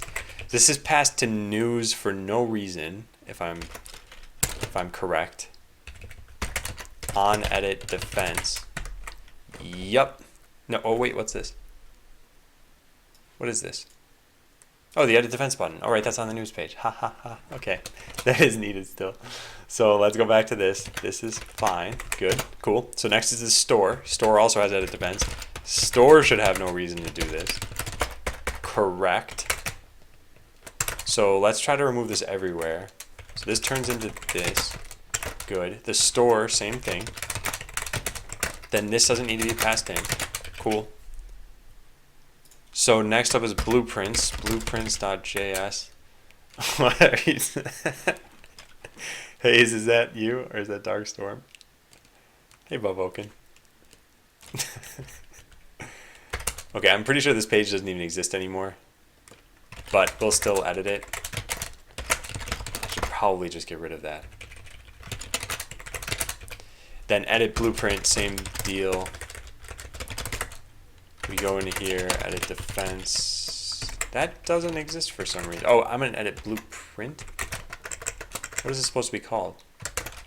No, it is. Oh, there's no pregame header there. Yeah, so just news needs it. Okay, so.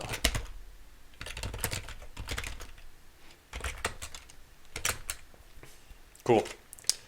So we should be all set. Let's go try that out now. So from any page that we go to, clicking this gear should just say, never mind. Hang on a second, let me fix this. On something, something. Open settings menu. Yeah. What happened to the keyboard? It looks bent. Yeah, it's just an ergonomic keyboard. Hey, Aridri, welcome back.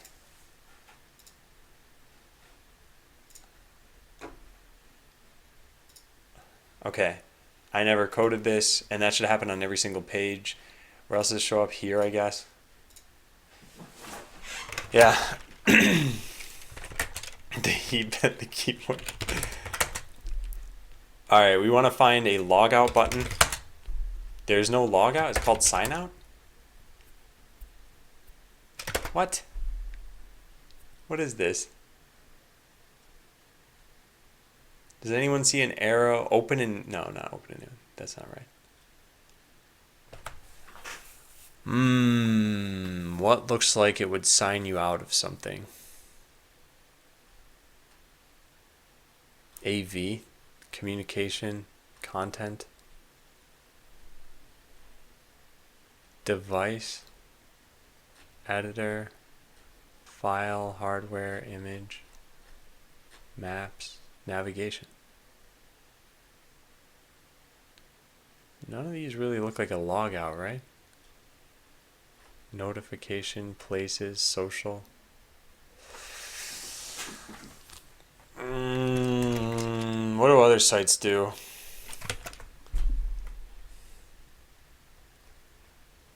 Let's just use the exit button or something like that. Oh, there. What's that? Exit to app. That looks pretty good. Let's go with that one. Okay. So shopping cart and store. I don't know why this closing div tag is in such a stupid location. Power icon.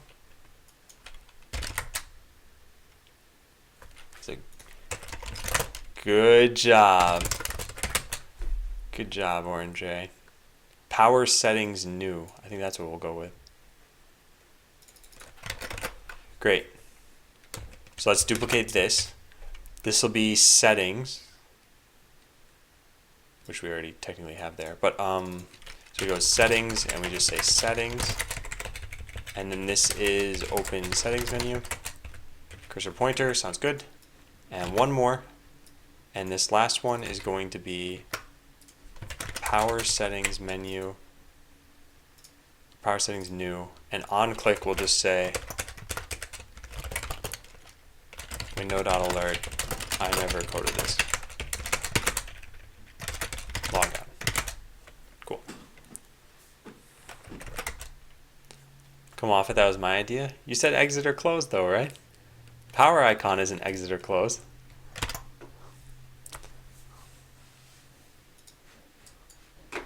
So store, we can click that. Settings, we can click that. And log out, we can click that.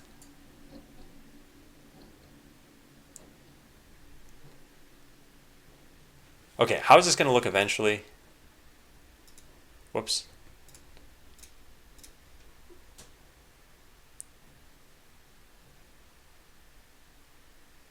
You nearly went for exit though.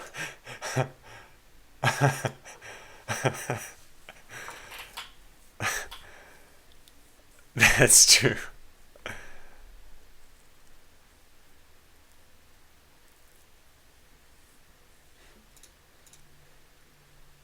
I kind of want to make these just icons, I think.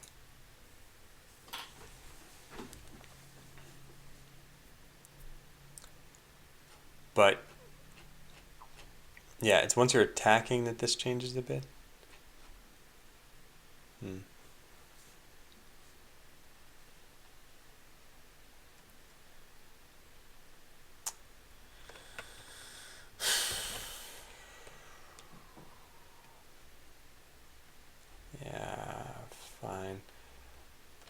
Alright, so I never coded this to log out for now. Just refresh. You know what I should do? I should just have logging out refresh the page for you anyway for right now. What was that? New UI? Oh, this is the mock-up UI. I haven't implemented a lot of this. So this is just a PDF. But yeah, you can see that the main page looks way better than it looks right now. The main page over here is just a bunch of... Yeah, it looks pretty bad. But yeah, I am eventually going to fix it, add some things in.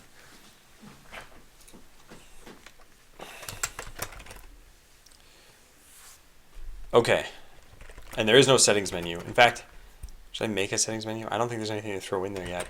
I could put in these things, but I don't think it's worth it yet. Okay, so consider showing your username at the upper right.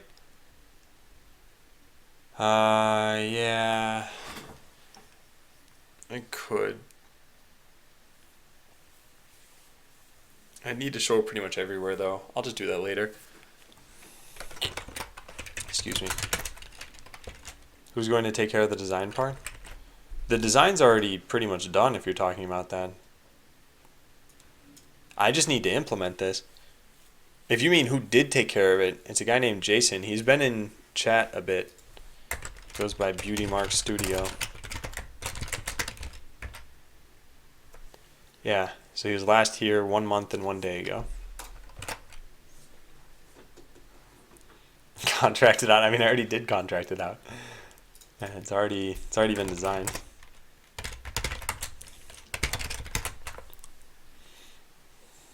Dibs.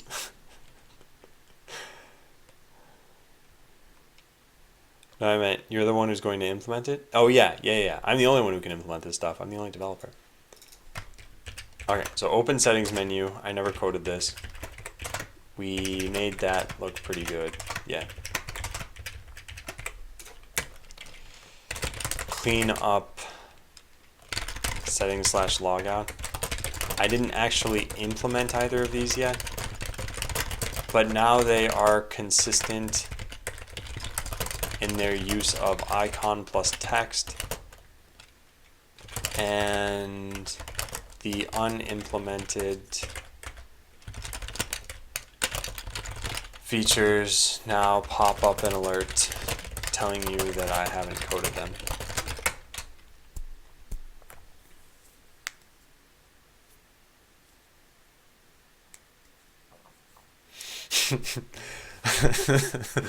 But it's not the thing I'm least looking forward to. It's just the thing that I think is least important. I think for releasing a game, UI is incredibly important. But for being an alpha, if things look a little bit ugly, it's still playable at least. So yes, this is a huge mess right now. But you can understand kind of what's going on. It does not look nearly as good as, where is it? It doesn't look nearly as good as this does. But it works. So I don't think I want to spend another couple weeks right now on it, but I will get back to it.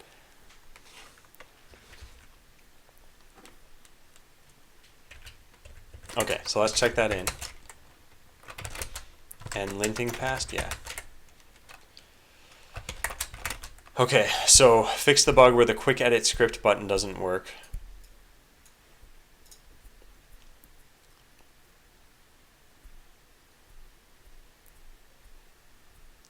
Is there a bug on this? Because that might be easiest to look through.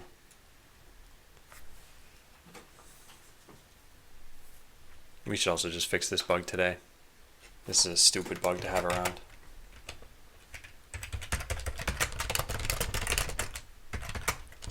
Fix the bug where you can save while defending, or while testing your defense.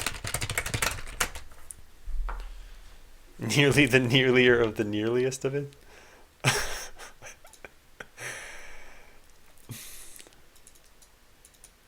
Yeah, well, this is not the bug that I was talking about, though. Where is it? I guess this is kind of this issue. Wrong height for the hardware selector? Oh, yeah. Yeah, I'll have to fix that too. Store broken. Jumping bots.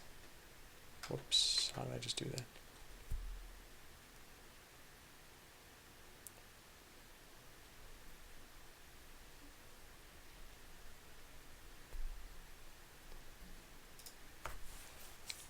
Where do I find a GitHub description of all weapons in Botland? Do I have a hardware thing? No, that's not the right kind. Okay, never mind. Yeah, it's the one Hideo just put in.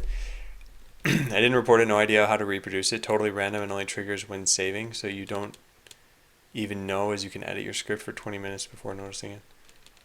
Okay, well. Oh, by the way, 3D Extended, this wasn't just bots using teleport, right? This bug that you reported? Because I just wanted to make sure bots can jump around with teleport. The link wiki.bot.land shows index of slash. Yeah, this should just be deleted. I'll take that offline.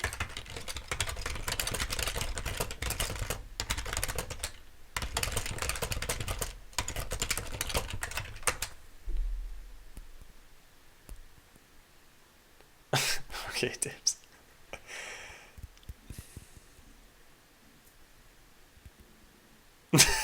Pawn. That must have been nerve-wracking for that TA. Right, that was your own bots of that teleport. Okay.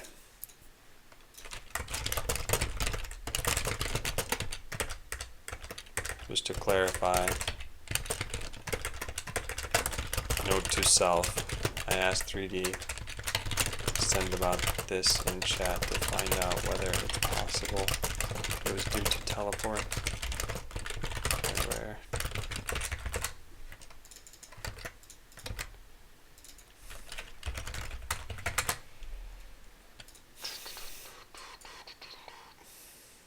Oh wait, there's a quote thing. Quote.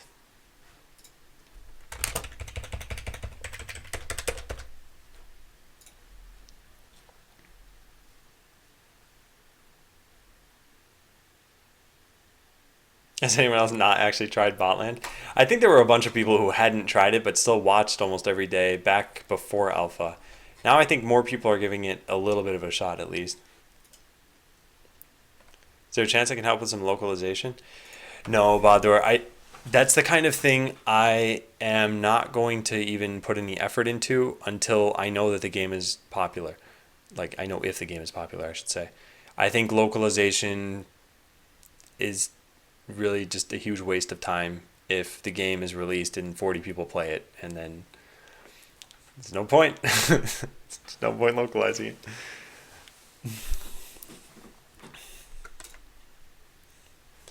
And yeah, EJ. Can't believe it. Okay, well, let's try to recreate this issue. Actually, wait, let's continue to look through here and see if we can find it. Close panel, script ID still increases on temp script. Hardware layout in the bot inspector. What? Oh yeah, that. Has Adam shared how many subs he has? I mean, I might have. It's at 79 right now. I feel like there are a bunch of ways I could try to increase that number if I actually cared to, but I don't care to. Alright, updating new token.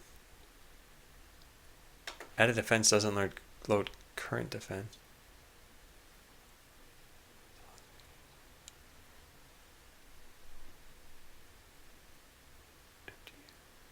Huh.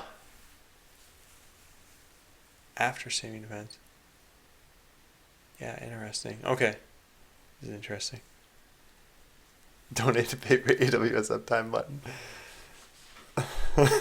Hey, Alex. What if each player speaks a different language? That'd be a really hard localization effort.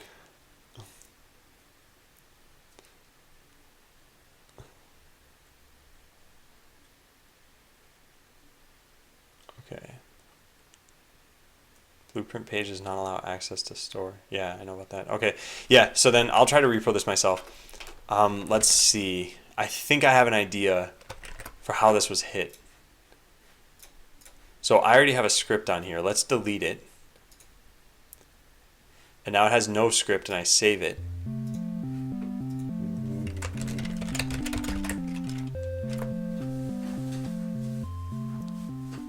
Not reading that one, EJ. Not reading that one, but thank you for resubbing. So, alright, yesterday I streamed for about 4 hours. 3.5 or so of that was dedicated to removing items from my to-do list. My burn down rate was about 1 item per minute, or 1 line of to-do per minute. I had 1666 lines. So it's going to take about a month and a half of Thursdays at about 4 hours per Thursday to get rid of everything in ps.txt. So I think that's what's going to happen. I think by the end of March, the goal is have this be an empty document. And until March, we're just going to keep adding to it. And every Thursday, we're going to try to take another couple hundred lines off of it. And it's just a race. It's a race between adding and removing. Can I eventually get this to 0 and then just close this tab forever?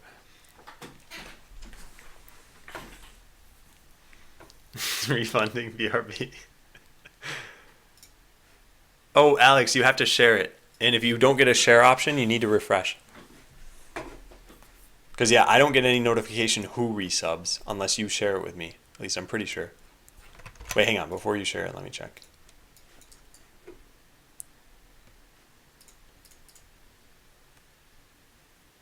Oh, yeah. Okay, so there's a way to know, because it says 3 minutes ago you subscribed, but I have to specifically go to a certain page for it.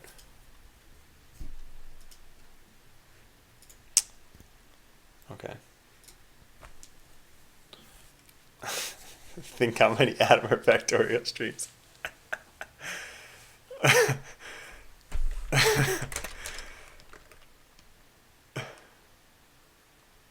Alright, see you, Bobokin. Have fun getting all the gold in the world. Getting the highest level woodworking there is. Okay, so I have no script here. These bots move and shoot artillery. Alright, now I click this button and I create a script that says move in random direction. That works. So one thing I know for sure is broken is if you click this button and then make a new script from here and then say something like just move left. There you go. You got it. Welcome back, Alex. Thanks for the resub. Yeah, EJ, I don't think I'm going to. Yeah, so this is broken. This for sure is broken. Oh, that's what the key phrase is, father. Let's just spam chat with welcoming back. Thanks for subbing. It is indeed that if I edit my defense, lay bots, then click upgrade, it reverts to my previous defense. Oh, is it intended?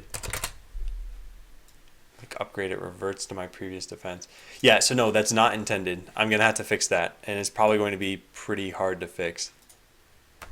And yeah, Pixlark, the welcome command is only for subscribers. I'm not actually sure why I did that.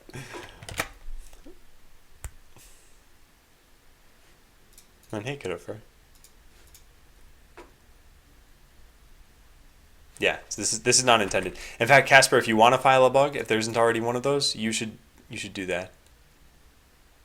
I didn't check. Yeah, actually, you can file it regardless of whether it's been filed or not. Let me know if you do that though, because if you do, yeah, just add a bug. Even if it's known, that's fine. It doesn't hurt to add a bug. I can always say it's a duplicate. Oh, if Hideo knows that it's known beforehand, then you don't have to file one. I was just saying you don't necessarily need to look through them. Okay, cool, and thanks, Hideo. Yeah, so here's one of the repros that I have for this. It's edit a bots script with the quick edit script button. Create a script through the UI, and then save that script. Expected the new script gets associated to the current bot. Actual, no association occurs. Oh yeah, exactly, Casper. That's fine. It's spammy enough only with subs. See, that's a one time I don't mind so much spam. Even then, I try to put a limit of people only saying welcome up to 3 times.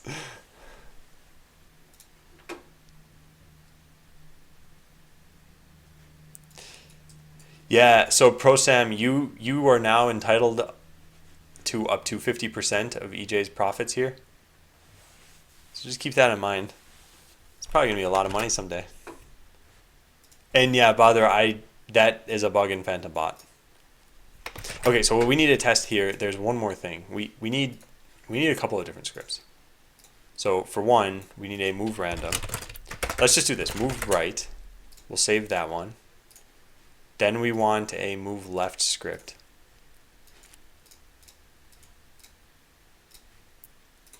Whoops, I forgot to name it. Move left. Okay, now let's refresh. We'll log in, hit edit, and we have move left. We're gonna test this first. Good, they're moving left. Okay, now we're gonna change it to move right, and this is not gonna work because of a bug. Yeah. Okay. So that's the problem. Hey, Thomas. Bot, create a script through the UI. Create or pick a script, and then click create or update. The newly chosen script gets associated to the current bot. No association occurs. 50% times 100. Do you mean 5,000%? And I'm doing well, Thomas.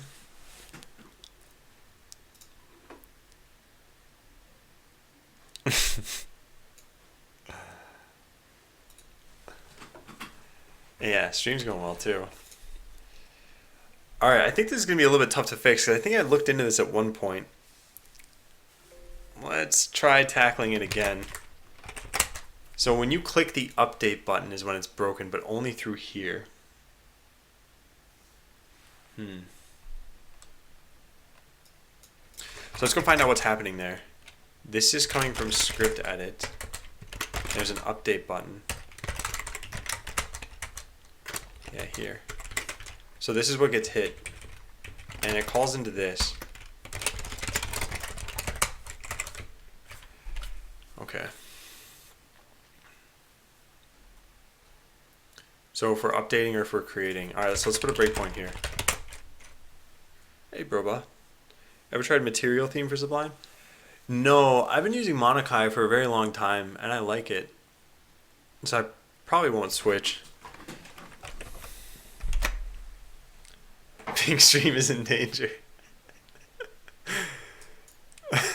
Okay, let's have it auto-log us in and auto-edit our defense. That's probably going to help us out a bit here. Immediately edit defense equals true. And, yeah, that's fine. Leave it as that.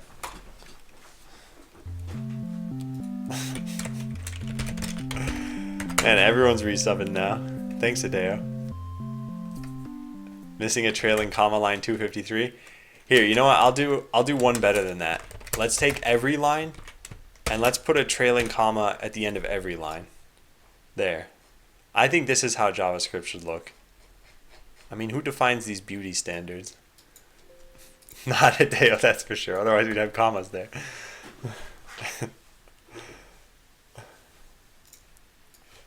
Check out the Material Theme. Oh yeah, I've seen this. This is what Atom uses by default, right?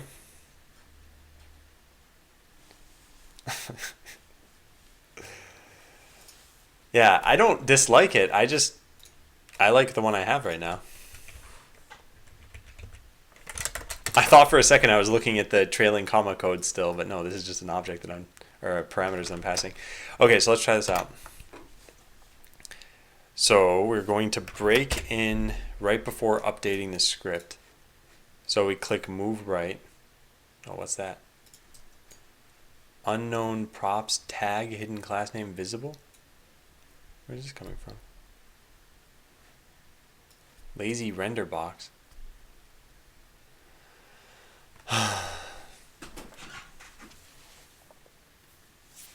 Also, Better Twitch TV is doing that thing again where it's not highlighting Atom in chat. How frequently do I have to do this?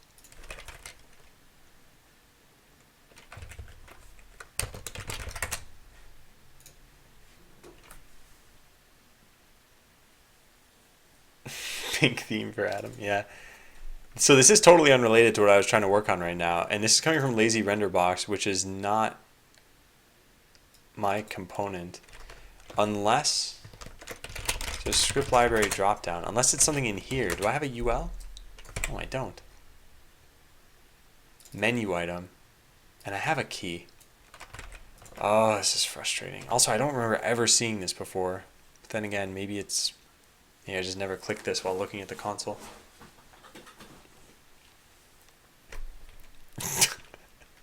Adam is Buttle Simpleton. Okay, well, it looks like the one for Adam. So I don't know what I'm talking about. Fine. Yeah, this is all React code. Where is the menu? Yeah, it's too bad. Well, let's go digging through their code. So we have menu item from RC menu. RC menu is just a an unmaintained library, I think. I should probably just get rid of this. RC menu.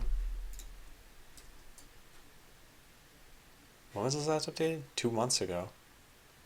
Did they fix bugs?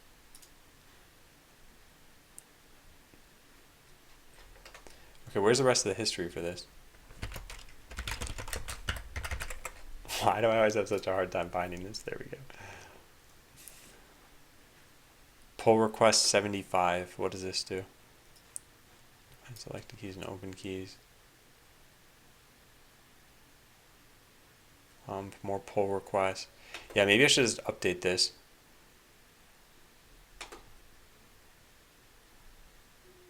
Yeah.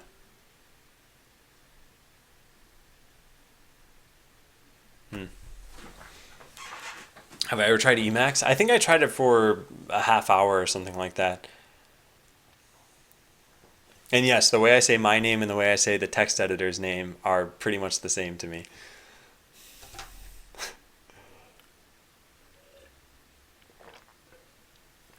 Oh, welcome back from Resident Sleeper, EOJ. Adam, did you like that new keyboard? I was looking into it previously and temporarily decided against it because of the lack of the function keys on the foreground layer. Curious about your opinion. Oh, so by the way, EJ, it's completely customizable. The Ergodox Pros, totally customizable. I think nice switches, and I like that the ergonomics of it really are pretty nice. The cons are it's a brand new paradigm to learn. And I think customizing it at first is a big undertaking. So using heat maps, etc. So I don't think I'm going to be using it, EJ. I tried typing on it yesterday. It took me 10 attempts. On attempt number 1, I was typing at 25 words per minute. And part of the reason is because I think this keyboard might have screwed me up. And on attempt number 9, I think I'd gotten up to 90 words per minute. But even then I thought, okay, it's taking me a long time to get to like not even the speed I'm at now. And that's not programming. And almost any new keyboard that I use, I would expect to at least be able to type just English on it. And typing some programming syntax would be a little bit hard to get used to maybe. But yeah, I just don't think it's worth it. So EJ, this customizing it part, this is carrying over from the previous mice I've used. So for me, it wasn't a new paradigm and it wasn't very hard to customize. For the keyboard, it's a new paradigm from what I've ever used. And yeah, the customizing it part, like I had stats on my old mice telling me which buttons I use the most. And I used that going forward to figure out how I should customize the ones I'm using now. So the cons don't affect me as much for the mouse that I'm using at least. Hi, Spellmaker. But don't let that totally dissuade you. I think you should try it first. If you can borrow it from anybody, try it for a day, like a solid day. Try to program with it, try to type with it. I was pretty frustrated, but then again, I didn't give it a total shot. And I also thought there's not a big enough reason for me to switch. I'm already using an ergonomic keyboard, and I think I'm pretty efficient at this. All right, we should try updating this at some point then. Try updating RC menu to see if that fixes the warnings that show when I click a script library dropdown.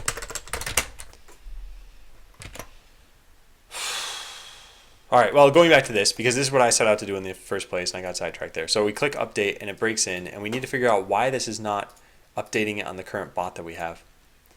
And there's probably a simple enough reason why, but then I doubt the fix is that easy. So let's take a look. Update on account server. We're not going to do that. And then what does this pass in? Dot then function. Okay, yeah, so we go into here. So we make the script. We dispatch set script details. And then update on game server. And so nothing updates the blueprint that we had, which also needs to be updated on the game server. So when updating a script, we just update the script on the account server and the game server. But we never update the blueprint's association to that script. So we need to know, wait. Yeah, so how does this happen when we don't use the quick edit script button? Can I speak French? No, not really. I took a bunch of years of French, but I wouldn't say I speak it. I would pretty much just say I speak English.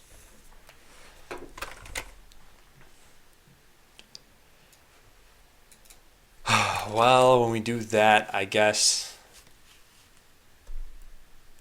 Wait, how does that happen? Editing script. Oh. I think how this works is that updating the blueprint pulls whatever ID from the last script we modified.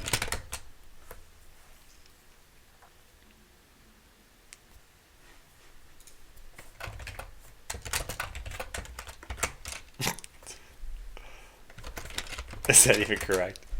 Yeah.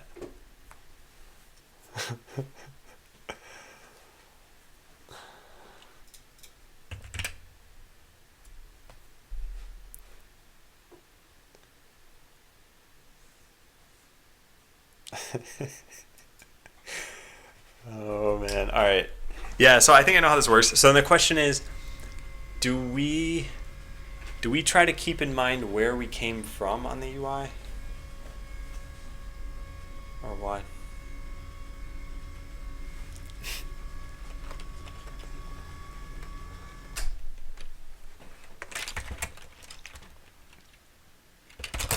Yeah, I need to know that we came from quick edit script as opposed to the blueprints page, else I won't know to update the blueprint. Yeah, that's it. That's what this comes down to.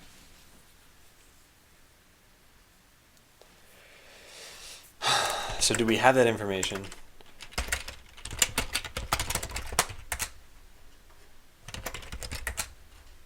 Is quick editing script? Yes. We have this, but we don't know for what blueprint.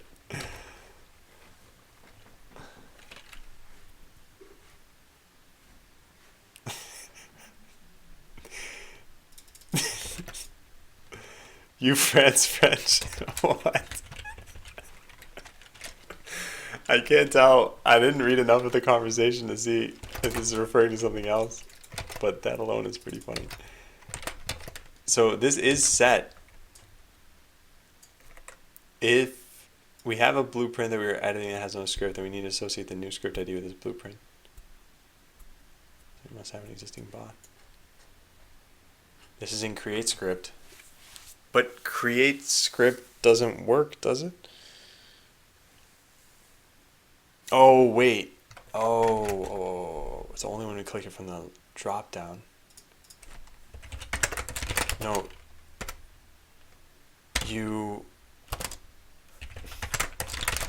Bot needs to have a script already for this bug to happen. I think that creating scripts using the quick edit script button works, but only when the bot didn't have a script.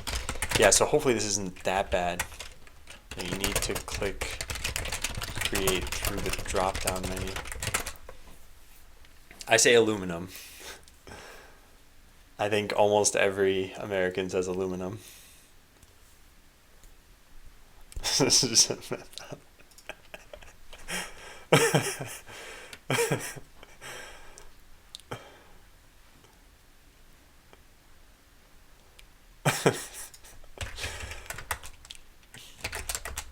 all right.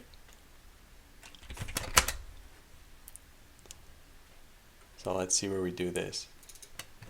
Script has update on game server, and update has update on game server, but we don't have update blueprint on game server. So I think we're going to need to pass that through, and then I think we're going to need some logic in here. Can you say it the other way though? That is the real test here. Aluminium? Is there a way you can pronounce that wrong? Are bots supposed to be able to stand on chips? Yes, they are. Adam didn't answer my question. I'm going to unsubscribe. Do you feel like Adam is more even with a sink or with a cow?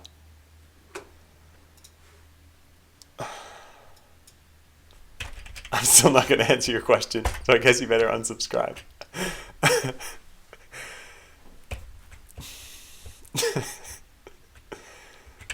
Alright, update script, and then we say dispatch, update on game server if necessary. But what we don't do is, okay, so we're going to have to say to do, update the blueprint on the game server as well. But only in the case that this was here, update bot bay. Huh.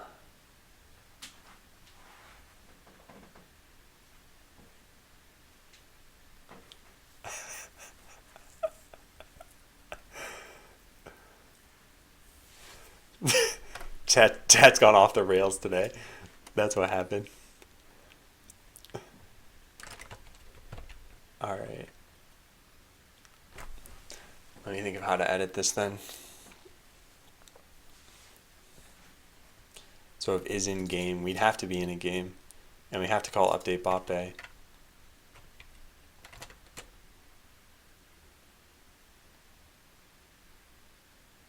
Should update on account server, get state.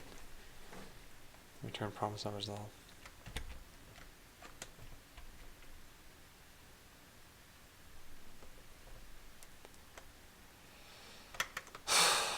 Oh man. Yeah, I think this is going to be, when I'm done with this change, it'll probably be like 4 lines of code, but figuring out how to get to that point is going to be a little bit of a challenge.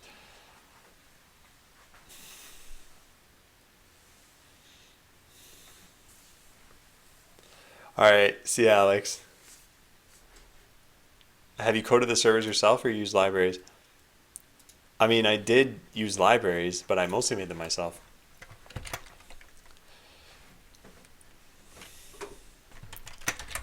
Okay, so let's go back to that to-do item. Update the blueprint on the game server. The only way to do this, there's an update on game server. That's update the script on the game server. Maybe this is not the function to do this then. Yeah, actually, that's correct. It's not this function. It would be somewhere else. Here.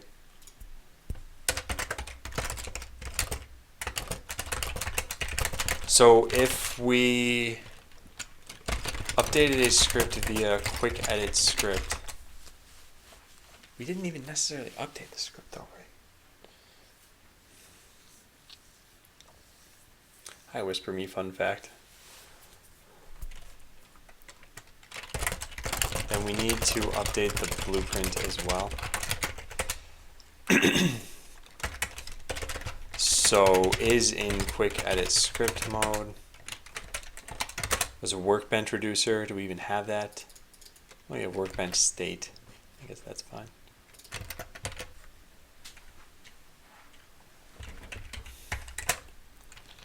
So if is in quick edit mode, then we update the blueprint. So let's put a breakpoint here, and let's figure out how we're going to do this.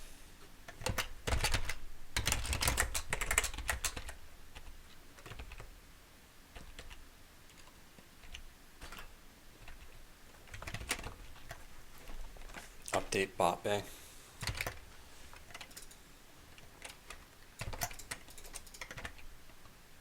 Yeah. So selected bay, where does all this stuff come from? Editing. Oh man, I think this is pretty crazy. There's probably going to be a better way to do this. Alright, so we get the blueprint that you were editing. We take its ID, its hardware, cosmetics, name, and then we get a new script ID this time. So where does that script ID come from? Script.id apparently. And there, everything else remains exactly the same. Then we call update with those params, and we pass in these 2 functions, which we have. This should work. This should work. Let's try it. Just close out of this completely for right now.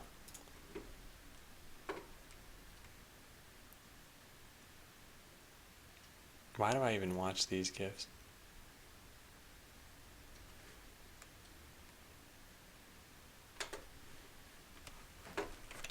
Okay, great. So we edit this. The bots are going to move left right now.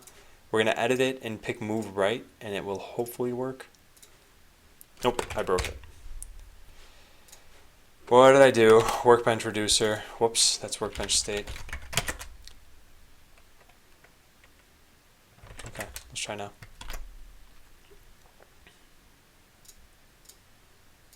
Move right, click update. It should work this time. Did it? Oh, it did. We did it. Yeah, so now you can update this by picking a different script from the menu, hitting update, and now they should move left. Perfect. Okay, so there was one thing that wasn't working. Well, there were two things. I fixed one of them. So there's one thing left that isn't working, and that's making a new script from here. If this works and they all move up, then we're done. So please work. No. They're moving left. Left isn't up, you dummies. All right, well, we just got to figure that out. So I fixed the update bug, but not the creation bug.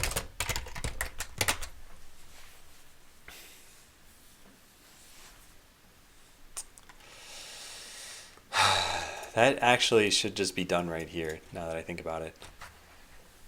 In fact, it should be the same code. Oh, this won't be bad at all.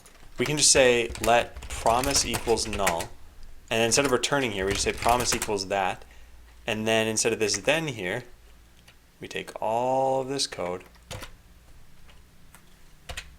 and we say return promise dot then all of that. There, let's try that. That way both these code paths converge. So they start out by moving left. Good. We edit them to make them move right. Good. Then we create a new one to make it move up. No, not good. Alright. I have failed you, Twitch chat. Let's get to debugging now. What's happening? Been away. I'm trying to fix a bug where if you create a new script through here and then update an existing bot, I'm trying to fix a bug where it would just ignore your changes. So is in quick edit mode should be true. Yeah, it is. So what's going wrong here? Param should all be set correctly. ID is 1. Script ID is null. Oh. Right. I know what's going on. This resolves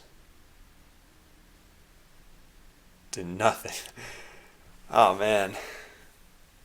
Yeah, how am I going to do this? Maybe Redux has this state for us? Possibly. So if we say state, no, get state, what's that function called? Get state, yeah. Get state. It's not defined. Oh, I'm so close to figuring this out. It should be defined. It's right there. What did other things call? Maybe it got an underscore or something when it was transpiled. There's get state. Oh, we don't have any of this stuff anymore. What happened? How much time have you spent coding this and how many lines of code? I've spent about 2,100 hours or something coding this. And yeah, it's about 39,000 lines of code probably. Is that why my bot is moving incorrectly as I'm updating the move commands? I literally don't understand why my bot is moving left when I'm telling it to move up, and I keep trying to edit the code. Been working on this for an hour. So Liquidor, I'll tell you exactly how the bug manifests itself right now. So if you have a script here already, so I did not. So there's a create button. This is working fine. Creating a script through here is working fine. It's when you have a script defined already. So let's say we do this. Okay, ignore that. So, oh, apparently that part's broken too. Or did I just break that? Oh God, I don't know. I'll just beat paste through the repro steps and you can take a look. And then you can tell me if you think you're hitting this bug. There. Username equals Liquidor move left. That would be pretty funny, but no, I should never do something like that. So we need to get state. So we say const test equals get state test dot bar. That way it doesn't try to remove this. Not that it should. Okay, let's try that out.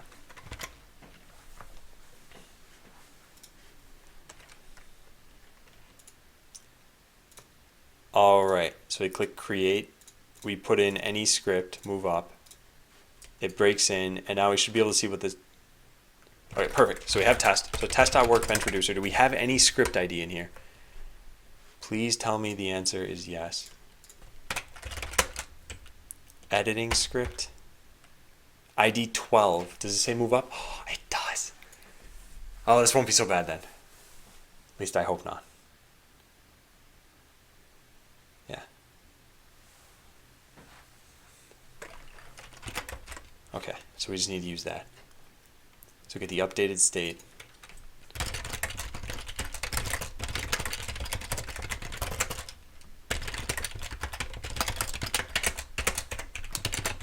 And then we need .editing script .id.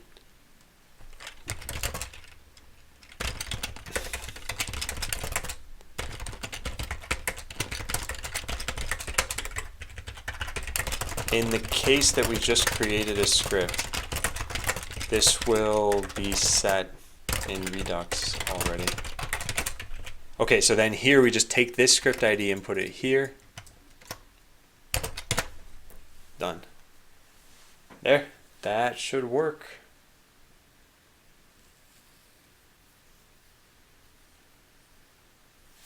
There's no reason for this to refer to the new one. It doesn't need to.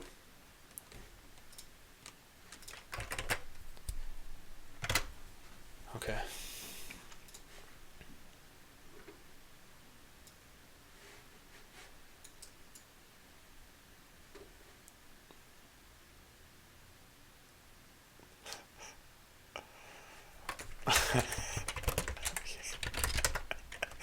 Well, you were right that I didn't regret it. It's just... All right. Thanks, Father.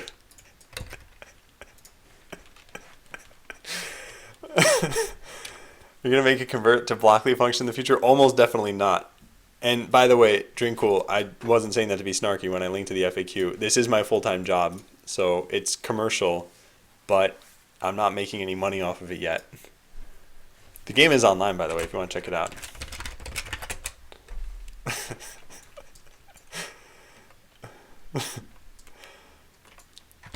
All right, let's try again. We need a spinning head emoji. So we're going to make a new script again. We're just going to keep doing this till it works. We click up. We hit test. They move up, finally. Okay, so that worked. Now we go in and we edit it. So we change it from this back to move left. Hit update and hit test. They move left. Now we're going to change it one more time to move right and then save our defense and make sure it persists. So we hit save. We refresh the page. And we hit test and they should move right. Perfect. Okay, let's try that one more time. New script. Move down. Create. Save. And now they should move down. Perfect. Yes. Bug fixed. Your keyboard disturbs me. It is not right. I don't think I've ever heard that before. You could use that GIF to hypnotize people. Hang on a second. Can I add... Oh, this isn't a GIF though. I was gonna say I could add this image, but I need to actually make it a GIF if I'm gonna... Like if I do this... What name did that save as? KJ something something. Yeah. So nothing stops me from just adding this. Fit to screen. Alright, we're done with that. Let's just stop.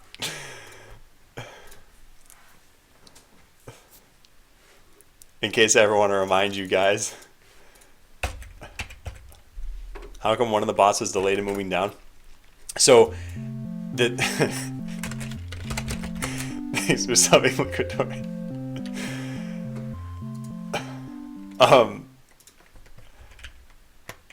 Yeah, so the reason why is because let's say this one tries moving down first, it's not going to be able to. So then this one, when it moves down, will enable that first one too.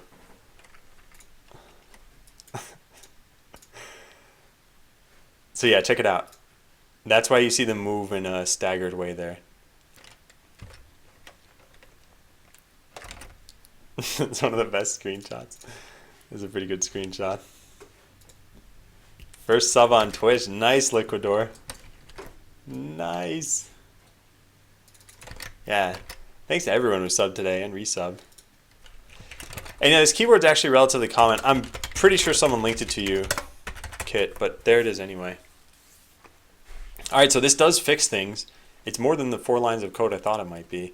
Really, all we've done here is we've updated the script of this bay. So there's probably a slightly better way to do this.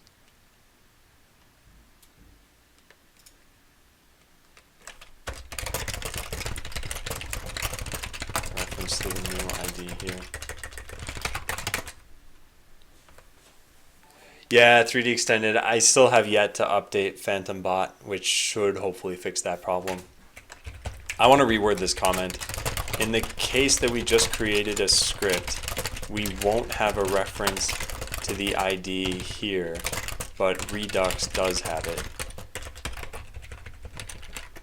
There we go.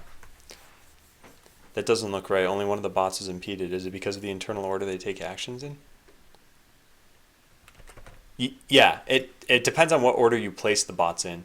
So here, if I removed all of these, and if I place them like this, they'll all, see how they all had to stagger? If I place them the other way, so it would go up, then none of them will be impeded. So yeah, bots all take their turns according to their cooldown in the order that they were placed in. So if you really wanted to fix this, you could, but ideally you just wouldn't write code like that tries to move them in such a way. But yeah.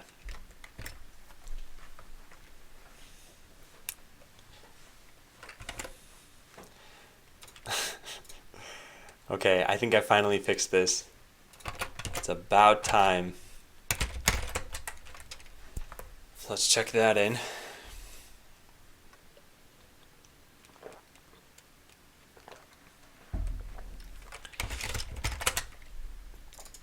So this doesn't need to be checked in, but this does.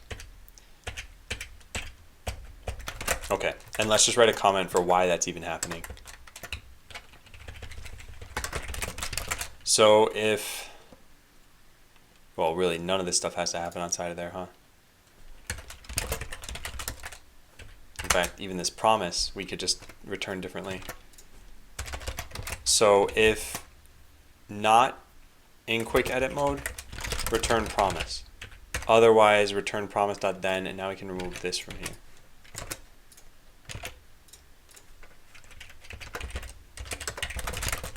If you didn't edit this script, if you didn't modify this script as a result of quick edit mode, then there's no blueprint to update yet, because you'll still be in the UI, in the blueprints UI, and which means you'll have to create / update the blueprint itself to link the script to a blueprint. Otherwise, you have to update the blueprint now, which happens. Okay. Hey Marco. It's not the keyword, it's the speed at which each keystroke triggers from Adam, French typing test. Are you looking for the words per minute thing, Dibs?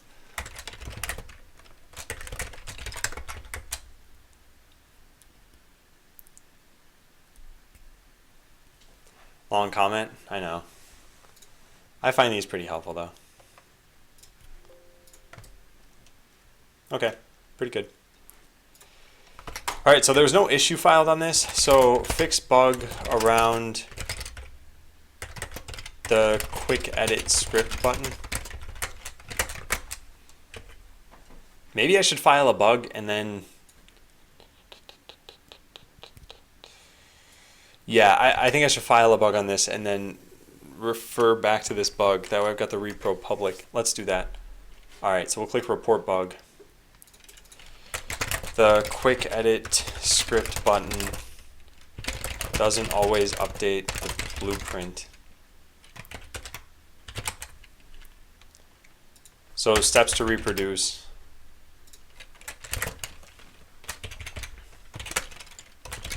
Make sure you have a bot that already has a script associated with it.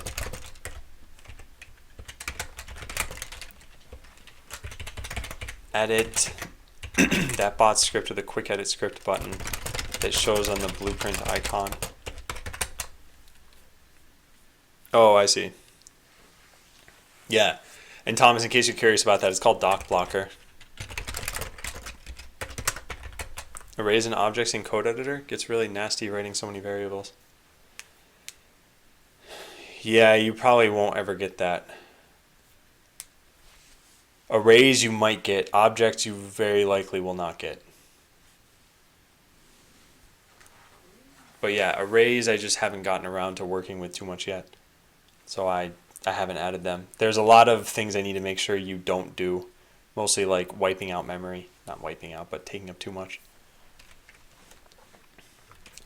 So edit that bot script with a quick edit script button that shows on the blueprint icon. Then 3, either create a script by using the button that shows in the scripts dropdown, or choose a different script from the dropdown. 4, click the create or update button, depending on which option you chose in step 3 at the bottom of the UI.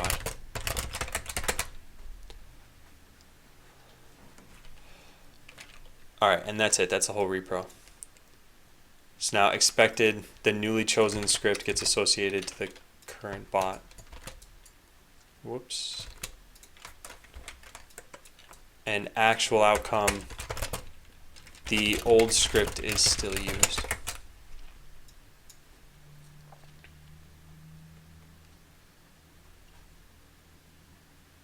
Yeah, that's it. Okay, so submit new issue.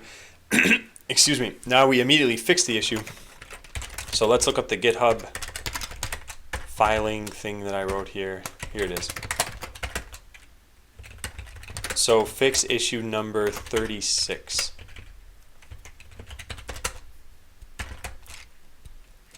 What I don't get is how is that related with step number 1 to my issue? I'm probably fixing a different issue here. What is yours?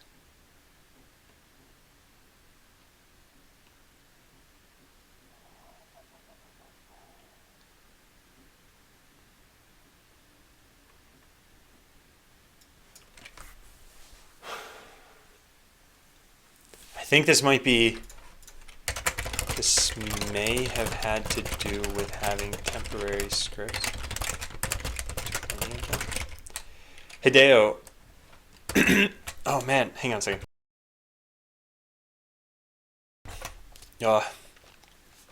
Alright.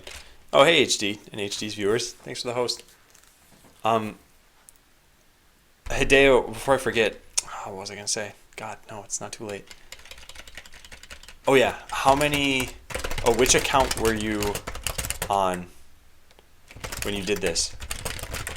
Was it temp.js? Was it temp.js 2? And then the other question is, have you deleted any scripts since then? Hey Shana Quilts, the Coke. This is going to farm? What? I don't think this works. Bother. Yeah, I don't think this works. Oh, whoa. Never mind. You just had to click it apparently. Okay.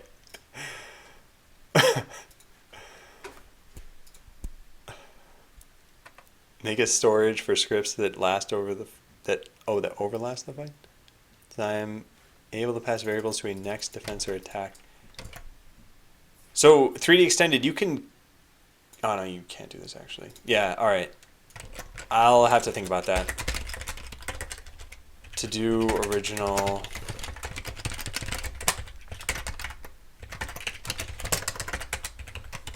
So 3D extended just wants a way to pass variables between phases. Oh man. Hey Rin. EMP is overpowered or something like that? Brand new account, first everything? Oh.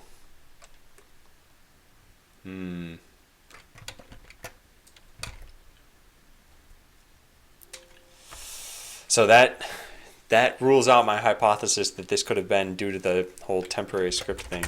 Which, by the way, I should check in this issue before I carry on with this.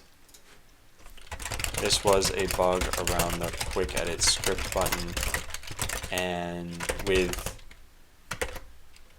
when you associated a new or different script with the blueprint.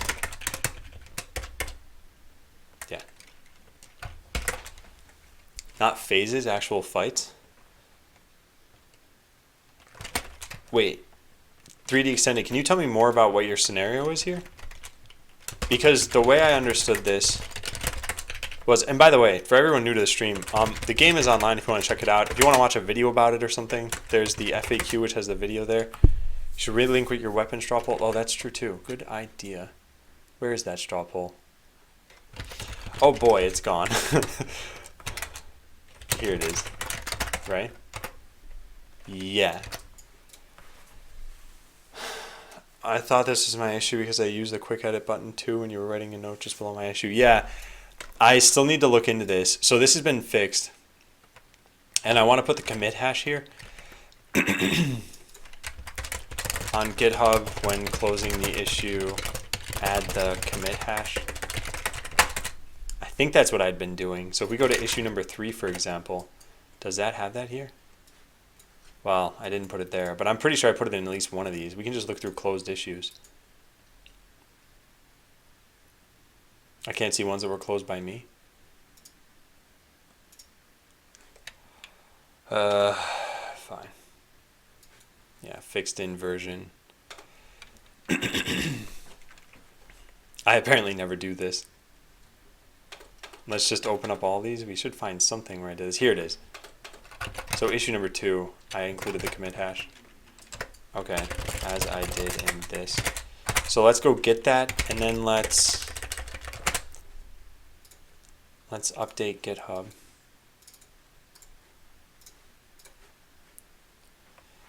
So we just take this from here.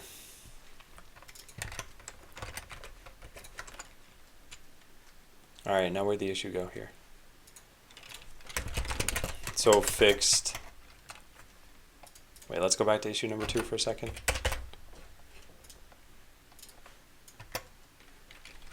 Fix this, commit hash.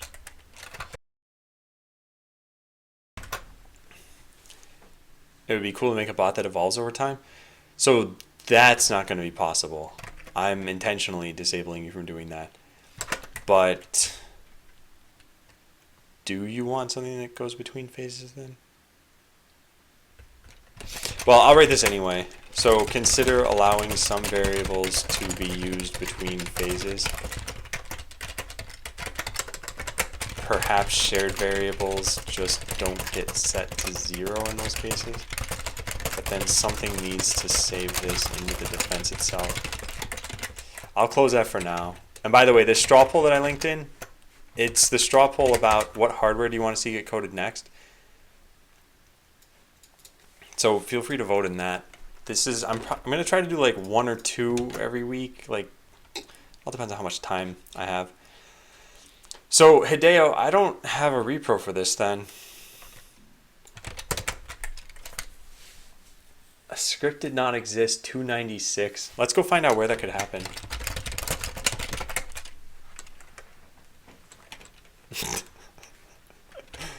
Hideo.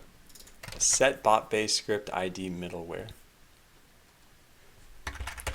So that error message comes from here. Where does that get called from? 1 is in update blueprint. 2 is in set bot base script ID. I don't think this is used anywhere. Is it? No, this is never called. That doesn't sound right. Yeah. This is never used. So this function shouldn't even exist. So I said, and why I didn't report it, I lost everything with no idea at all how to repro.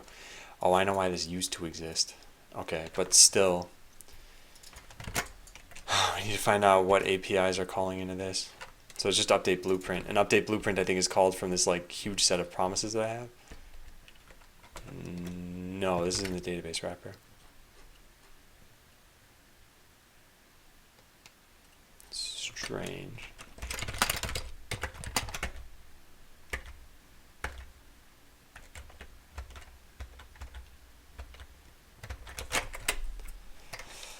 Yeah, this, I see what's going on here. Okay, yeah, so you tried saving your defense, basically. This happens when you save your defense. So how could you do this in such a way that a script didn't exist?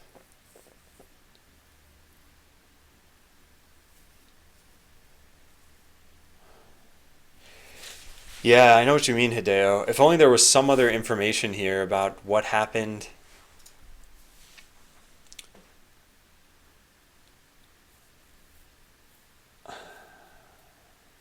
Yeah, you were making a script, right? All right, let's try some things out here. So you made a new account. EMP is overpowered. And then you went to edit your defense. You had to make a new bot at first. You gave it something. You put a bunch of bots down. Then you had to have gone through this button here. So let's make another bot while we're at it. Let's put that bot down a couple of times. So we'll update this one. Maybe then you clicked new script through here. Maybe that's what you did. What would happen if you did that? That's a good question. Let's find out. Move up. Oh no. Oh God, no. God. All right. Oh, that was a mistake.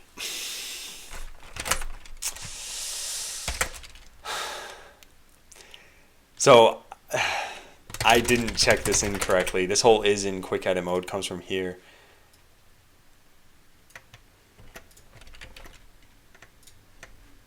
Oh man, that's too bad. And this would have been true even up here, so we could just put this here at the top. This isn't such a problem. I should have just fixed the issue. Well, the original issue. The problem is now I need to go update that commit and then update GitHub. Are logs persistent on your server? I could give you the time and date. No, they're never emancipated from the server, so they just die when I kill the AWS instances. But honestly, even if you had that, I don't know if it would help me at all. I'll probably need to look through. In fact, that's one of the things I should do. Look into, whoops, where did that go? Look into the database to see if there's anything obviously wrong for that account. Alright, so as far as fixing that issue goes, is it fixed? Let's log in as Adam again. So what direction are these going in? Down. And when I update this to move left, they move left. Okay, good. So that's fixed. So we need to check this in. All right. See you, Casper. Thanks for the support, too. All right. Amend last commit. So the only diff is going to be just these lines. Yeah. So this is going to change the hash of the commit. It's not such a big deal. I'll just edit this on GitHub. Oh, I never even closed the issue. Well, everything worked out in the end, huh?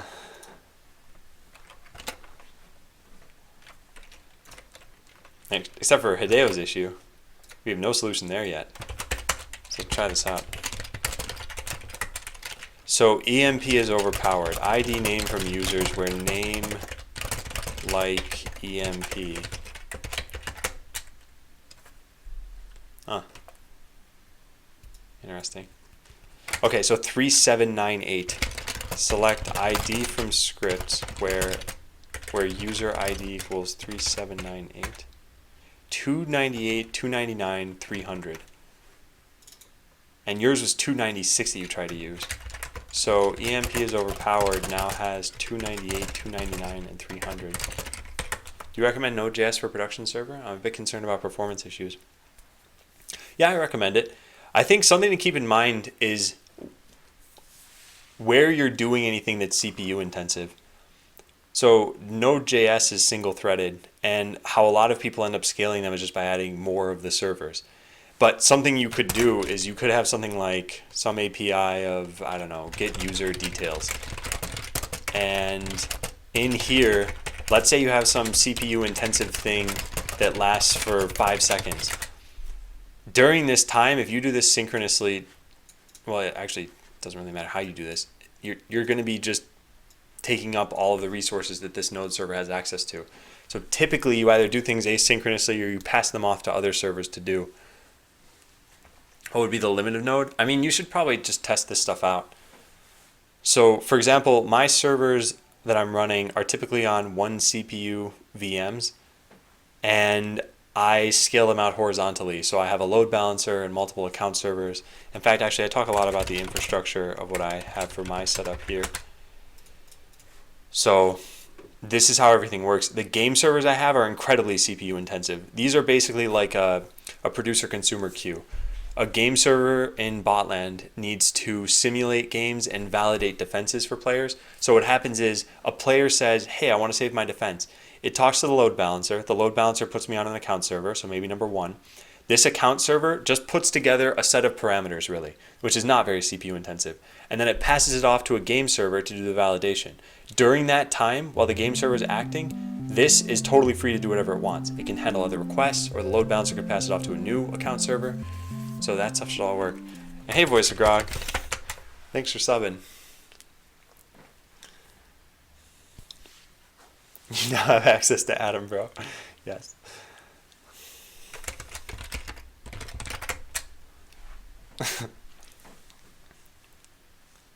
And hey, Prague. So yeah, just keep in mind, like I said, what you're doing that's CPU intensive if you're on any single-threaded server.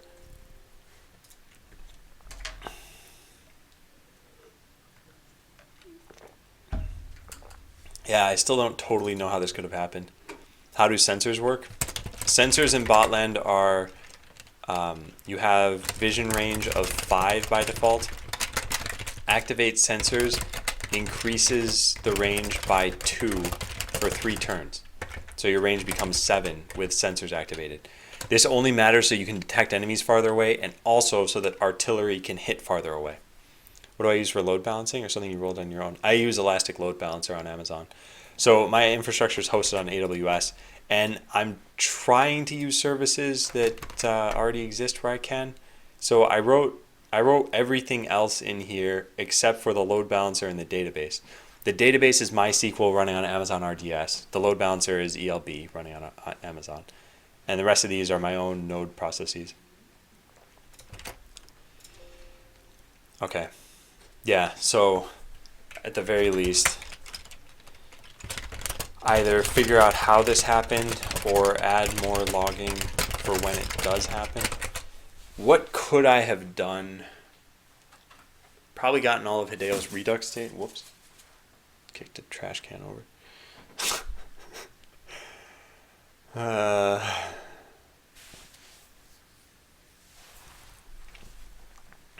Yeah. It's creating all I know. So the only things I know here is that this was a relatively new account, and it definitely involved. You mentioned creating here. I wonder, that means you were creating a script. It involved creating a script through the quick edit script button. So my only theory is that you started to create a script and then chose new script from the dropdown. I don't know if that's what could cause this though. So we log back into EMP is overpowered. We go to edit defense. We click this button, create a bot, put it down. Then click this and then this button. What happens when we do this, by the way? Test and then we click new? Oh, it just deletes it. Okay. So if we say move up now and hit create and then test, okay, that works. And then saving is successful though. First setup of the account. I wonder. Wait a second. Okay, hang on. Here's an idea. So theory number 2. So this is very likely not the cause. But theory number 2 is you deleted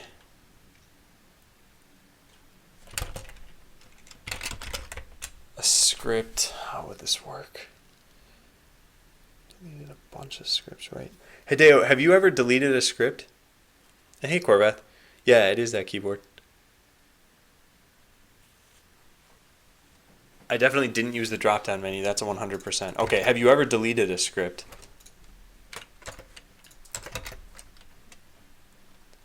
I've never used this menu. All right. Well, have you ever clicked the trash can? You didn't notice the sticker? This? The little Kappa clause hiding there? Wait, what? Kappa cool, what is that? Is that the name of a user or is that an emote? Oh, I've seen that, never mind. Alright, well anyway, let's see. If you had deleted a script, could this have caused that somehow? I can potentially think of a way it could have happened. So you would have needed a test, but then these buttons go away. No, that can't. Delete this.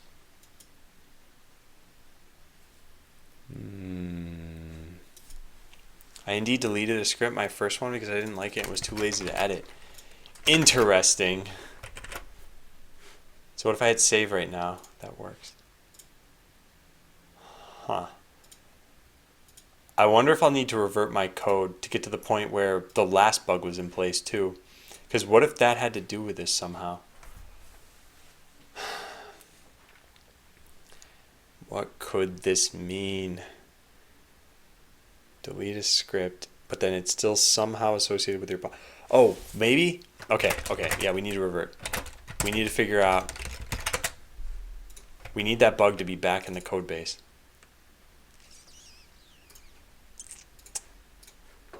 So we go back to before we had this issue. So we just put this in the workbench actions. There, so now the bug is back in place. I wonder if you delete a script that you...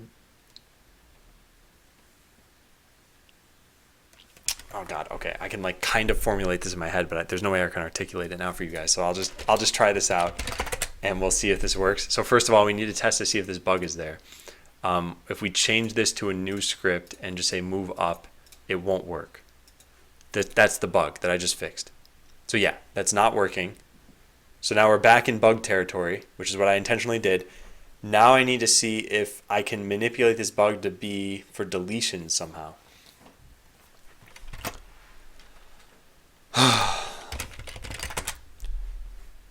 Okay, so edit the script we have. You'd never use this menu though, but you might have had another script anyway somehow. Maybe you had 2 bots. So we'll make a script that just says test. And then from here, we'll go over to test. No, we'll do this. We'll hit delete here. I don't think that's how this works. No, that's successful. How do we do this?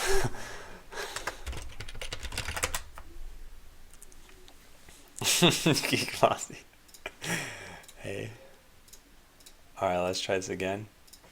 So this is the first time you'd edited this stuff though. So we'll make test 2. Then we go into this one, switch over to test 2, and then hit delete.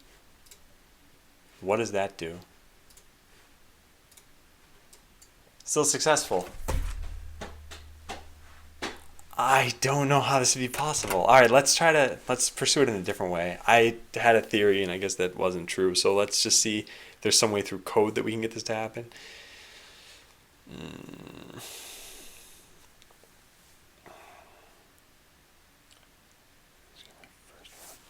So the question is, how could deleting a script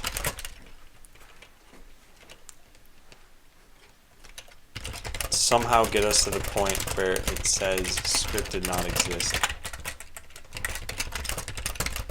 You were setting up 3 blueprints and 3 scripts. I mean, I might as well write it down, but I don't know.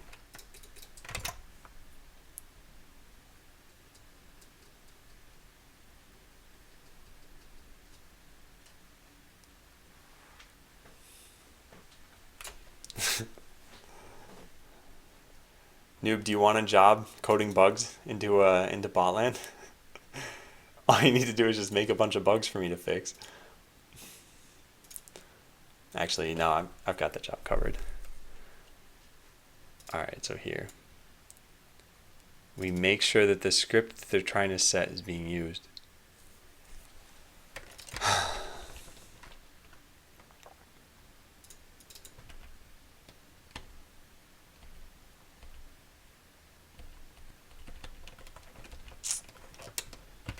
Let's search for this.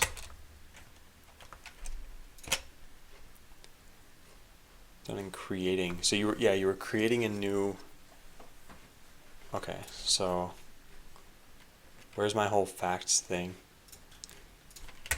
I like writing these out this way. I think this is really helpful. So this was on a new account. This was a new blueprint. The script, a deletion was involved. There were 3 blueprints and 3 scripts. Is this all inside a transaction?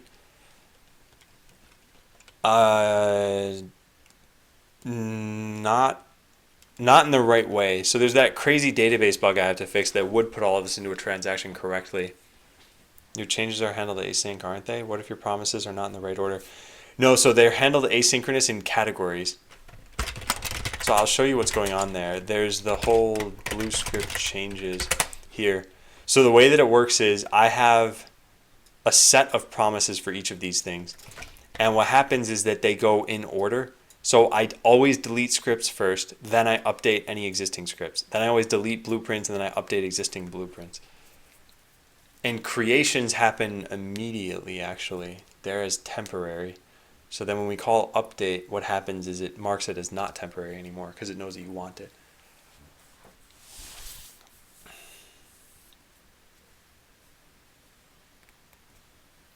Noob, do you have a record or something?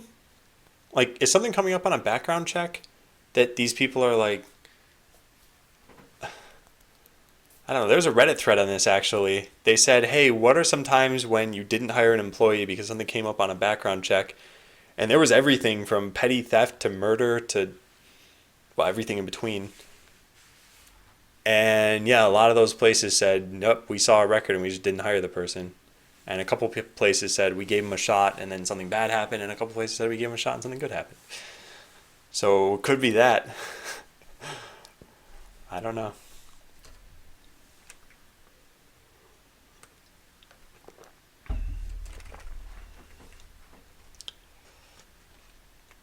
I'm not sure.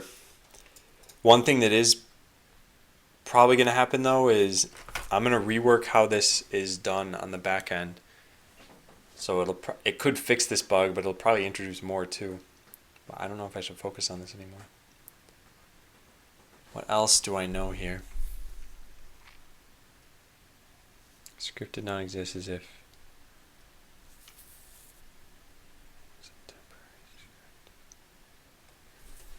Let's take another quick look.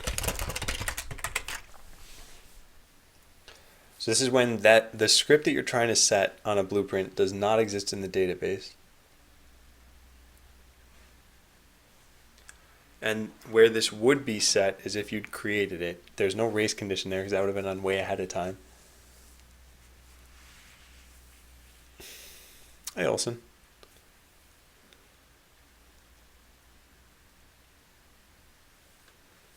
killed the guy that one time, but he totally had it coming. I do Case Hero.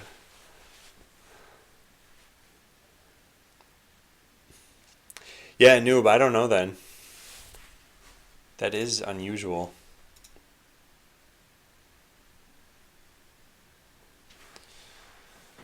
Yeah, weird. I mean, there's one possible explanation that I have for right now, and it could just be a really bad string of bad luck.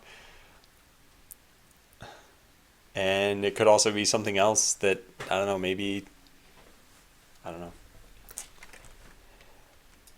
I don't know you in real life, noob, so I can't give you any better feedback. So fact, this error message shows up when the specified script can't be found in the database. The script would have been created ahead of time due to how temporary scripts work. Wait a sec. Hey Deo, there's no chance you made like 30 scripts, right? What if I tested that? Select. Now let's just do this in the UI. Write out some facts and theories of why you're not getting any jobs. This works for fixing bugs. Alright, so we need to go get the user table, and I need to set it so that we don't have any available scripts for ourselves. Num empty script. So we'll set this to 1.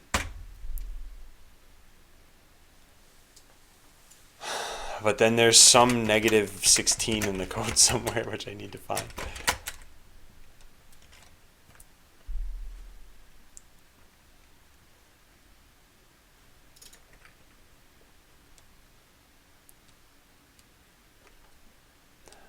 Create script though. You'd have a problem when you went to create it. No, I don't know. I don't know.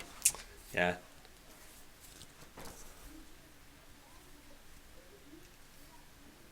All right.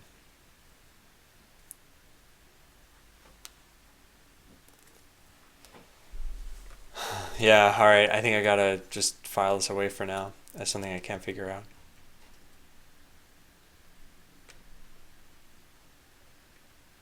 Oh, I'll save this in my Botland graveyard. A Deo bug I never solved.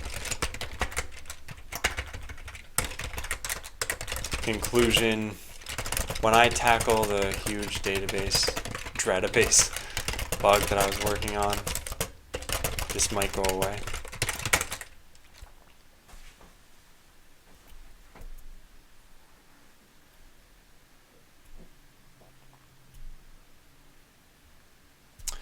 Oh yeah, Liquidor. Okay, so fix this bug. What is this? Forfeit button is still enabled after finishing a match.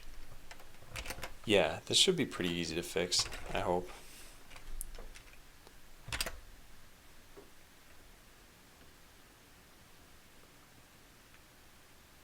Oh, nice, Olsen. That's good. So we attack, and what do we have to do? Just win the match, or even lose the match, or even click forfeit. The point is the forfeit button is still enabled even after you click forfeit.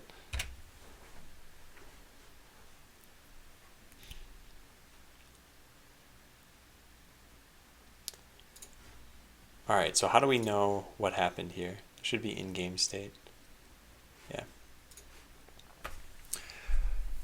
So do we know that this is over? Game true. View structure. Match results, maybe? Match result, attacker forfeited. Yeah, maybe we should just take a look at that then. Let's try that. Debug main.debugstore.getState. What's it called? Match results. Dot something. Match result. Okay, so it's attacker forfeited at first. We're just going to tool around with this and see how does it change. So at first, it is null. If we attack once, We have to place more bots. Well, I guess when we finally win, it'll get set to something, huh? Attacker 1. So I think if this is set, isn't unsaved changes supposed to be fixed? Or is there still some case when this happens? There's the case where you have unsaved changes where it happens. Are you running into that right now, Hideo?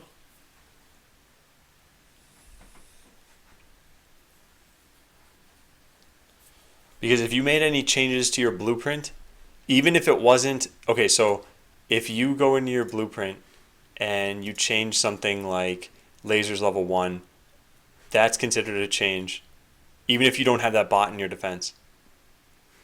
If you go into your script and you hit update, even if you make no changes, that's considered a change to your defense.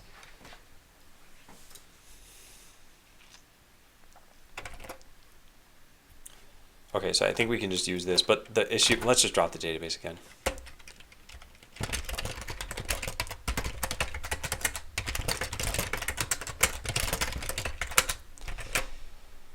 Okay, so now we need to go make a defense for Atom 1 and then log in as Atom 2 and attack them. Could not log in. Uh-oh.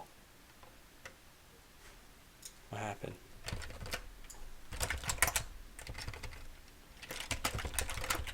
Did happen. And also, oh yeah, get rid of that.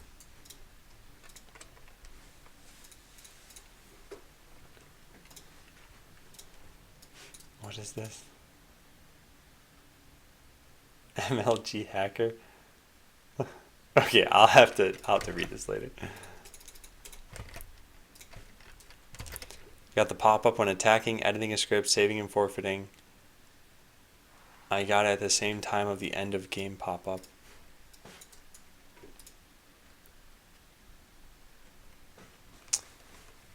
Huh. Yeah, I'll have to look into this.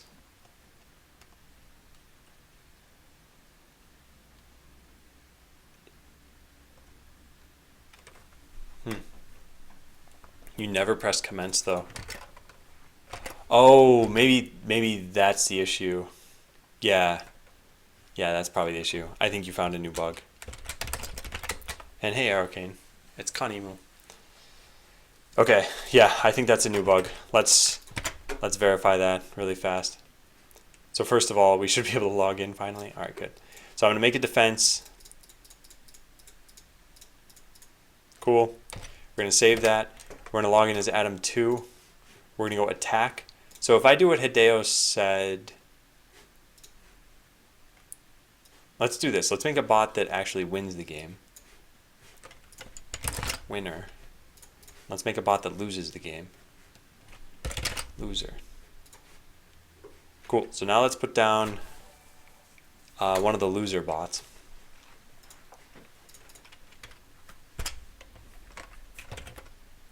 And we also need to verify that this is correct. So that's null. We go into replay. It should still be null.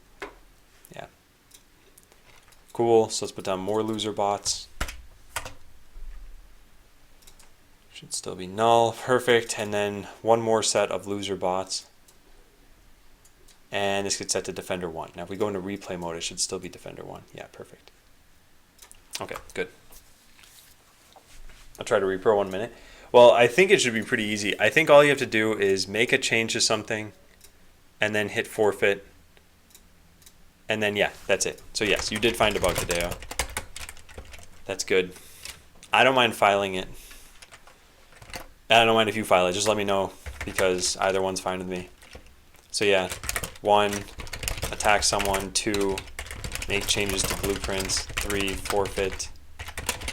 Well, and then 4, click go back to main menu. Expected, no unsaved changes dialog, actual. The dialog pops up.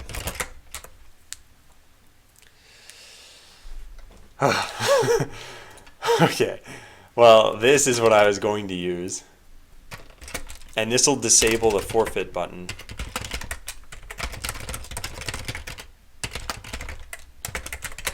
Yeah, this should be disabled. Disable forfeit button. Yeah, I'll take care of it then. Thank you, Hideo. So this dot props dot, we need the match result state. Oh good, we have that. Dot match result not equal to null. Now match results themselves point to a game phase outcome, which I think is described here. Game phase outcome, yeah. So in any of these cases, attacker one, yeah, any of these are considered to be over at that point. So we want to disable it if there's a result. Yeah, so we'll just do this.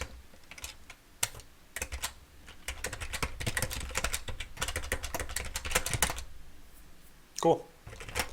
There, so that should fix bug number 1. Then we have to fix Hideo's bug. So we go into here, we click forfeit, and this should disable the forfeit button. So we click forfeit. Cool, so we can't click it anymore. Now we'll go in and we'll win the game.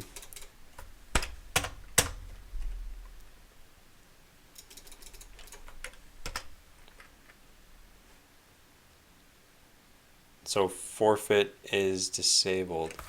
And then it should also be disabled while the game is running. Right? So if we put down loser bots and we hit commence, we shouldn't be able to forfeit during that time. Oh no, it's still set. Oh man.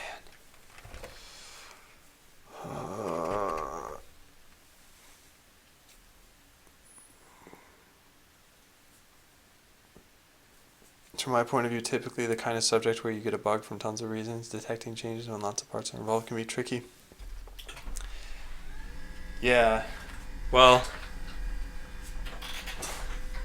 forfeiting the game wasn't something I put a lot of thought into because I thought, oh, this is just a debug feature, but it actually will be a real feature. So I should have thought about the repercussions more.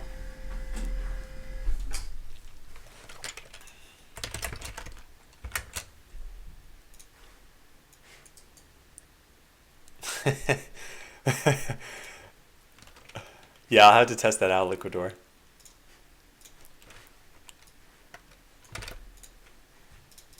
So file and fix this Hideo bug. Oh yeah, I did reapply the fix. Okay, so this is the bug about the forfeit button. Yeah.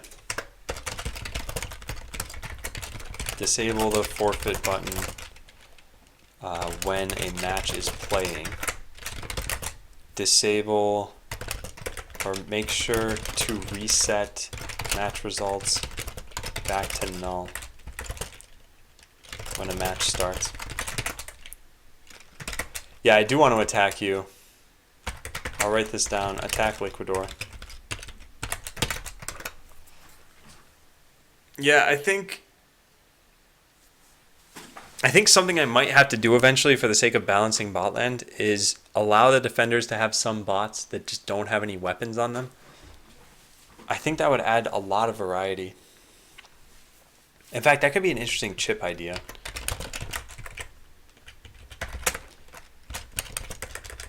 Any bots with no weaponry whatsoever get some kind of buff. This encourages support bots like EMP, repair, shield, etc. This will also fix number 15 too. The forfeit bug, or let me just take a look at 15. Oh yeah, okay. Close issue 15. Okay, so reset this. We need to find out how that happens. Reducer, match results. So what sets this? Set match results, makes sense. Set match result.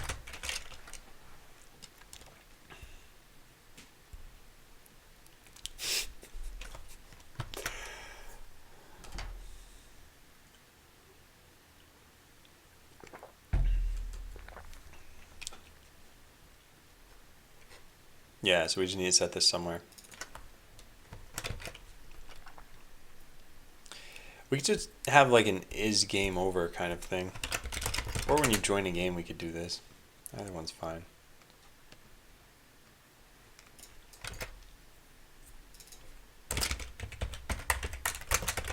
Clear out previous match results so that we know the game isn't over. Okay, let's try that now. And then disable it while the game's playing out too. We could do that at the same time. That's pretty easy. So the commence button, if is fetching attack journal, or it's not enabled, or is currently playing replay. So it's this, or we're currently playing a replay. I think that's it. Alright, see you, Badr. Total landmine annihilation. I'm sorry, at least you got the emotes, Badr. You can use those all over Twitch. But see ya. And yeah, thanks for subbing. So this should fix the forfeit bugs that we had. So when we put down these bots, as soon as we hit the start button, forfeit should be disabled. So yes, it is. Perfect. Now as soon as that ends, forfeit enables itself again. If we click it, it's disabled again. And we could go into replay, but this doesn't hide this UI. That's a minor mistake. So let's try that again. We'll win the match this time.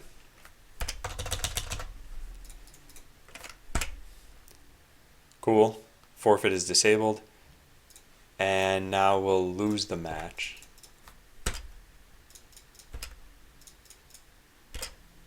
Yeah, and forfeit's disabled. Okay, cool. Yeah, it looks like it's working. Nice.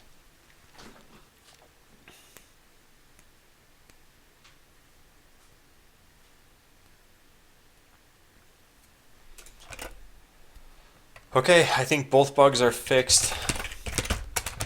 So let's clean up the commit and then check it in.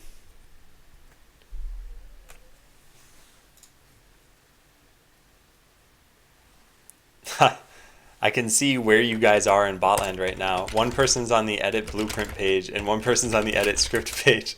Now you're both on the edit script page. There are only 2 people active, or at least 2 people active who don't have ad block enabled. Try double clicking very fast just for sanity. Yeah. Oh, you can't actually double click it very fast because it pops up a dialogue. Yeah, so there's no real way that'll work. Although if you did manage to hit it twice, because I mean you could always just call the function underneath anyway. If I say forfeit game, it'll ask if I want to forfeit, and if I click that, it'll just say no game found for you to forfeit. So worst case scenario, you'll just get an error that doesn't make any sense. I'm editing scripts, trying to figure out API. Yeah, the API is not very obvious at all. And part of the reason for that is because we haven't gotten to the point where there's a tutorial yet. So Cucumber Owl, I think my biggest suggestion to you would be, if you're messing around with scripts, just stick to snippets at first. So let's say you want to write a script that shoots lasers at something. Just go into offense and drag if lasers will hit, fire lasers. And, I wonder what that was. And then if you want some movement code after that, you could do something like, okay, let's pursue an enemy, and just drag that over. And so this way, you don't even need to make customizations if you don't want to. And if you do want to, then totally, you can customize any of these things. But this is a pretty good way of starting. So this will be a bot that shoots lasers if it can, and if not, we'll pursue enemies, and if not, we'll just stand there doing nothing. So after that, you could say, I'll just move randomly. So there, that's it. That's my bot. Let's give it lasers, and let's give it thrusters, and let's give it regeneration. So it'll move fast, it'll regenerate life. So we'll test this out. Whoops, that was way too fast. Let's slow it down. So they're moving randomly, and they're moving faster than these other bots are, and then they will shoot lasers back at enemies.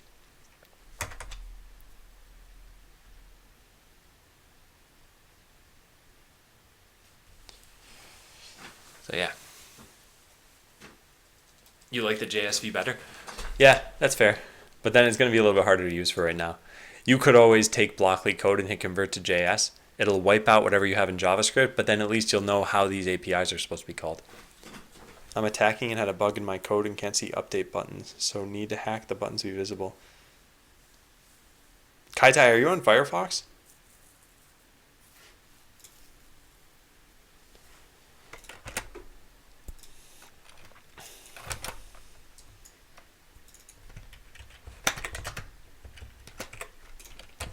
Disable forfeit button appropriately.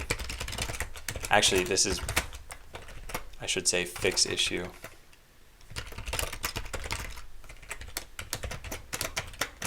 This fixes both of them, right? Yeah. I'm gonna mark it as fixing my issue. Oh, this isn't even issue number 36. What is this? Oh, 34.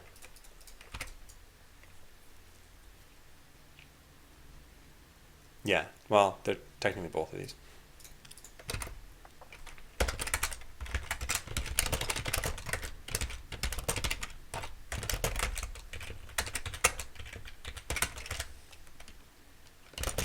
Either while a match is playing out or once it's done. Technically, you reported first. Yeah, Kaitai on Firefox. That's just a bug right now. Oh, I'm glad you like it, Cucumber Owl.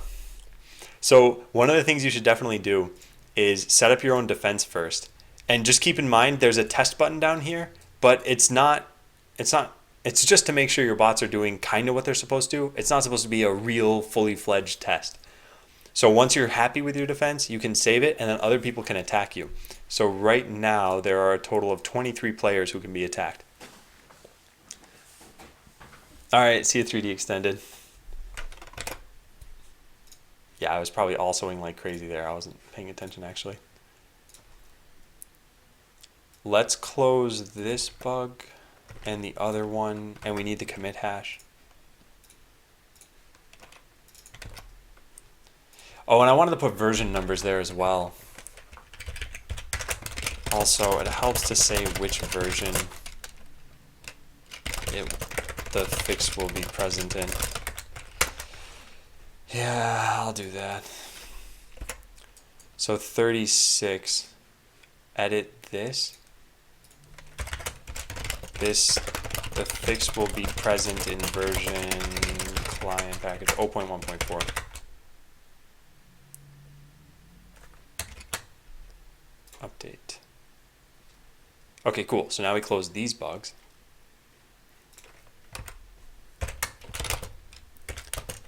Fixed in version 0.1.4. Commit hash here. Is there any way to know positions of other bots, or just if they can be hit with missiles, lasers, etc.?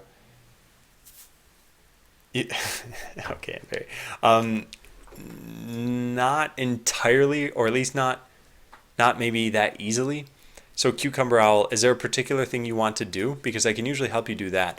There is a way, if you say something like, okay, find the closest bot. So I have closest to enemy set now. If I want to get the position of it, I could say get X and get Y. And I can set these to variables. So set, and then we can just make a variable out of this.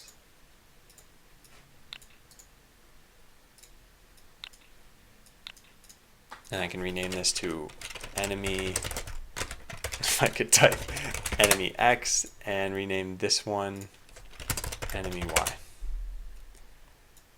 And in JavaScript, that's pretty simple. You could actually just say enemy X equals closest enemy dot X. You need to know that it exists first, though. So you got to put this in here. Hey, Motorfama, it's going pretty well. When will artillery hit returns true? I'm confused. So artillery returns true when a bot is 5 tiles away from another bot or more. There are a couple of conditions that need to be true for it. Where is the text tool? Here it is. So will artillery hit? Is there a way to put a background on this or something? Blending mode. An outline. Seriously? Any of this? Okay, fine. Well, let's just make this black then. So will artillery hit? 1, do you have artillery equipped? 2, are you at least 5 tiles away from the target? 3, can you sense the target? 4, i.e. are they cloaked? And 4, yeah, that's it. That's pretty much it. The script updates the variable in that if branch, even though bot isn't shooting. There are no enemy bots in sight. Kaitai, if you want to paste your script onto bpaste.net, I can tell you what's wrong with it. Can you then store an array of these enemy positions or pass that position knowledge to other bots? You could at least pass them to other bots. You can't really store arrays right now because I haven't exposed arrays to the user. But as far as passing them to other bots, there are 5 built-in shared variables. So if you wanted to, you could say something like, so here's kind of what you do. And I know this is more complex than probably what you'd want to do at first. But you could say something like this. You could say if not exists shared A, so that's one of your 5 shared variables, shared A equals 0. And then if shared A equals 0, you could say something like leader equals true, and then shared A plus plus. So now exactly one of your bots will be the leader. Now you can, in your update function, say something like this. If leader, then let's call like run leader code, otherwise run follower code. So run leader code can be a function that does something like find an enemy, and then if it's set shared B equal to that enemy, the enemy you found. Otherwise, set it to null. And then in run follower code, you could say if exists shared B, then pursue shared B. So you can do something like this. This is not exactly the code you'd want, but I'll bpaste this so that you at least have a reference. And see you, Thomas.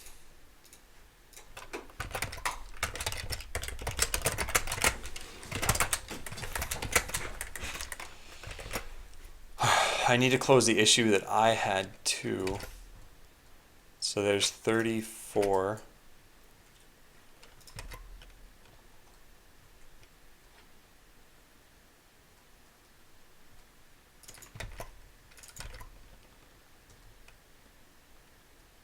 We'll just copy paste this.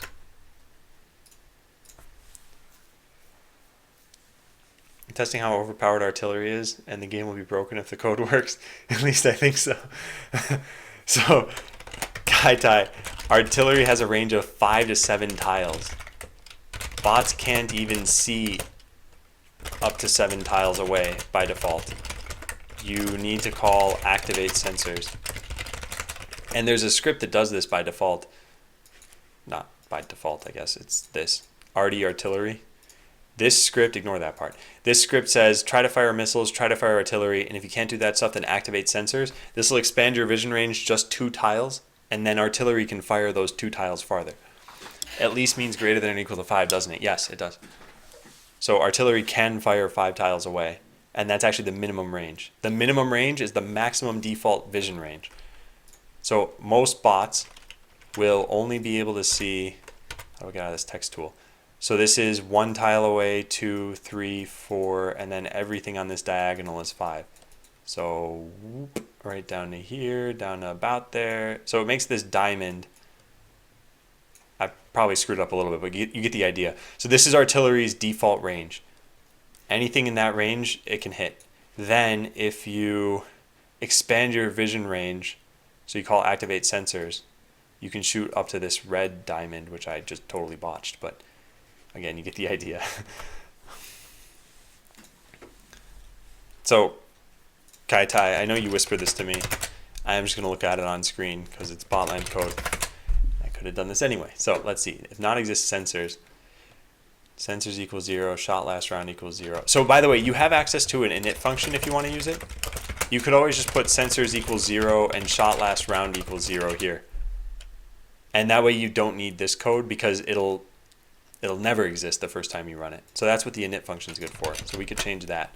So if can activate sensors, sensors equals 3, shot last round equals 0, activate sensors. Okay, cool. So if sensors is greater than 0, then subtract 1. If can cloak, cloak. If will artillery hit, shot last round equals 1, fire artillery.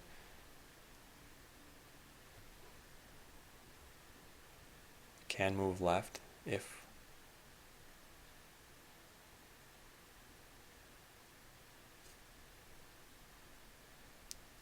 Wait, so Kaitai, is there a bug here? Did you even want me to look at this because there was a bug, or just because I'd asked about your code? Because this looks mostly fine. There's one potential issue, and it's how the ordering of this works exactly. I'm not positive, but there might be an off by 1 error here. But like I said, I'm not positive. And it's moderately hard for me to figure out what's correct there.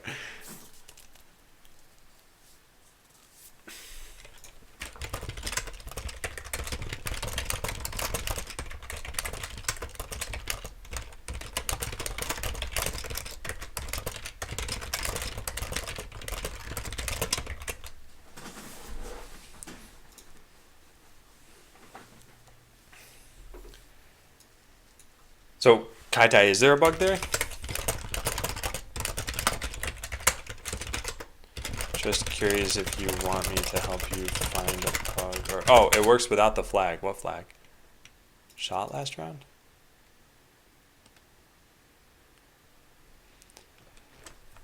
But the bots move left too often.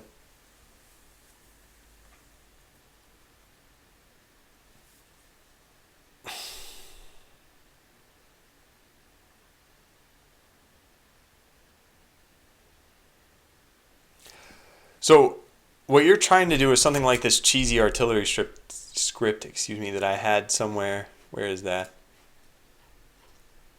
I don't think I have it anymore. Aw, man, I don't have it. Oh, but I might have it in the database. Let's find select star from botland2.scripts where user ID equals 2.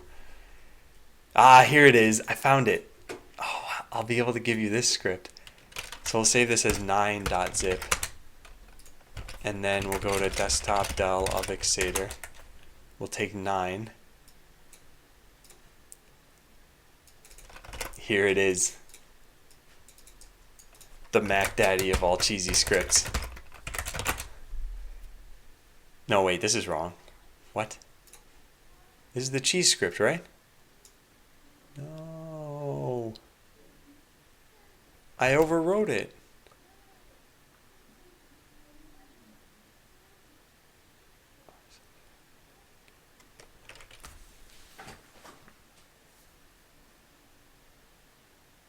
Oh, this isn't too bad.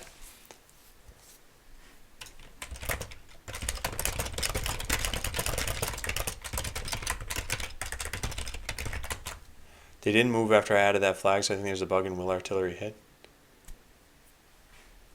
Well, okay, so one other thing that you have, Kaitai, is are sensors activated is a function you can use. You can use that, and that way you don't need to keep track of it yourself. When firing projectiles, does it have to be at an enemy? Can you just fire in a certain direction?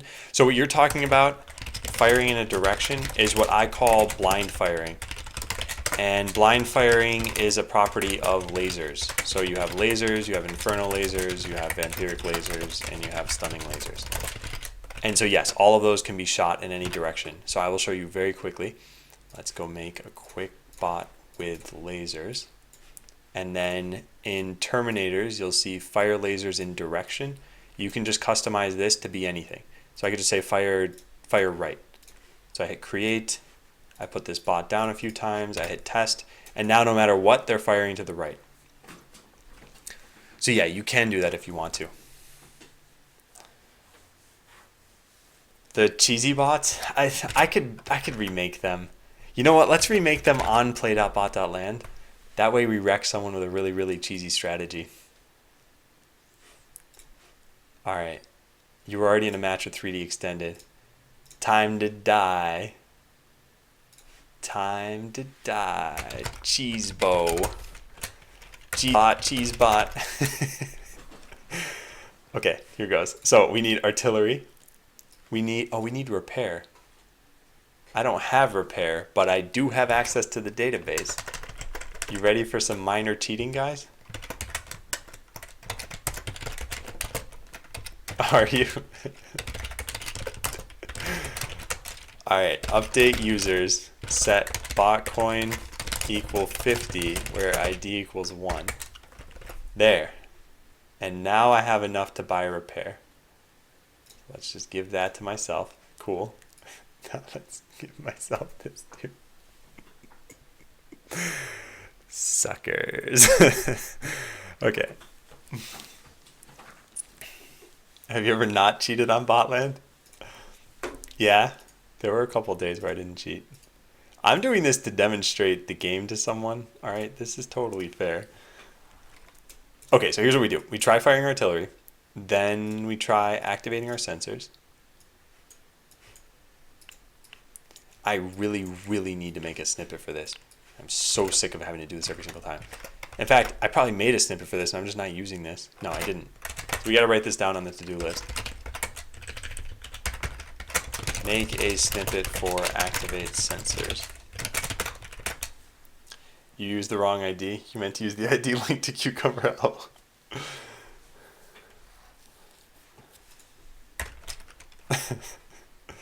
Okay, so we have this stuff. We want to do a whole bunch of things. Let's see, we want to repair ourselves if we can. We want to repair an ally in some cases. So if an ally is, let's take a look. So put another and here. So if they exist and the distance to them is less or is exactly equal to 1. So if get distance to repair target. So we try repairing ourselves. We need to try firing missiles at some point too. And so that I don't lose this, let's just copy paste what I have right now. Okay, so first try firing artillery, then missiles, then activate sensors. Then I remember how this worked. We only move left when sensors are activated. This is pretty much exactly what Kaitai is trying to do. And yes, it is an incredibly cheesy strategy. And then we repair ourselves. We try repairing an ally. And then there's movement code. So the movement code is what's kind of tough to work out here. So we say init equals function. We might not even need this actually. Let me think about this for a second. So if not are sensors activated, then move right.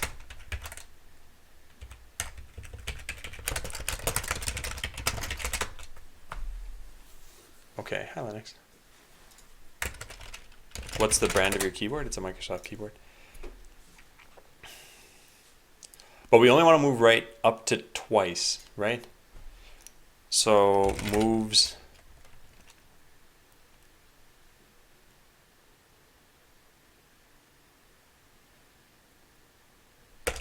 move right equals false. We'll do this. Wait, how do we do this again? Hang on, I gotta think about this for a second. So we're gonna move left when we don't have anything else we can do.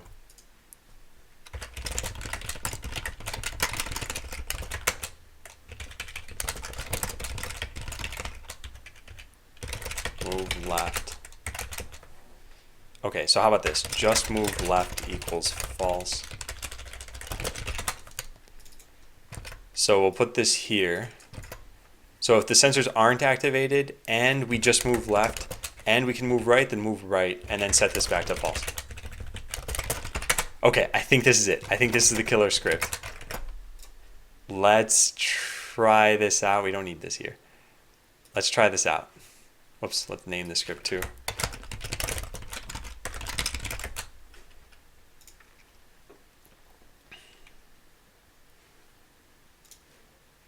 Okay, so here we go. We put down a few bots.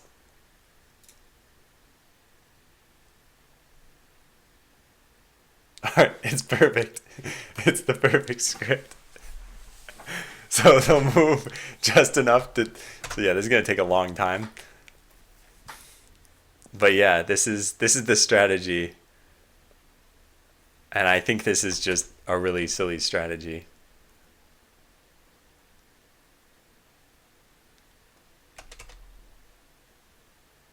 And there it is. No casualties. Won the game. And this strategy will probably work against actually most people.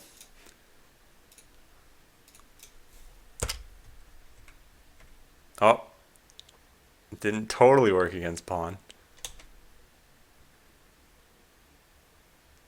Oh, actually pawn is shielding his front guy the most. Wow.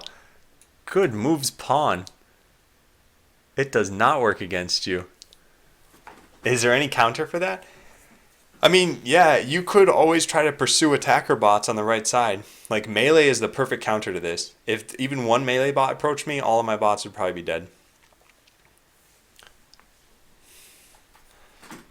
Alright, so if we actually put these on the top, this might work. Let's put this here and here. And one more over here. Okay, let's see how this works. Yeah, because now we're... Whoa, what? Your bots are very smart about shielding, pawn. Yeah, they shield whoever has the lowest life, I guess. That works out pretty well, huh? Alright. Now with the last one, we're going to go with our own melee strategy. But we don't need reflect this time. What does this have? Yeah, if can reflect and reflect. We don't want that. We want... What is this doing? Turn count minus minus. Turn count equals 0. Attack equals... What? What does this attempt to do? Alright, I don't know what some of my bots are. I should have named my scripts. Okay, here's an unnamed one. We'll just do this. We'll make melee. And you know what? Let's just do this. We don't even need a script. Just delete it. Boop. Cool. So our script is gone. And we want melee and oh, I don't own any defensive stuff, do I? Okay, well then we'll just do this. There. So now commence that. Oh man, I'm within. Oh, pawn killed me. Okay. You win, pawn. The cheesy strategy doesn't work against you. Yeah, he messed up my attack too. Good job, pawn. Wow. I'm impressed. So yeah, Cucumber Owl, and you ask about is there a counter for that? There apparently is. I actually am impressed, pawn. That's pretty good. I like it. So yeah, we could just try this on pretty much everybody.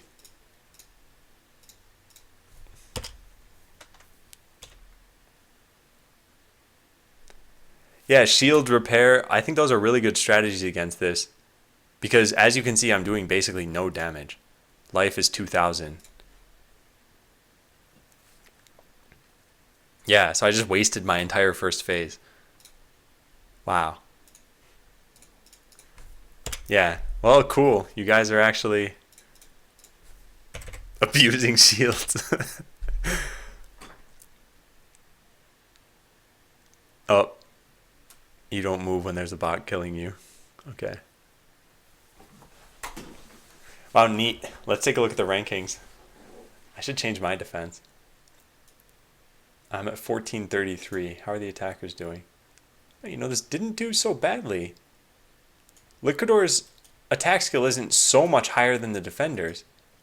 Maybe there isn't as much of a problem. Yeah. That does help Liquidor.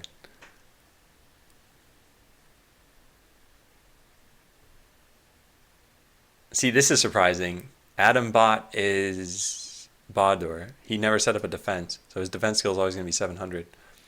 And same thing with Kai Tai. Alright, where am I? 12. Okay.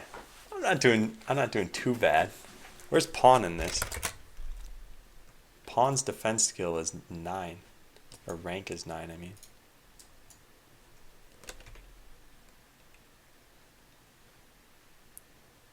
No, wait, what? How does this work? I see. Hey, Testman music. Lost 100 points in 3 attacks, and I only win 2 to 3 points, so yeah.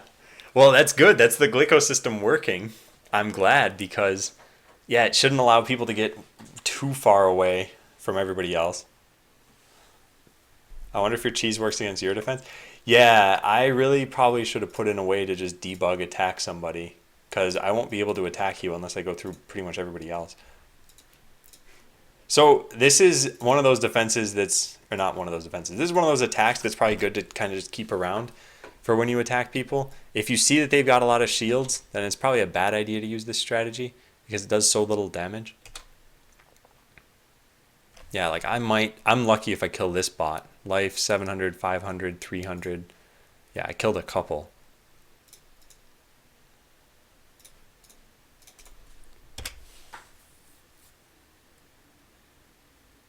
I guess this does work.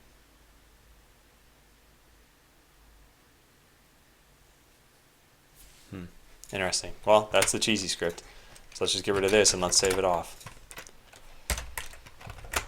Cheese plus artillery attack bot. Pretty good.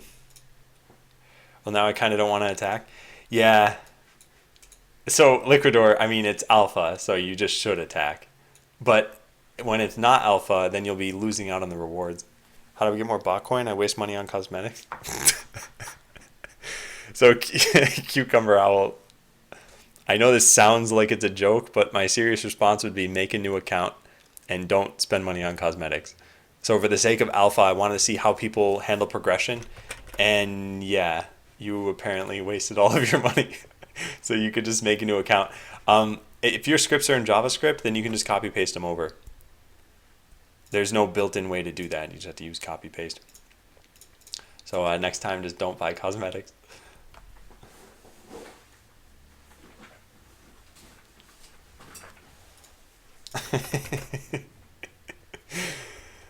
Okay, fix this bug. I think that's done. I think I did close these things. So 34 is closed and 15 is closed. All right, nice. We are slowly getting through these issues. So now make a snippet for activate sensors. Just close all these things. Oh wait, we never fixed that bug too. Okay, well let's make the snippet first.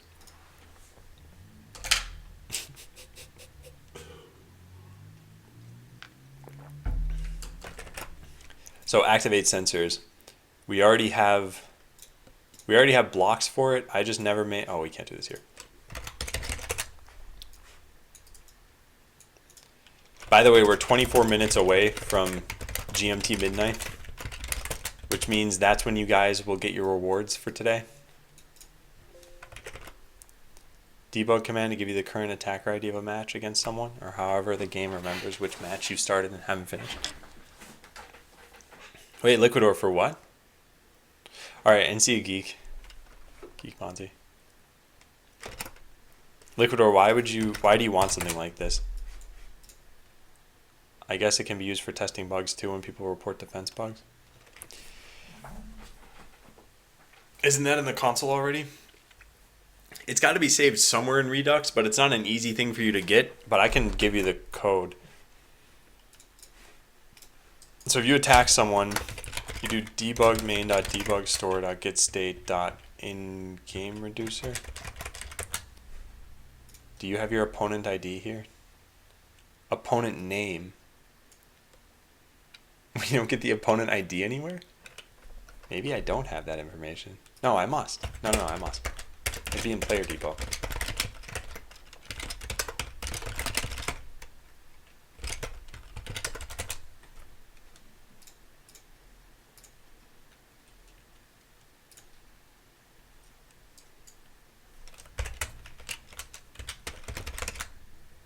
can I just say ID? Map is not a function. Well, object doesn't have map built in JavaScript? I always use Lodash, I didn't actually know. Yeah, a.map is undefined. Wow. Is there no? Huh, just doesn't exist. Okay, well anyway, it's sort of it's in here. You'd have to know what your ID is. But yeah, if you type that into the console and play.bot.land, you should get the 2 players, and then you'll know what your name is, obviously, so just get the ID of the person who's not you, and that should be it. Oh yeah, Hideo, but that's a debug API. That's gonna go away at some point. Okay, so let's go get the right Blockly for this. We get this, we get rid of that, and we're done. So now we just get the XML from here, and we're all set. So state Blockly XML. Gotcha.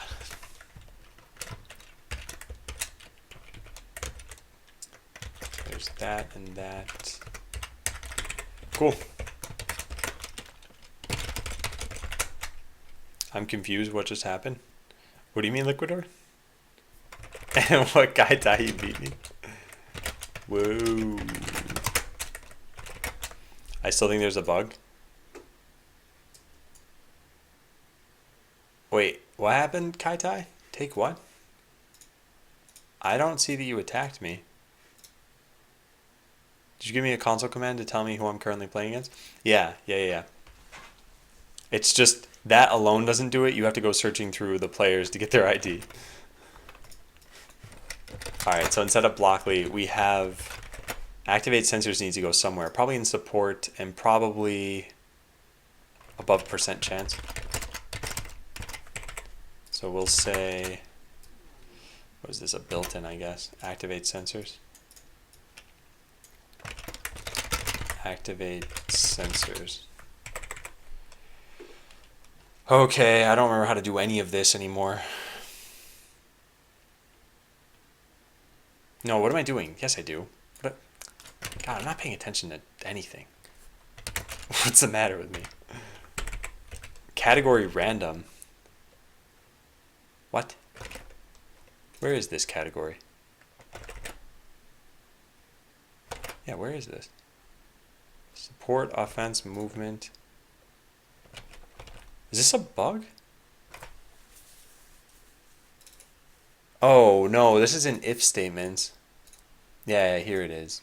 And I made a snippet for it, so I just never used that. All right, never mind. Oh, maybe there's some other Adam? Yeah, there are actually multiple Adam accounts because people like using my name in the game. Okay, so all we need to search for is this. Category name equals % chance. Yeah, so we'll put this up here.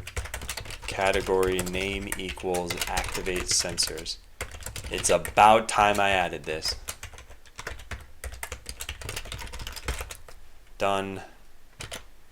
So now we just go verify that, and if it's good, we just fix the indentation. Oh, yeah. I see what you're saying, Liquidor. Yeah, I think that sort of thing would be really helpful.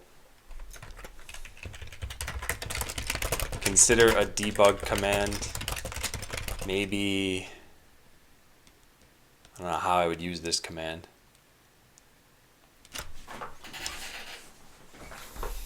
How would I use this command?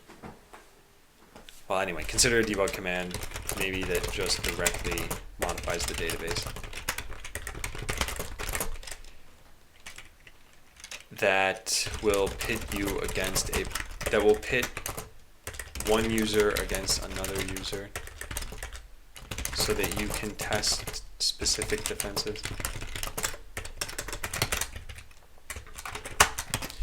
All right, here's this one. Click edit, click this, and we should have a snippet for activate sensors. Perfect. Good to go. So we just go all the way to the top of here, and we type indent X. Done. Cool. And now we commit this. What is this? I seem to have made a quick note. Can we delete this? The quick note has been placed in your quick notes section. No, I don't want that. I don't want quick notes. This section is empty. Okay. Thanks, OneNote.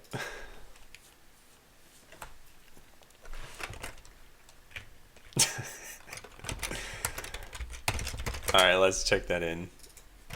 Yeah. Add Blockly snippet for activate sensors. So that's done. Next. Attack Liquidor. So I guess this is the time to do this. Let's go figure out what we need to do. The quick note ghost. Hey, Game Frenzy. So what happens when you attack someone?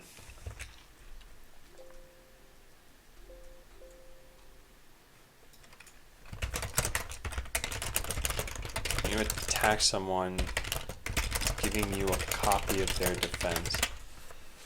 It's probably an incredibly bad idea to do this through just raw SQL. Let's find match for user.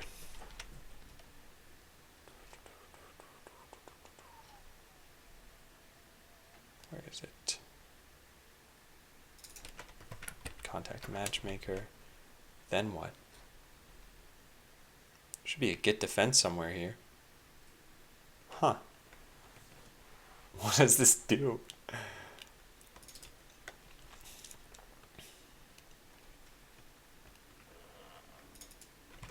Oh, this does it. I see. Yeah, here it is. Get defense. And what does get defense do? Because if this is a very difficult function, then we can't do this ourselves.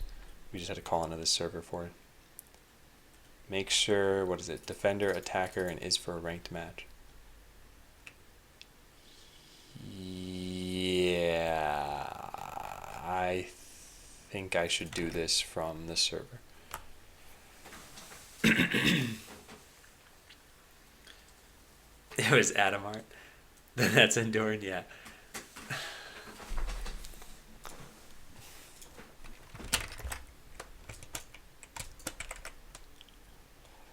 So what we would need to do is just call this API.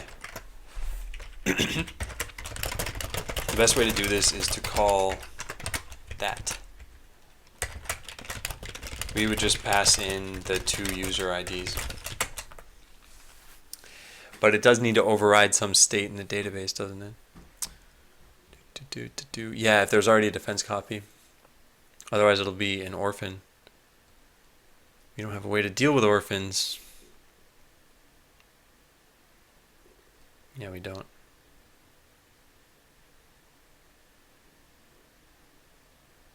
Yeah. The only problem is if they already had a defense that they were fighting. This would create an orphan in the defense copies table. So this is not really worth doing right now. I will play a couple more matches, and if I get paired with Liquidor, then great. What's the likelihood of that happening? As an attacker, I have a rank 1329, and as a defender, Liquidor has 1566. So I need to work my way up before I can even potentially face him. Okay, shield, reflect, and lasers. Oh, that's an easy defense to beat. Done. Defense beaten. Oh, except for wow, those do a lot of damage. Okay, never mind.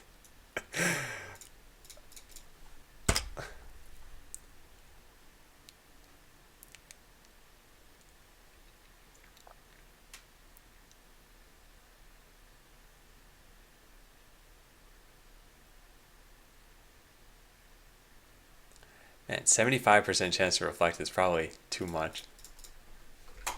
Oh, I can only place 2 more bots. That was my attack you looked at? Or does it get... Oh, whoops. Is it? Oh, you're right. Yeah, my bad. We're actually really close to each other, huh? Oh, we are. So I should be able to find you as a match.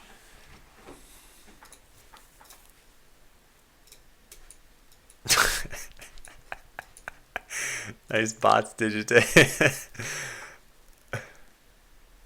So shield, reflect, and lasers. Yeah, I think it's generally the same strategy I would use here. Oh man, damage boost is so powerful. What is it set to? It does like 1,000,000 damage.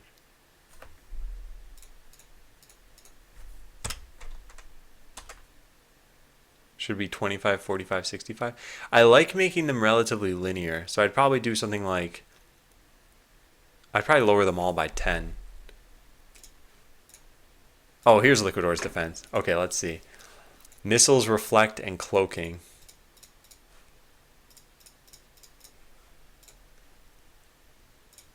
Alright, I don't know what you're going to do, but clearly you wrote some script here that's going to be interesting. So you know what? I should make a custom script then to try to counteract whatever you're doing. Yeah, you know what? We're going to do that. You ready to fire up the cheating engine, guys? I am. Done. Okay, so now I've got Zapper. Actually, I can be really cheap about this.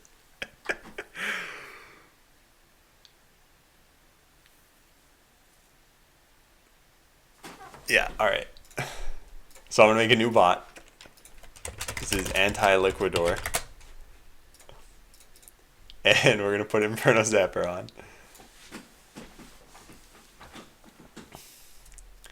Inferno Zapper and Reflect, and we should be like 100% good to go.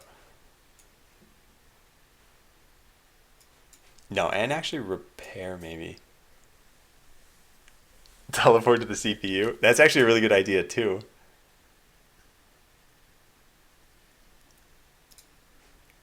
Okay, this is going to be anti-Liquidor. Alright, I just got to come up with the perfect script now. So we definitely want to zap, and we want to reflect right after that. And then I think I'm just going to make them move left. Because he doesn't have teleport. So he can't get away. Right? So move left. And then if enough turns have passed,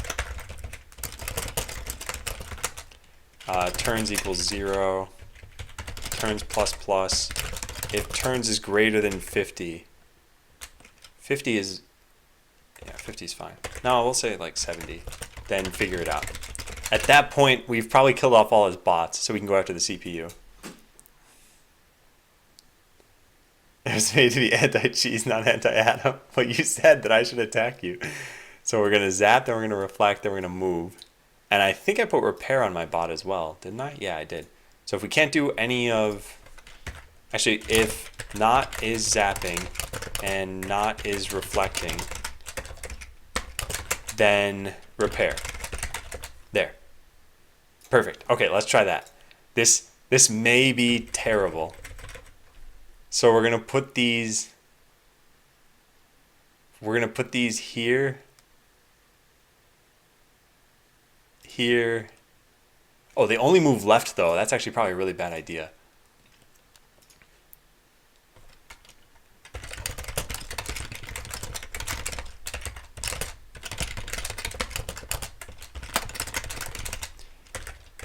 Percent chance. There's a 50% chance to pursue closest enemy bot. Otherwise, we just move left. Okay, let's do that. Alright, there. This is it. Commence. So we're going to ignite his bots while also dealing some immediate damage. And we're just going to move across while igniting them. So they should take a ton of damage. And then they'll repair themselves a little bit at least. Yeah, that one died. It's working perfectly. Okay. Then yeah, after 50 turns, they'll eventually move up. Man, Inferno Zapper.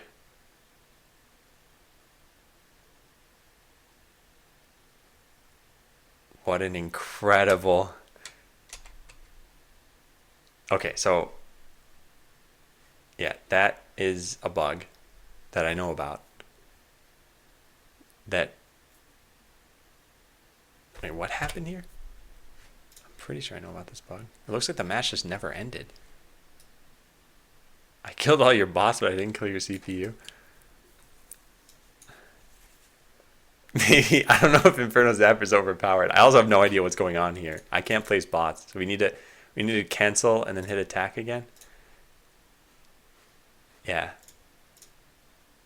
So now we just put down a bot. Oh, you have to put down 3. Yeah, I can't BM you. Yeah, I had to place 4. Okay, I really can't BM you. There.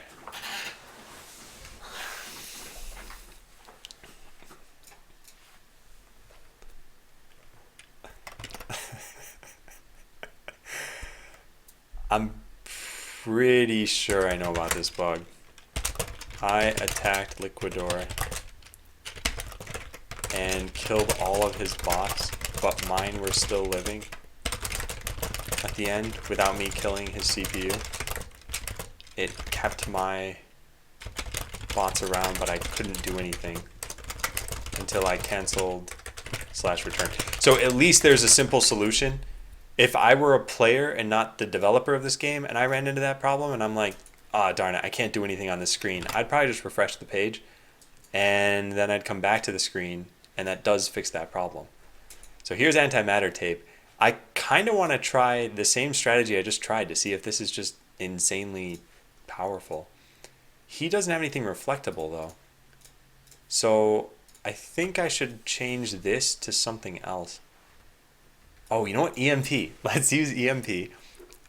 And I should change my script though. So we'll make a new script here. We'll make this antimatter tape.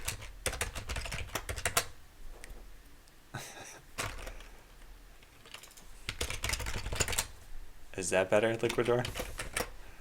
All right, so we're gonna say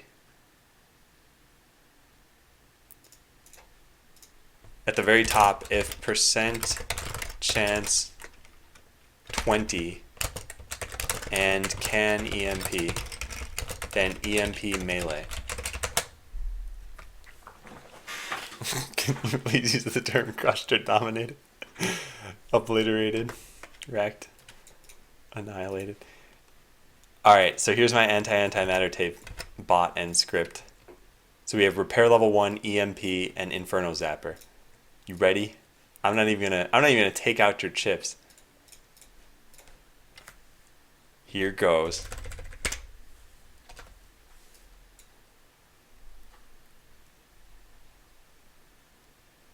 Alright, so far so good. Oh, now my bots are doing nothing. Okay, good. Nice. Man, EMP is so powerful. Okay, so most of your bots are just going to burn to death. So let's put these over here now. And yours should just kill themselves pretty much. 255, 185. Your regen chips are doing a lot for you, actually.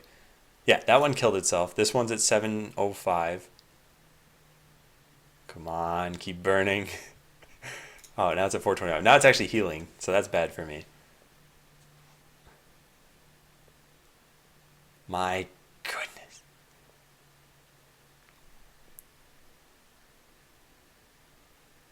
Yeah, I still don't know if this is too powerful or not. But this is what makes me think that defenders just need like a crazy amount of bots if attackers really care about this sort of thing. Yeah. So now this'll... Do I actually win this match or no? No, I don't. See, this is the same bug as before. Inferno Zapper does so little damage to the CPU that you need something else to go in and clean up at the end. So I'll just put these bots down.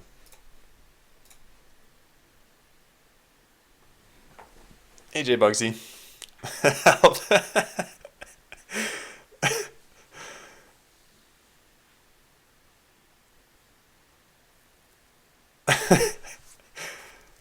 That was actually pretty cool. Man, I like this. I think it'll be really interesting to see what other people do with this.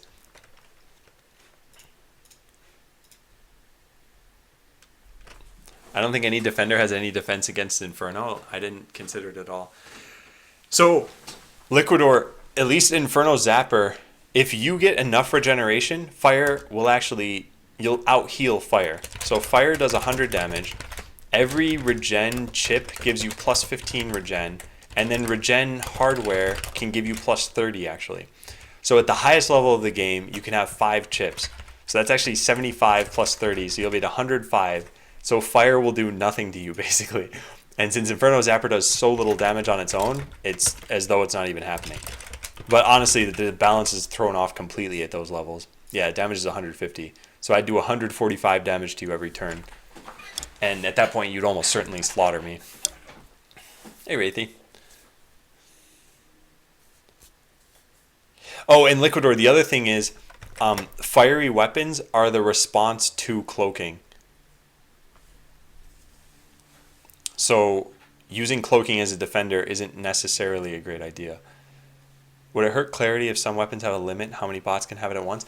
Yeah, I've thought about something like that because I thought, is it overpowered to have a whole bunch of these things? But I think it would hurt clarity, and I also don't know if there's much of a reason. The defender can use however much of anything they want because attackers can react to whatever they see, and the way to stop any bot from doing the same thing that all the other bots are doing is this right here, EMP. So if you see that the enemy has all melee bots, then just throw on EMP melee. And there you go. You disabled their EMP and they have no other strategy. So you use 3 slots of your bot on this, and then the other 3 slots can be used for anything. So I can put on EMP and I can put on like lasers and then some regeneration or something like that, a shield. What about a suicide attack where a bot kills itself and explodes when it's very low and the explosion harms all other nearby enemies? Yeah, I actually did not think of that as a passive. I wonder if I should consider that as a passive. In fact, maybe that's a good chip idea. But yeah, that idea has come up in some form a bunch of different times. Bots that die explode, but the explosions only hurt attackers, even if the attacker exploded, something like that. And then hardware idea, explosive armor. When this bot dies, it damages all nearby enemies.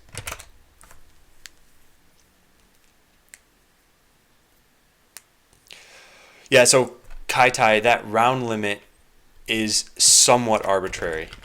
So there are 2 limits in the game right now. One is the maximum number of turns. That's the somewhat arbitrary thing. And the max execution time, this is not so arbitrary. Each game can only simulate for up to 1,000 milliseconds because you can only simulate so many games every second. And if the average time is something like 200 milliseconds and we allow them to go up to 1,000, that's okay. Then on average, we can simulate 5 games a second per game server. But if we let games get kind of out of control, then yeah, we'll probably hit this limit a lot. And then you can only support 1 player per second per game server. And that's a problem. You don't want the game to really lag while you're like, oh, I just want to play the game. And someone's simulating tons of games. Seems like someone, Kaitai, fell for it, even with the wrong hardware.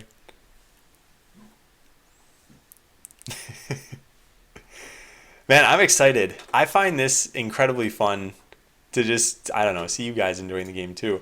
And we're nowhere near done with it. So I think it's only up from here. Granted, it is very uphill as well. Alright, so fix the bug where you can save while testing your defense. Now we gotta tackle some more of these things. I was debating on whether I should take a quick snack break and then maybe stream for a little longer today, because I didn't have a very large lunch. Anyway, this debug command is a good idea, but I don't think it's something I'm going to work on right now. You can move your chips where you want on the defense. Only sort of. I'll show you what you can do. So on your defense, you get a certain number of sockets. So my defense is level 2 right now, so I only have 1 chip I can place. So I can either place it in the top socket or the bottom socket. And that's it. So in that sense, yeah, you can choose where you want it. But if I was a higher level, so if I do this, update computer level, or update users, set computer level equals 10, where ID equals 1. So now Atom 1 is going to be level 10. Oh, hey, we just hit midnight GMT. So now there are 5 sockets. There should be more. I just haven't done that. But now I can actually place 5 chips. So now I can put down 5 regeneration chips. This is where defenders start to get like super powerful. Because now, even with the worst bot, I'm healing 75 life every turn. And that's insane. So let's go test out the defense with just 3 bots. Oh, well, they have a ton of bots. So actually, 75 per turn isn't going to save me from this. But let's try with a little bit more than that then. Whoops. Test. I know you guys can't really see because of the camera, so I'll move this a little bit. Yeah, so my bots are not fine-tuned at all, and what? I have 7 of them to their 2, 4, 6, 8, 10, 11. And yeah, I could use different chips if I want to. You'll unlock chips with Botcoin. So I could use damage boost, 5 of these. Oh yeah, placing chips is really obnoxious right now. I gotta fix that. So this is plus 75% damage. So now lasers are doing a ton more. Oh, that's very powerful. Yeah, I hardly lost any bots. So yeah, there are some combinations here that it's like, these are gonna, I don't know how they're gonna work exactly, because there are some combos where if you just min-max all your stuff and you get like 15% haste, that's probably too powerful. So I might need diminishing returns on chips. And right, Cucumber Owl, you can't move sockets, you're correct. Quick question, I created a very simple to-do app in C#. How could I enhance it? It currently does CRUD functionality. ProSam, maybe, I mean, I'm just coming up with some ideas here, but maybe you could do something like a burn down rate. You have your to-do list. Is it increasing in size? Is it decreasing in size? And you could graph that out over time. You could see when you're most productive. It could tell you, I don't know, maybe you add priorities in and then you could sort by priorities, or priority and due date, or something along those lines.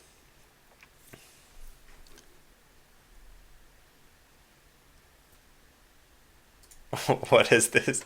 Antimatter tape. I can't watch with sound on right now.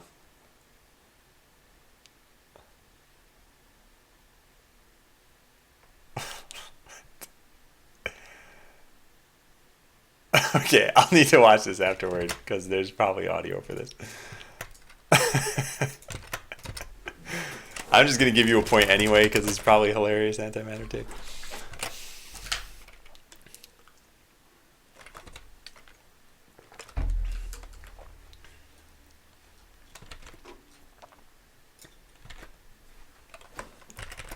Okay, so file and fix this Hideo bug. Yeah, let's go click report bug. So what is this bug exactly? Oh yeah. Forfeiting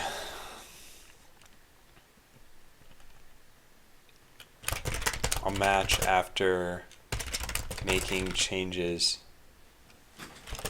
will trigger the unsaved changes dialog. So steps to reproduce. Hey XS, is there a difference between find closest allied bot and find friendly bot with closest distance? No, there isn't, or at least there shouldn't be. There might be a very tiny difference. Where's find closest allied bot? Where is find closest allied bot? Oh, this one. Yeah, there. Let me check because I don't actually know. Find closest allied bot. There it is. So we search for this. It's an ally. What does that mean? There's friendly, owned, and ally. I don't know if ally works the way I think it does. If so, this is just broken, which means that it probably is working. Find entity.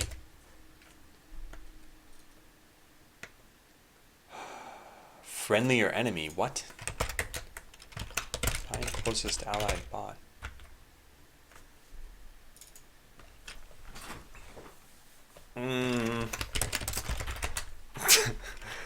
Let me take another look. Validate, then we return all entities in range.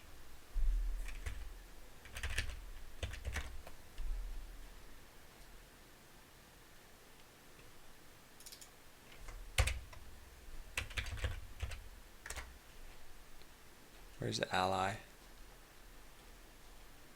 Ally, here it is. Are entities allies?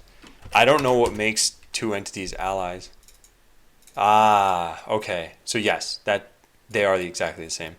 There used to be a distinction. There was friendly, which was either ally or owned. There was owned, which was just your bots. And then there was ally. I don't know why I keep putting quotes there. There was ally, which was like your teammates' bots, but not yours. So I didn't know if I was still using that definition of ally. This is back when Botland was a team game. And I apparently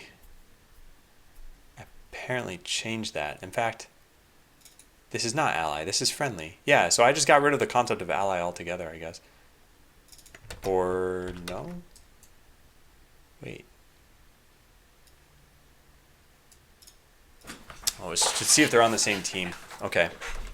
Oh, I should probably at some point refactor that out.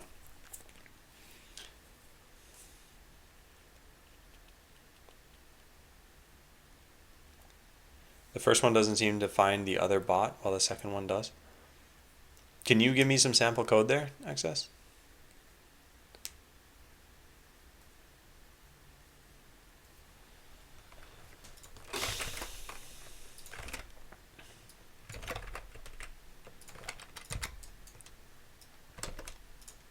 I can't do this.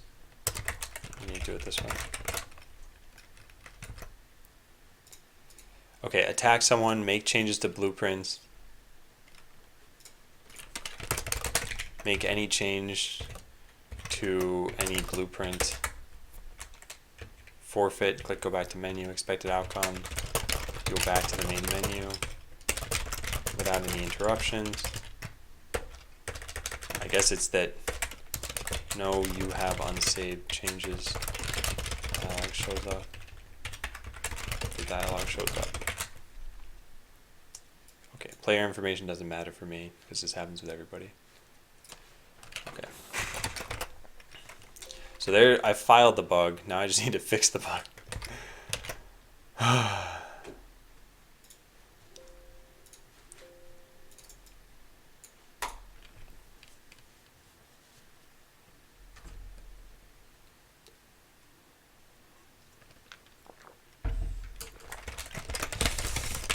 So forfeit game. Something is eventually going to call. Wait a second, where does this happen? No, maybe commence game does this.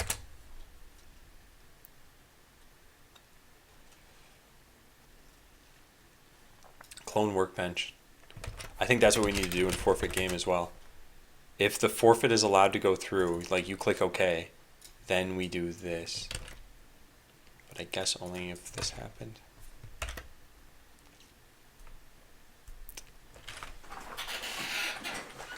There needs to be a restore from clone. Oh, where is that done? Where is that done?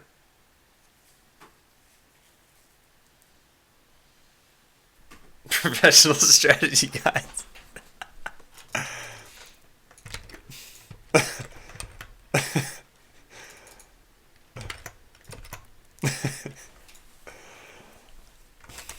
All right, let's take a look at clone workbench.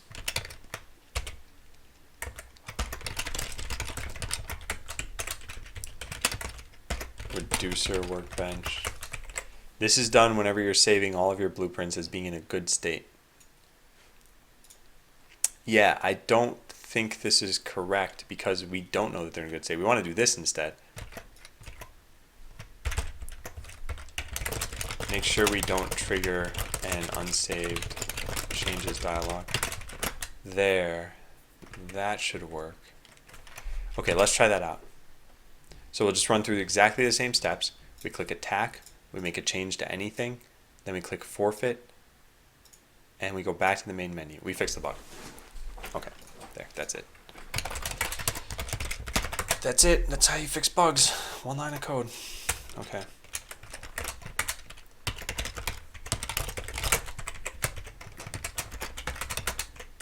So what was the bug number on this? 37? Forfeiting a game no longer triggers an unsaved changes dialog, even if you had unsaved changes. Although this brings up a different point.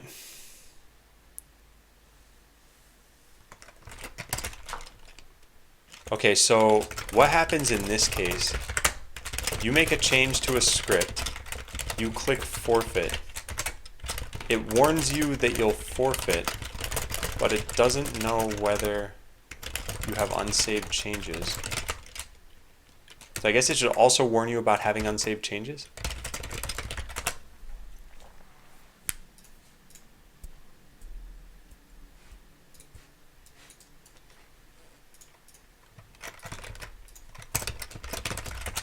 Two bots next to each other, one of them has this script.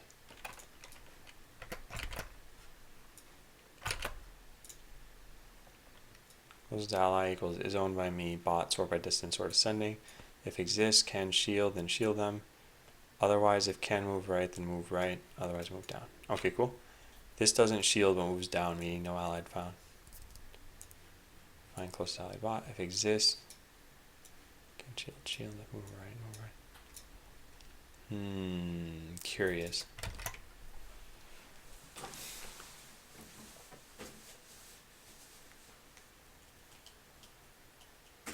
Yeah, curious. I should probably try this out, huh?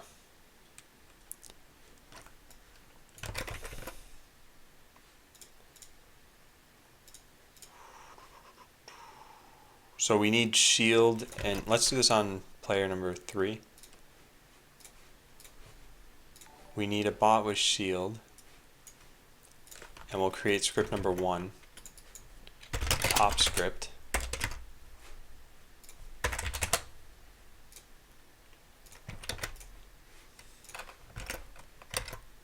And then we'll create bottom script.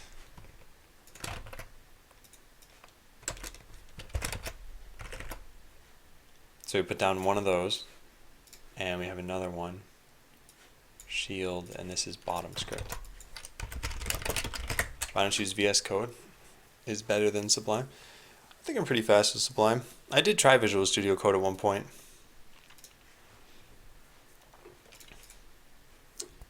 Your chat's not scrolling down. That used to happen to me a long time ago. Okay, so let's try this out. So we're gonna hit test. Aha, so this left bot has a problem. And this is the is owned by me, bot, sort by distance, sort ascending.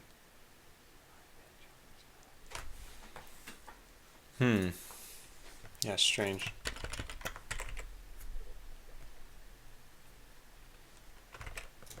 I wonder why this is happening. Huh. We're back to Sith Lord Adam.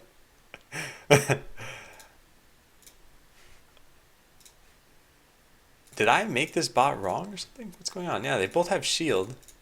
Because what's weird is I'm noticing the opposite. This isn't shielding, and this one is shielding. Oh, wait a second. No, I understand what's going on. Never mind. No, because they're supposed to shield each other. So that means that the left one shielded the right one, and the right one's not shielding the left one. Yeah, so this is broken. Okay, yeah, so points to you. And now let's figure out what's going wrong. The way this used to work is bots had to be on the same team, but not with the same owner, which could just mean that this is a terrible excuse for an API. Get the teams. If they don't have teams, I think we just got rid of teams, didn't we?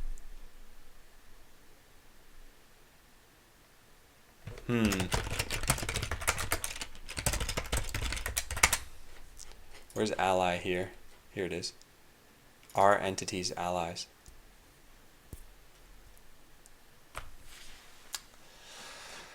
Huh. Okay, well, let's just put a breakpoint on that function.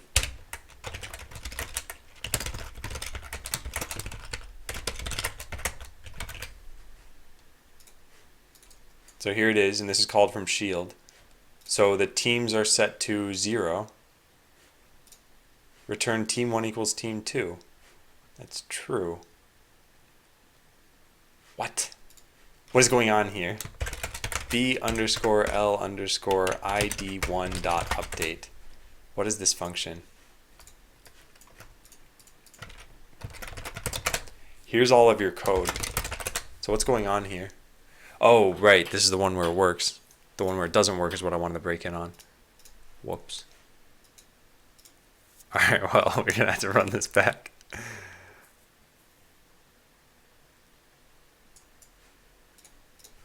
Yeah. And now where are we? Wait, what? They were all called from the same code. Yeah, what? Okay, something's amiss.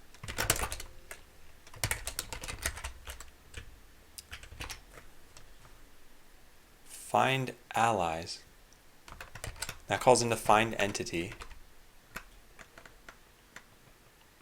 Find entity calls into find entities. Find entities calls into get all entities in range. And we just keep passing these flags farther and farther down. Get entity matching. Oh. Is it that?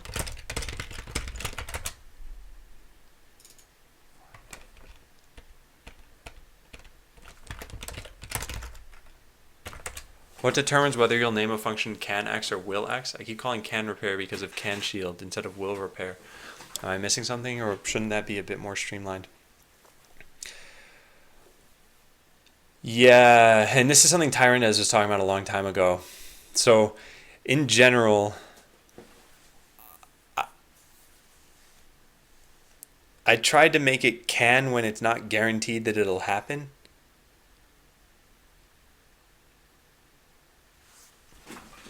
And will when it would definitely happen. I'm not sure. I should just consider that again. Is there still a limit on how many times you can attack an enemy per day? There's a limit on how many enemies you can attack per day, and that's 500. So yeah, that limit is still there, but I don't think anyone's hit that. Consider the can versus will issue in API naming. Yeah. Okay, I still need to figure out what's going on here though. Might artillery hit. Shall lasers fire. And yeah, I still can't exactly figure this out. We should just give them both the same code, and that'll make it easier to debug. So we'll give this one bottom script. And now we'll hit test. Ah, perfect. Okay. So let's look at the update function that we have here. It's ID3. Well, that's totally wrong. ID3. Is this even working? What is going on? It's never calling this. Okay. I'm very confused at this. Run function and try catch. Eval user defined update function.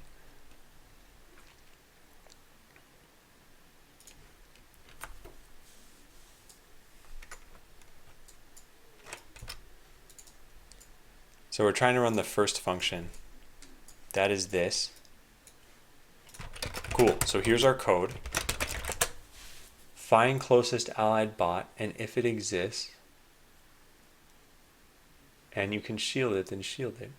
Yeah, all of this looks correct. So then why is this failing? We need to look at find closest allied bot. We need a breakpoint there. Find closest allied bot. And that doesn't break in because of check time failing. Oh god, this is going to be so difficult to debug.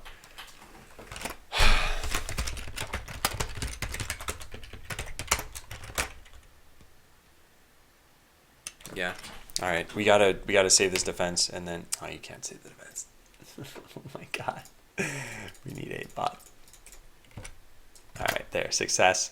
Now we just log in as that user again.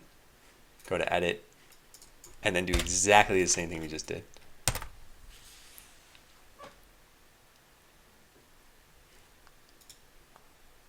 Okay, yeah, we're in good shape. Here it is. So what's going wrong here? Find entity, perfect. Friendly or enemy is set to 2. That should represent ally.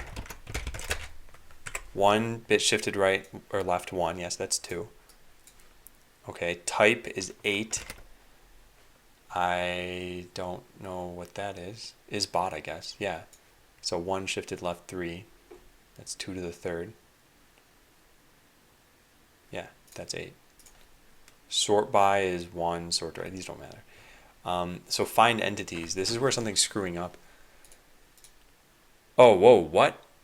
Oh, whoops. I found the problem. Okay. So here's the problem. We have validate friendly or enemy flag. We only allow it to be owned by you or enemy. There's no such thing as ally here anymore. So I got rid of that, but I forgot to... Yeah, okay. Well, good job. You found a bug. Oh, man.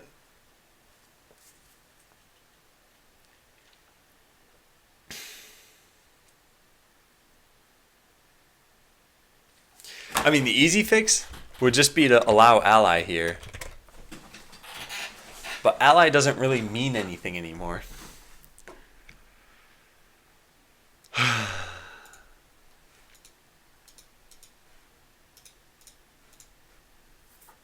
Okay. Let's file a bug. Yeah, let's get rid of our breakpoints here and just click report bug. All right, so find closest allied bot doesn't work. What's bit shifting again? So in binary, if you have a number like this. So first of all, for those of you who don't know binary, here's a quick primer on how bases work in a number system.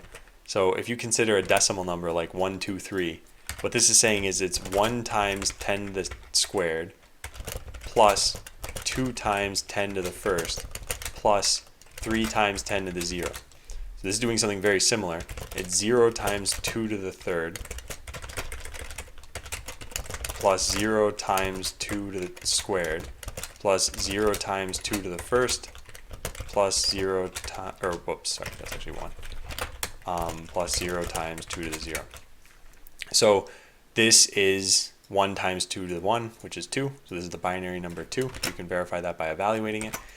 When you're bit shifting, you can, let's say this number was stored in just number. So let's say I bit shift it 1. What I'm doing is I'm moving all of the bits to the left, and then there are some properties for whether this carries or not. And anyway, so this would become this. We swap these basically. So it becomes 1, 0. And now this becomes the number 4.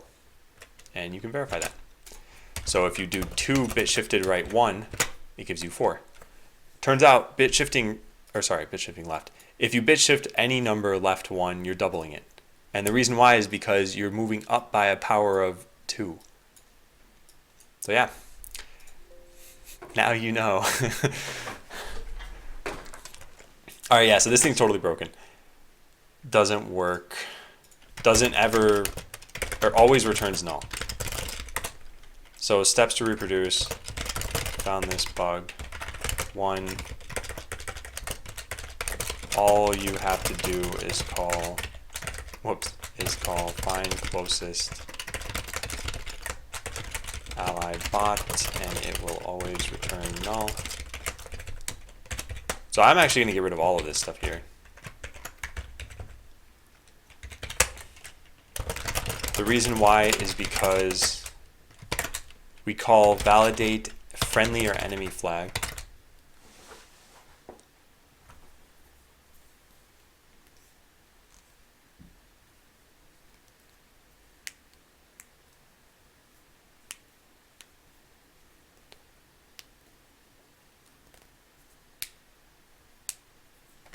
Antimatter tape. That's mean. The reason why is because this only allows 2 flags, which is what?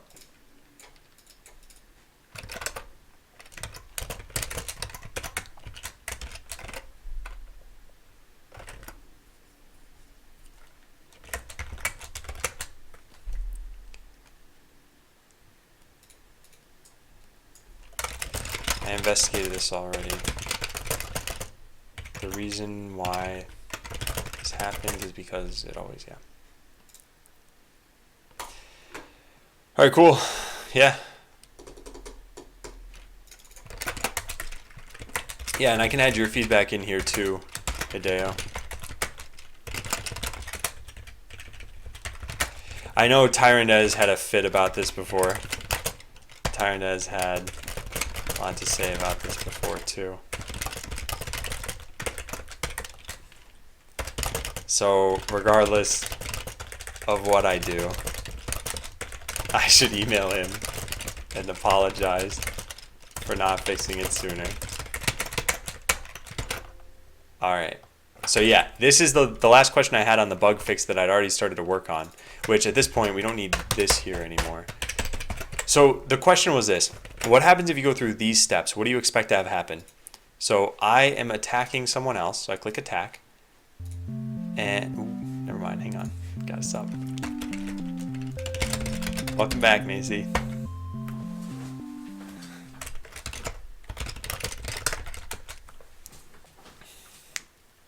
Welcome back. Thanks for resubbing. So the situation I was talking about is, what would you expect to have happen when you do this? You're attacking someone, you make a blueprint, and then you're like, you know what, I'm not going to win this game anyway. And maybe you spent a lot of time making that blueprint, so you didn't just click create like I did. You click forfeit, and it says, are you sure? By forfeiting this, your rating will drop, and that's not necessary. Like, that might not print out. But you do have changes, and you're going to lose the changes too. So should forfeit tell you, by the way, you have changes, and you're going to lose those too? I feel like it should. And I feel like it should detect that that's the case as well, which is really frustrating. I think that's what I'd expect. Enjoy your new special badge. Oh, wait.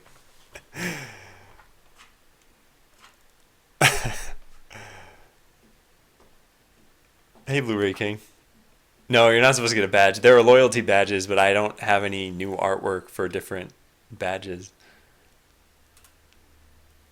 Yeah, someday. I mean, if we come up with art that people like for that, then yeah, I can set it up.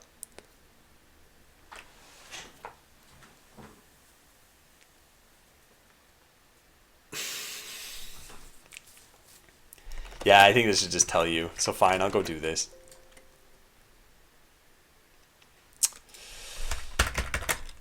Also, I'd like my money back then. Didn't you just subscribe with Twitch Prime?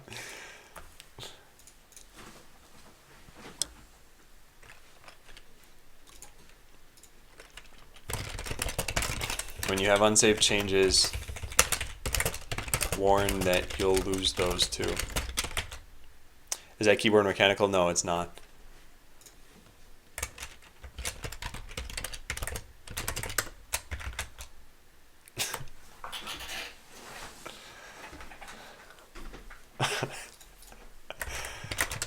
All right, let's go find out. How do you know you have unsaved changes?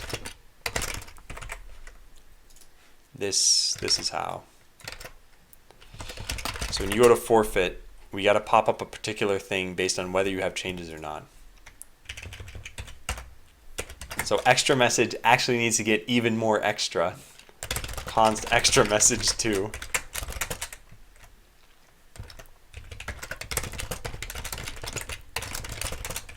So we'll put this here, and then has unsaved changes, unsaved blueprint / script changes.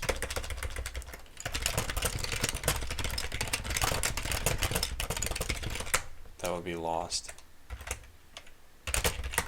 Okay, so there are potentially, there's what? 1, 2, three, four messages that could possibly print out here. Either, are you sure you want to forfeit the match? Or sorry, wait, yeah, this one. Are you sure you want to forfeit the match? Then there's, are you sure you want to forfeit? And also you have unsafe changes. Then also there could be a ranked match. And also both of these things can be true. So there are four possible messages. We're just going to concatenate them all and then see what happens. Why is it used instead of just numbers? So Macy, there's some interesting properties. If you think of what a Boolean is in most languages, it's either false or it's true.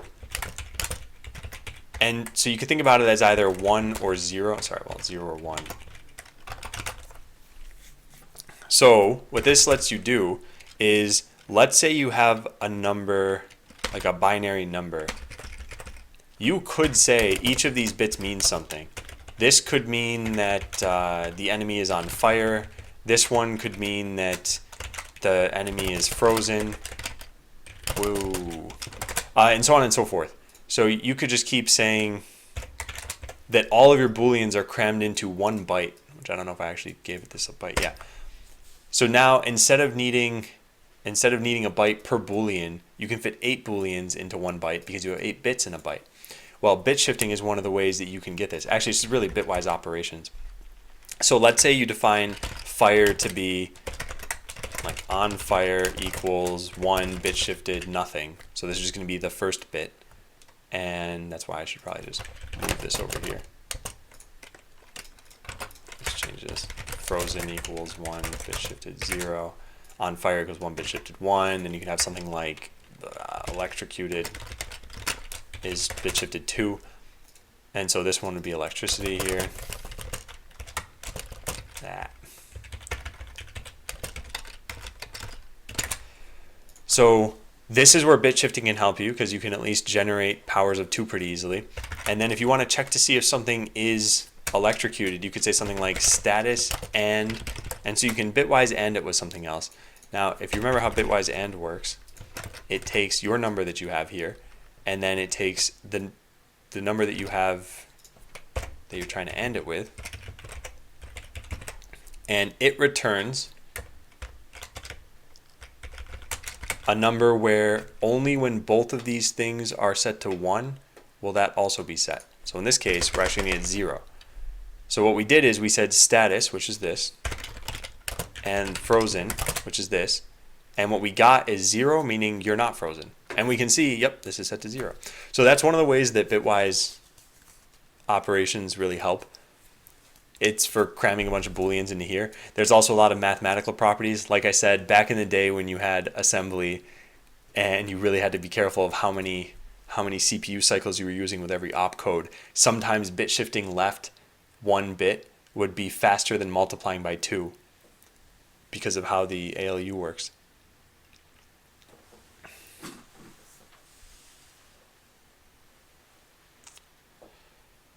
All right, see you, Pro Sam.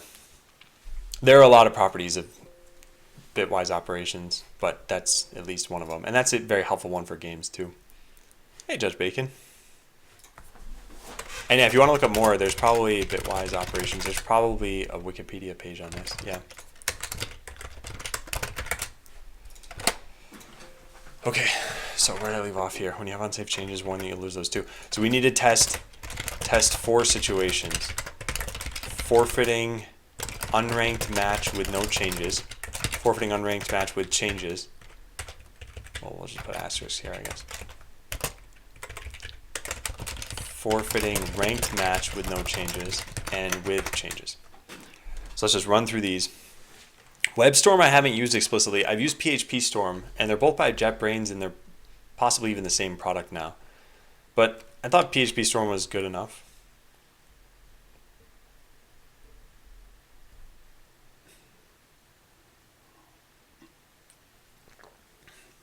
Hey, Kukuruku.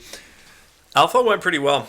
We're going to be in the alpha phase for another probably at least 2 months, I bet. So it's not like it's over. But the game is online, it's playable. And yeah, Judge Bacon, things are going pretty well. I'm happy with how things are here. So you were already in a match, and this is a ranked match. So we're going to click forfeit, and we see, are you sure you want to forfeit? This is a ranked match, so by forfeiting, your rating will drop. So let's say continue. We'll make a blueprint change and now we'll click forfeit. Are you sure you want to forfeit? This is a ranked match, so by forfeiting your rating will drop. Also, you have unsaved blueprint and script changes that will be lost. This is like an extra serious warning. So we just tried forfeiting ranked matches. Now let's go try forfeiting an unranked match. So this match will not count toward your rating. So when we forfeit this one, it just says, are you sure? It should probably tell you this match is not ranked, so you won't lose your rating. In fact, it probably shouldn't even ask you if you're sure.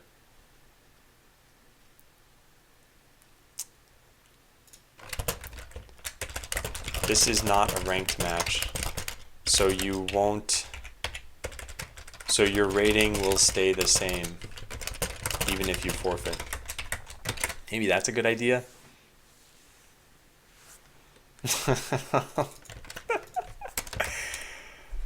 That's a glowing review of Botland right there, Digite. Previously, I hated your game. If I had to choose between playing your stupid game and watching paint dry, I'd pick paint drying any day. But now it's bearable. So here, we try forfeiting and we say, this is not a ranked match, so your rating will stay the same even if you forfeit. But we will say this.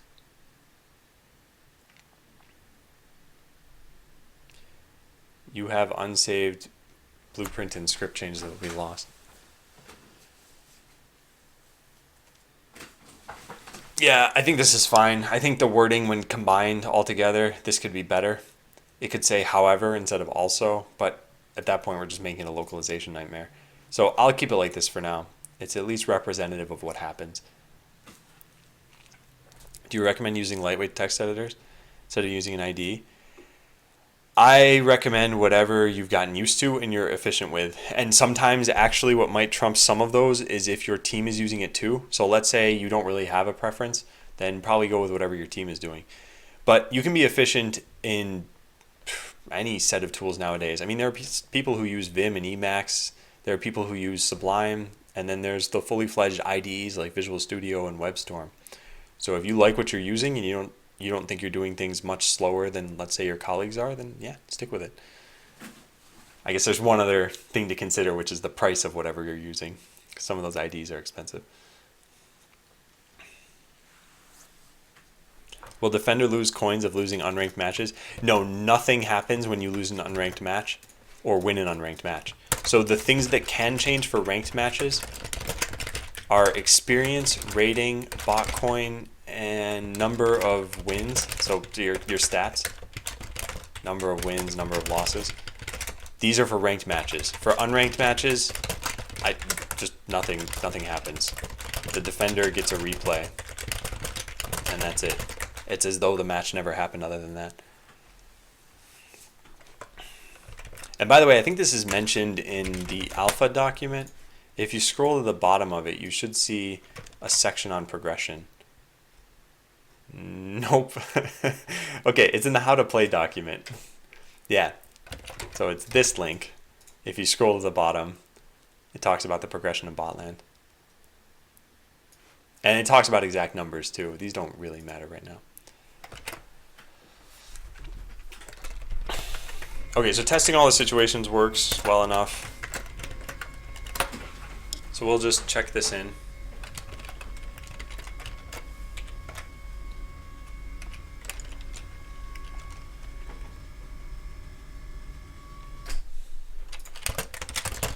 In the case that you do have unsaved changes, it will now warn you that you'll lose those.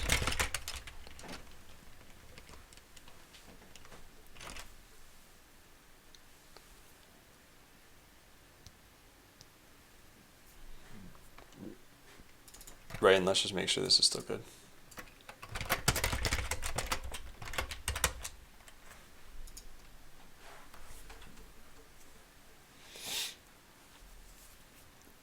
So I played Enter the Gungeon, 2 days ago on stream?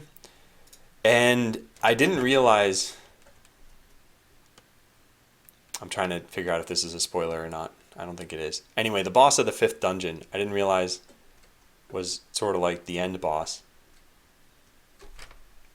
Don't say any spoilers. I know about something, but anyway, let's just act like what I said is true. Well, you kill him, and then there's a room with a bunch of torches leading to the exit to the room. And I walked into a torch the first time I played the game, and I didn't know how to like stop, drop, and roll and get fire off of you. So I just died after killing the end boss. And I thought it just was so frustrating because the game never tells you how to prevent fire from just killing you every single time it happens. Anyway, I felt the need to tell you that. So let's go close this issue. We will get the commit hash. Cool. Okay, so fixed in 0.1.4. Yeah. Commit hash. Also, forfeiting in this case will now tell you whether you have unsaved blueprint / script changes in the confirmation dialog.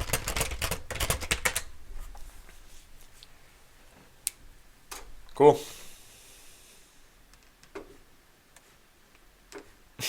Camping. Those are some old memes. 11 Kazoos never forgets. Alright, I am definitely losing steam. Also, I'm incredibly hungry. And I have been online for 7 hours and 58 minutes. So I'm thinking of calling it quits now. Let's just take a quick look. This is the typical Adam wants to pat himself on the back part of the day, where he's going to look through and find out, what did I do today? So here's what I did today.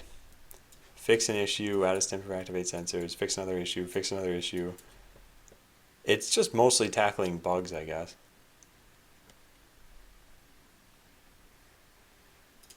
Yeah. And these aren't incredibly impactful. This is why I wanted to ramp up the number of hours I'm working every week. But overall, I mean, I did everything on this list this week that you see in dark gray. So I'm moderately happy.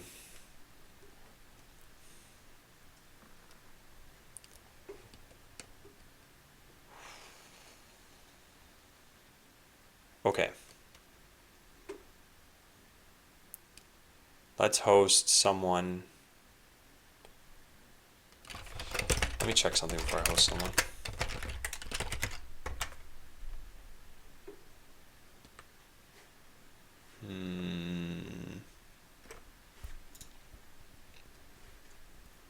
This is posted on Hacker News. Thought you might find it interesting.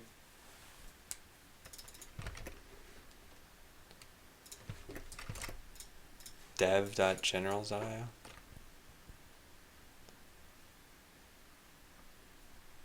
Huh.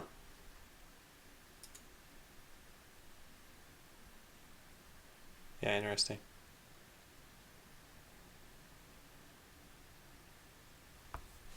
Wow, seems pretty cool.